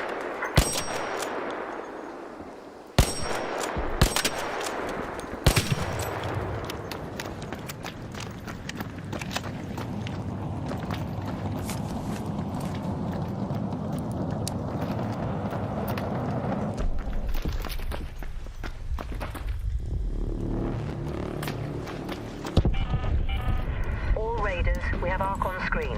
5 minutes left. Go find a way home. I repeat, 5 minutes.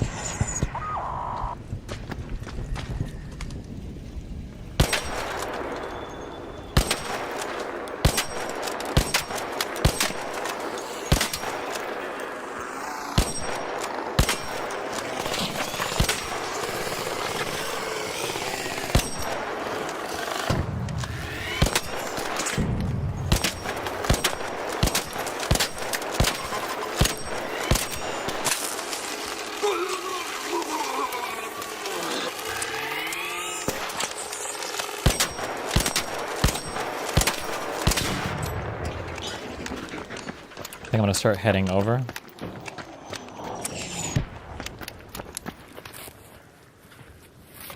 Got that over in like a minute.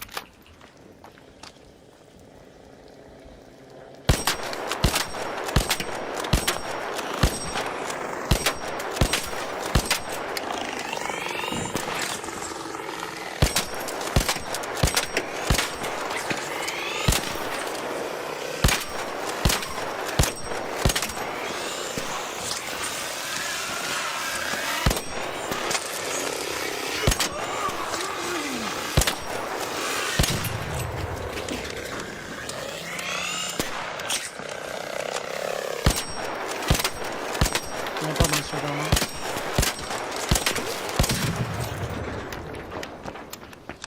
Do what? Start dipping. Oh.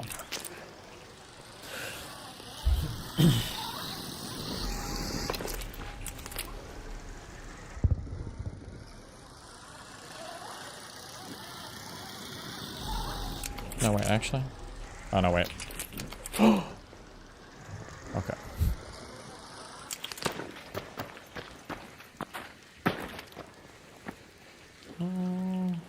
Right? Yeah, IO Bob, you probably gotta be there first because you're gonna have to press it. Okay. I'll start it now. Just say IO. Are you okay? Please don't say Bob. Yeah.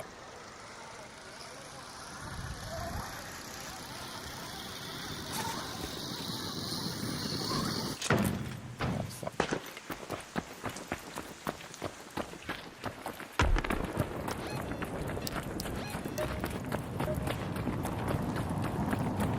Wait, did you even... What is your current score on this? Like, your best for this week? I'll say 100k. It's what? You said over 100k? How much over? We beat it by a little bit. Good. It was 100k. Last warning.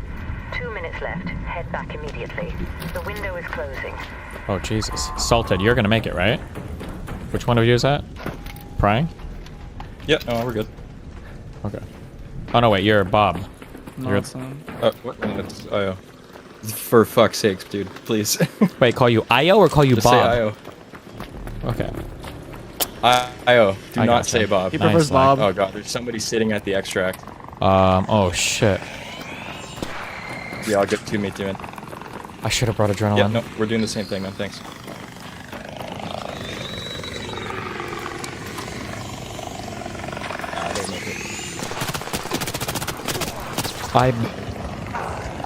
I'm bad. I don't know if I'm gonna get out. Oh, bro. Fuck, I can make it too. I don't have a thing. Oh, wait, no, it's groups. I don't need a thing. I'll make it. There's somebody else at the extract. I don't know if we'll make it and make it back. I'll go for it. You stay by extract. Do you have a defib or no? Wait, actually, do you have any wolf packs? Oh, you're close. I do. Yeah? Okay, because there's a rocketeer on me. Yeah. You guys will make it. 25 seconds. We'll be fine.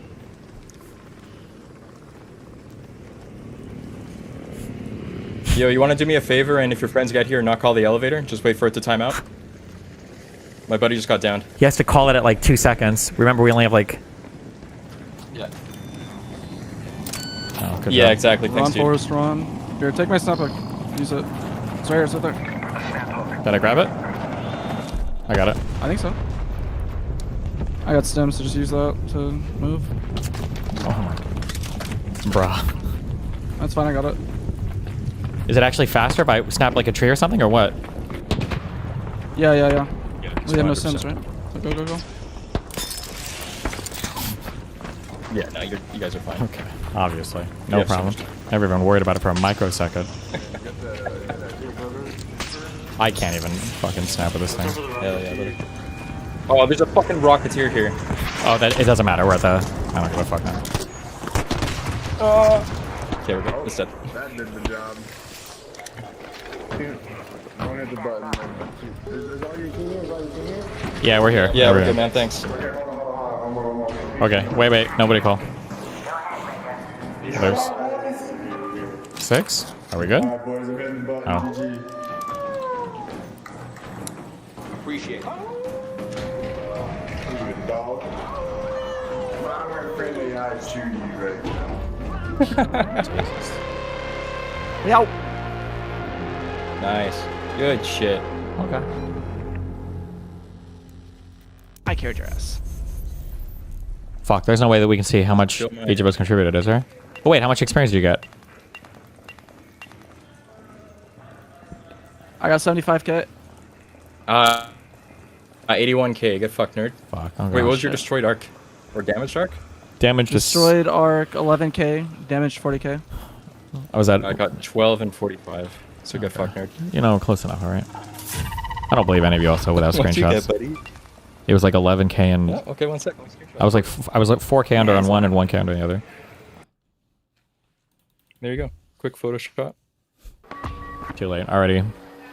Yeah, you just said Photoshop, see? You faked it. Okay, he carried. God damn. To be fair, I think the control tower is a good spawn, because you get like 6 dedicated dudes just for you. Yeah. That's what I do on Tuesday night as well. Good one. You're on Hotshot, and then the other guy, Prize and Cantina. Okay, and I'm gonna do level 3. Jeez. Okay, well, Yeah, they didn't do shit for me, to be honest, but... I'm done hopefully I'll do until nice. next week for this shit, so... Alright, have fun, be careful. Thanks a lot. Be careful. That's good shit. Yeah. Yeah. Bye. Bye. Rank 1. We take those. Easy.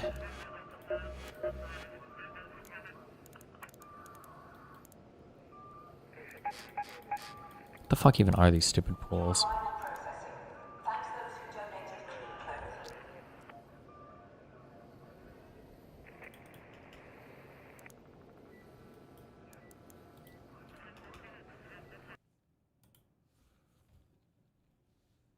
Okay, finishing this.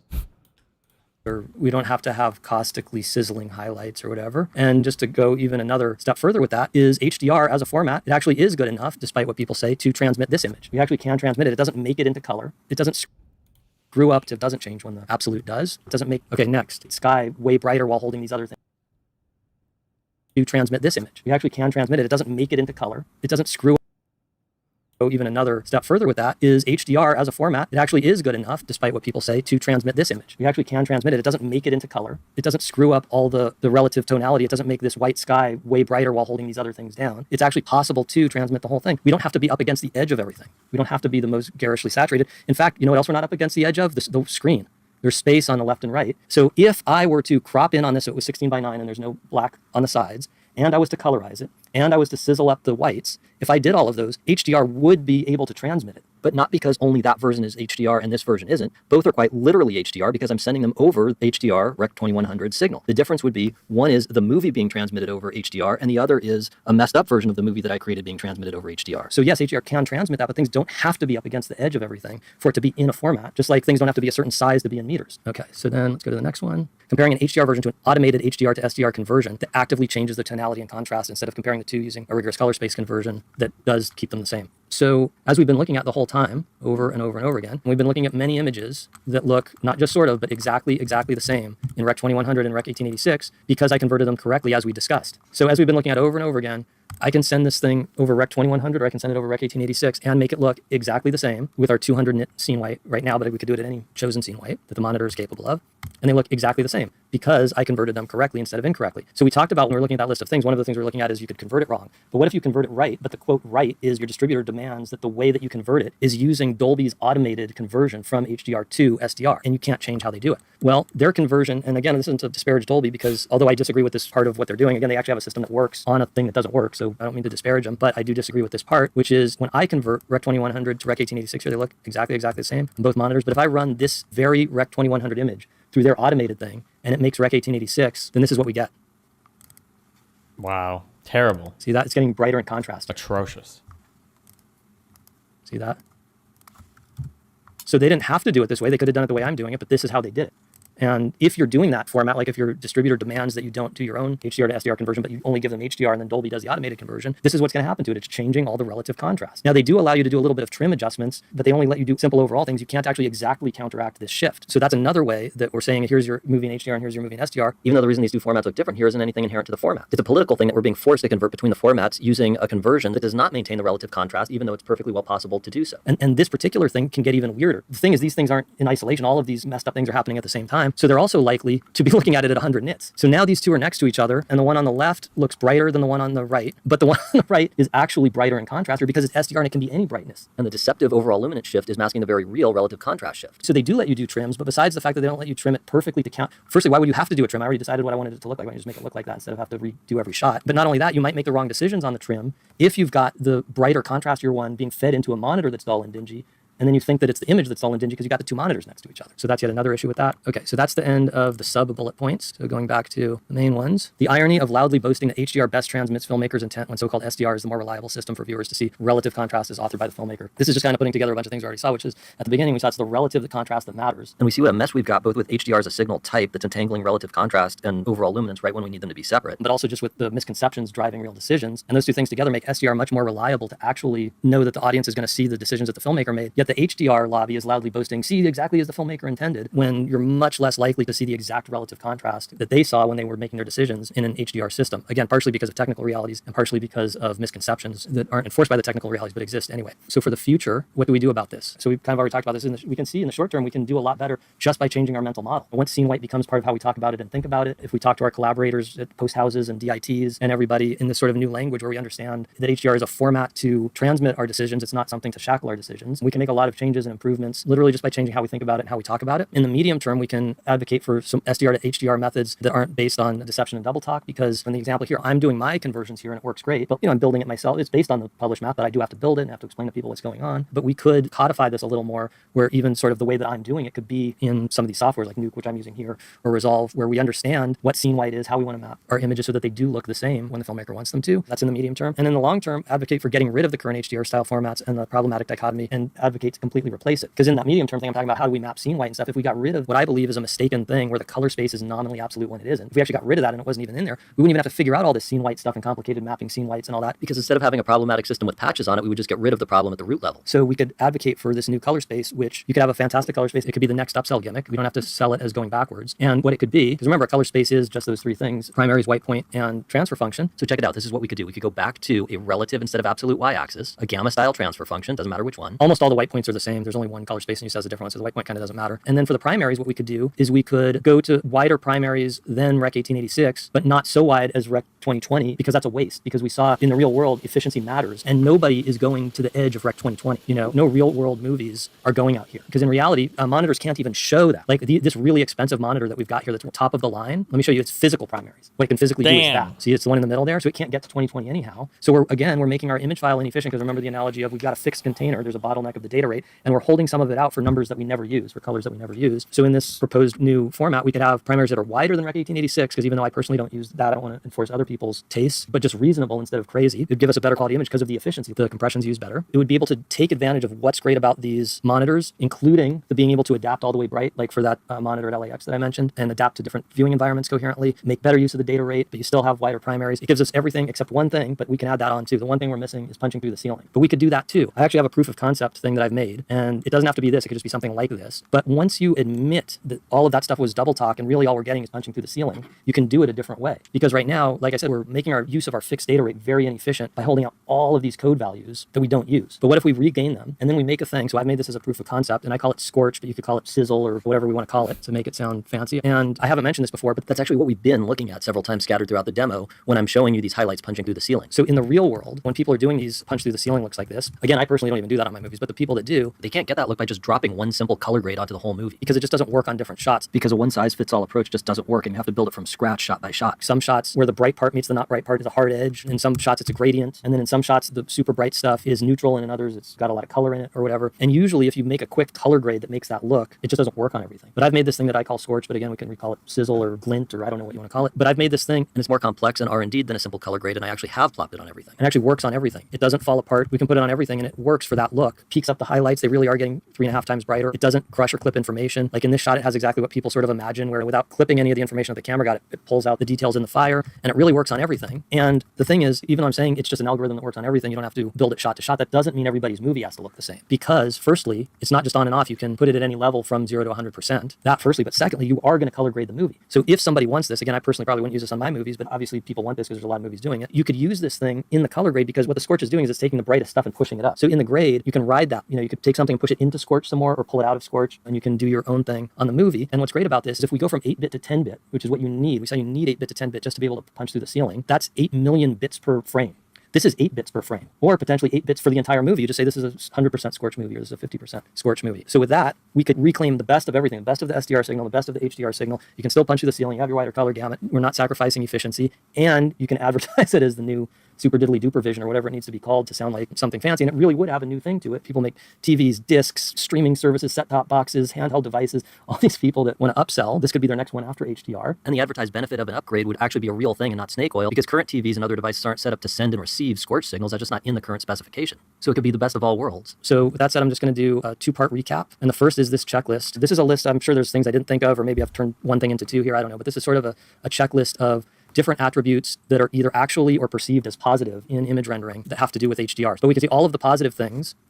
HDR is the only one that has negative check marks, except for that one trade-off of punching through the ceiling versus being able to use the monitor's brightness to adapt to the environment. So just to go through them real quick, can show full black if monitor is capable. Yep. Descend to 0 and you get full black. That's not different between SDR and HDR. That's a difference between a good monitor and a bad monitor. If monitor can't show black, that's a junky monitor, but that's not an attribute of the signal type, the color space. Can reproduce subtler increments of luma at any given bit depth. We saw that HDR needs 10 bits to be as good as SDR at 8-bit. Whenever you do apples to apples, all of the increments are coarser on HDR than SDR, because it's not only going way above scene white, it's going way above any peak white that we could possibly use. We can reproduce subtler increments of chroma at any given bit depth. Same exact thing with luminance is the same for chroma. We've got this super wide gamut and we can't use the edges of it, so you're just holding out space and all of the increments are coarser. Faithful reproduction of relative contrast is authored by the filmmakers if the monitor is capable of it. We saw SDR is much more reliable than HDR in current implementations. Luma is relative, not absolute, so it works like the human visual system, motion picture film, and visual arts that are reflective instead of emissive, like painting and printed photography. Yes, absolutely, because even motion picture film is like that. When you shine light through it, the film blocks out a percentage of whatever light you send through it. The film doesn't emit a fixed amount of light. Contrast in Luma reproduction obeys the published specification, i.e. the color space transfer function, through the entire Luma range when using a well-calibrated real-world monitor. Yes, SDR does that. HDR needs all kinds of patches on it to explain what to do if you're asking for things that are too bright or too dark or to adapt to the environment or whatever. We're just diverging from the spec anyway, so why do we even have the spec? Skin tones and other near-neutral colors are not limited in saturation, vibrance, or richness. We saw we can go absolutely obscenely garish with skin tones, even in the narrowest color gamut. Extremely saturated colors like neon signs, car brake lights, and lasers can be displayed either with traditional artful color rendering or with electronic garishness as preferred by the filmmaker. We can already make things too garish, as we saw we had to pull back for my taste. But what if you want to go even beyond that? What about super extra duper garish? Well, they can still both do that, but we would need to actually implement Rec 2020 or something for SDR to do that. So just at the moment, it's harder to do that in SDR, but that's not a real differentiation. Can display highlights either gently and artfully or more caustically as preferred by the filmmaker. We saw we can do a caustic look in traditional SDR, just not necessarily that exact punch through the ceiling one. We can do gentle highlights or sizzly highlights. So SDR can do either. HDR can also do either, but because of all the confusion and chaos, there's a perception that you have to do the sizzly ones. So it's actually limited by politics, even though it's not limited technically. But what if you want even more sizzly poppy highlights than that? You can already do pretty sizzly poppy ones that are a lot compared to a traditional cinema. But what if you want to go even further? That is one that SDR currently can't do, but SDR type thing could do it if we added that scorch or sizzle thing that I mentioned, and then this would become a green check. But for HDR to do that, it's a trade-off where overall luminance, not just little areas of the frame, can take full advantage of the monitor's maximum brightness. And we saw that. And this one's also ironic because people talk as though HDR is brighter, but SDR can actually be brighter on any given monitor because you can put scene white all the way up to the max that the monitor can do, whereas with HDR, you have to have an artificial ceiling so that you can punch through it. So you actually can't put scene white at the max. So that's the checklist part of the recap, and then we'll just do this one last bit, three-part recap. 1. HDR quality hardware advances are great and nothing but a boon to imaging. The complaint is with the so-called HDR signal types, the color spaces, that we're using to drive that hardware, and with the fact that deep misconceptions are major influences on real-world decision-making. When it comes to formats, i.e. color spaces, as opposed to hardware, with the exception of one thing, how we use the excessive screen brightness available, which is a trade-off more than an advantage, the things that are actually different about HDR compared to SDR are all detriments, not advantages, and they're only dressed up as advantages by misinformation. And finally, we can do a lot to overcome the problems just by changing our mental model to align with reality instead of with common fallacies. But even that last little bit that can't be done just by changing our approach and could get us all the way to all of the advantages of both the hardware and the bandwidths and everything, and get rid of all of the detriments. And even that last one little thing is not a big technical hurdle and would only be a small change to current SDR style color spaces. So it could be marketed as the next big thing. Again, we can call it ultra double, extra high vision, or whatever we need to call it so that it sounds good and it becomes an upsell gimmick. Yeah, I'm just advocating in the future, let's make that next color space an actual improvement, not just an improvement in name. And I just want to say before signing off that even if superficially some of this demo has been negative, its deeper essence is meant to be inspiring and empowering. All it takes is a little shift in our mental model and some effort to see past the misconceptions, and there are exciting possibilities for more freeing image authorship for filmmakers, more fidelity and beauty in images for viewers, for a deeper yet more straightforward understanding of how imaging works, and hope for future color space standardization that could capture all the current benefits and more, with none of the detriments. Thanks for watching. Jesus Christ. Good job, guys. Wow. Do you guys feel informed? I feel informed. I feel like I learned so much.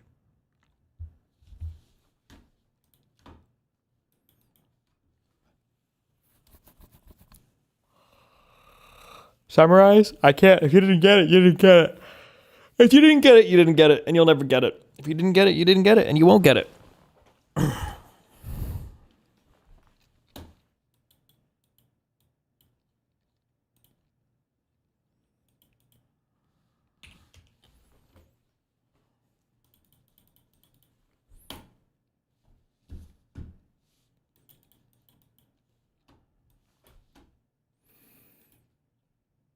Gone over the Tulsi Gabbard stuff? No, I will tomorrow though, okay?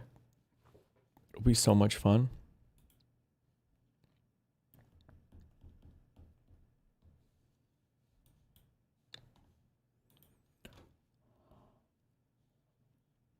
Terminator 2 and that it came out. Did you know they did a remake of Terminator 2 and that it came out this year and made $200 million? If you didn't realize it, it's because they called the film One Battle After Another. I'm not joking, and in fact, I thought everybody knew this. I mean, it's not a secret. The cast talked about it in interviews. There's a famous interview where Paul Thomas Anderson talked about how Terminator 2 was one of the films that inspired him to do what he does. Or specifically the fact that some people don't treat Terminator 2 as a great piece of filmmaking, which he does. And I think the people involved in making the film would say that it's just an homage, but it's pretty much Terminator 2 top to bottom. Let's walk through it. Both films start with an aging, kind of burned out revolutionary. Of course, in Terminator 2, that's Sarah Connor, played by Linda Hamilton. In One Battle After Another, that's Bob, played by Leo DiCaprio. Both films are structured around a series of chase scenes in which the goal is to try to protect the child of the revolutionary. Of course, that's John Connor in Terminator 2. In this film, it's Willa. Note the jacket, which is clearly a little nod to the black biker jacket worn by Arnold in Terminator 2. Okay, this is retarded. Okay. I'm going to go to sleep. Tomorrow we're going to have a normal stream. I'm going to wake up. It's going to be great. I missed yesterday's connection. Is there a way to go back to do yesterday's connection?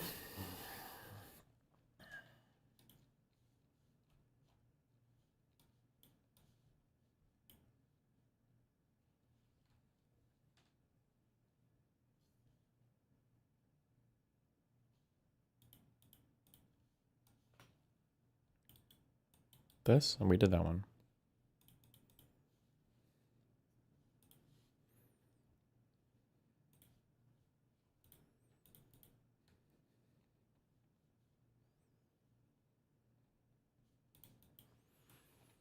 Uh-oh.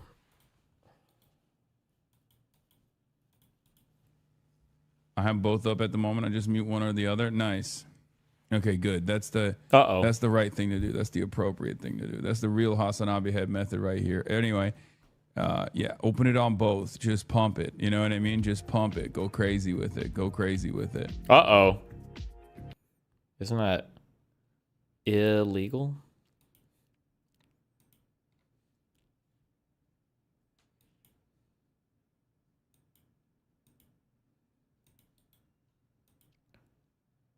Okay. I'll be back tomorrow. Stay safe. Be careful. Don't die. I love you. Good night.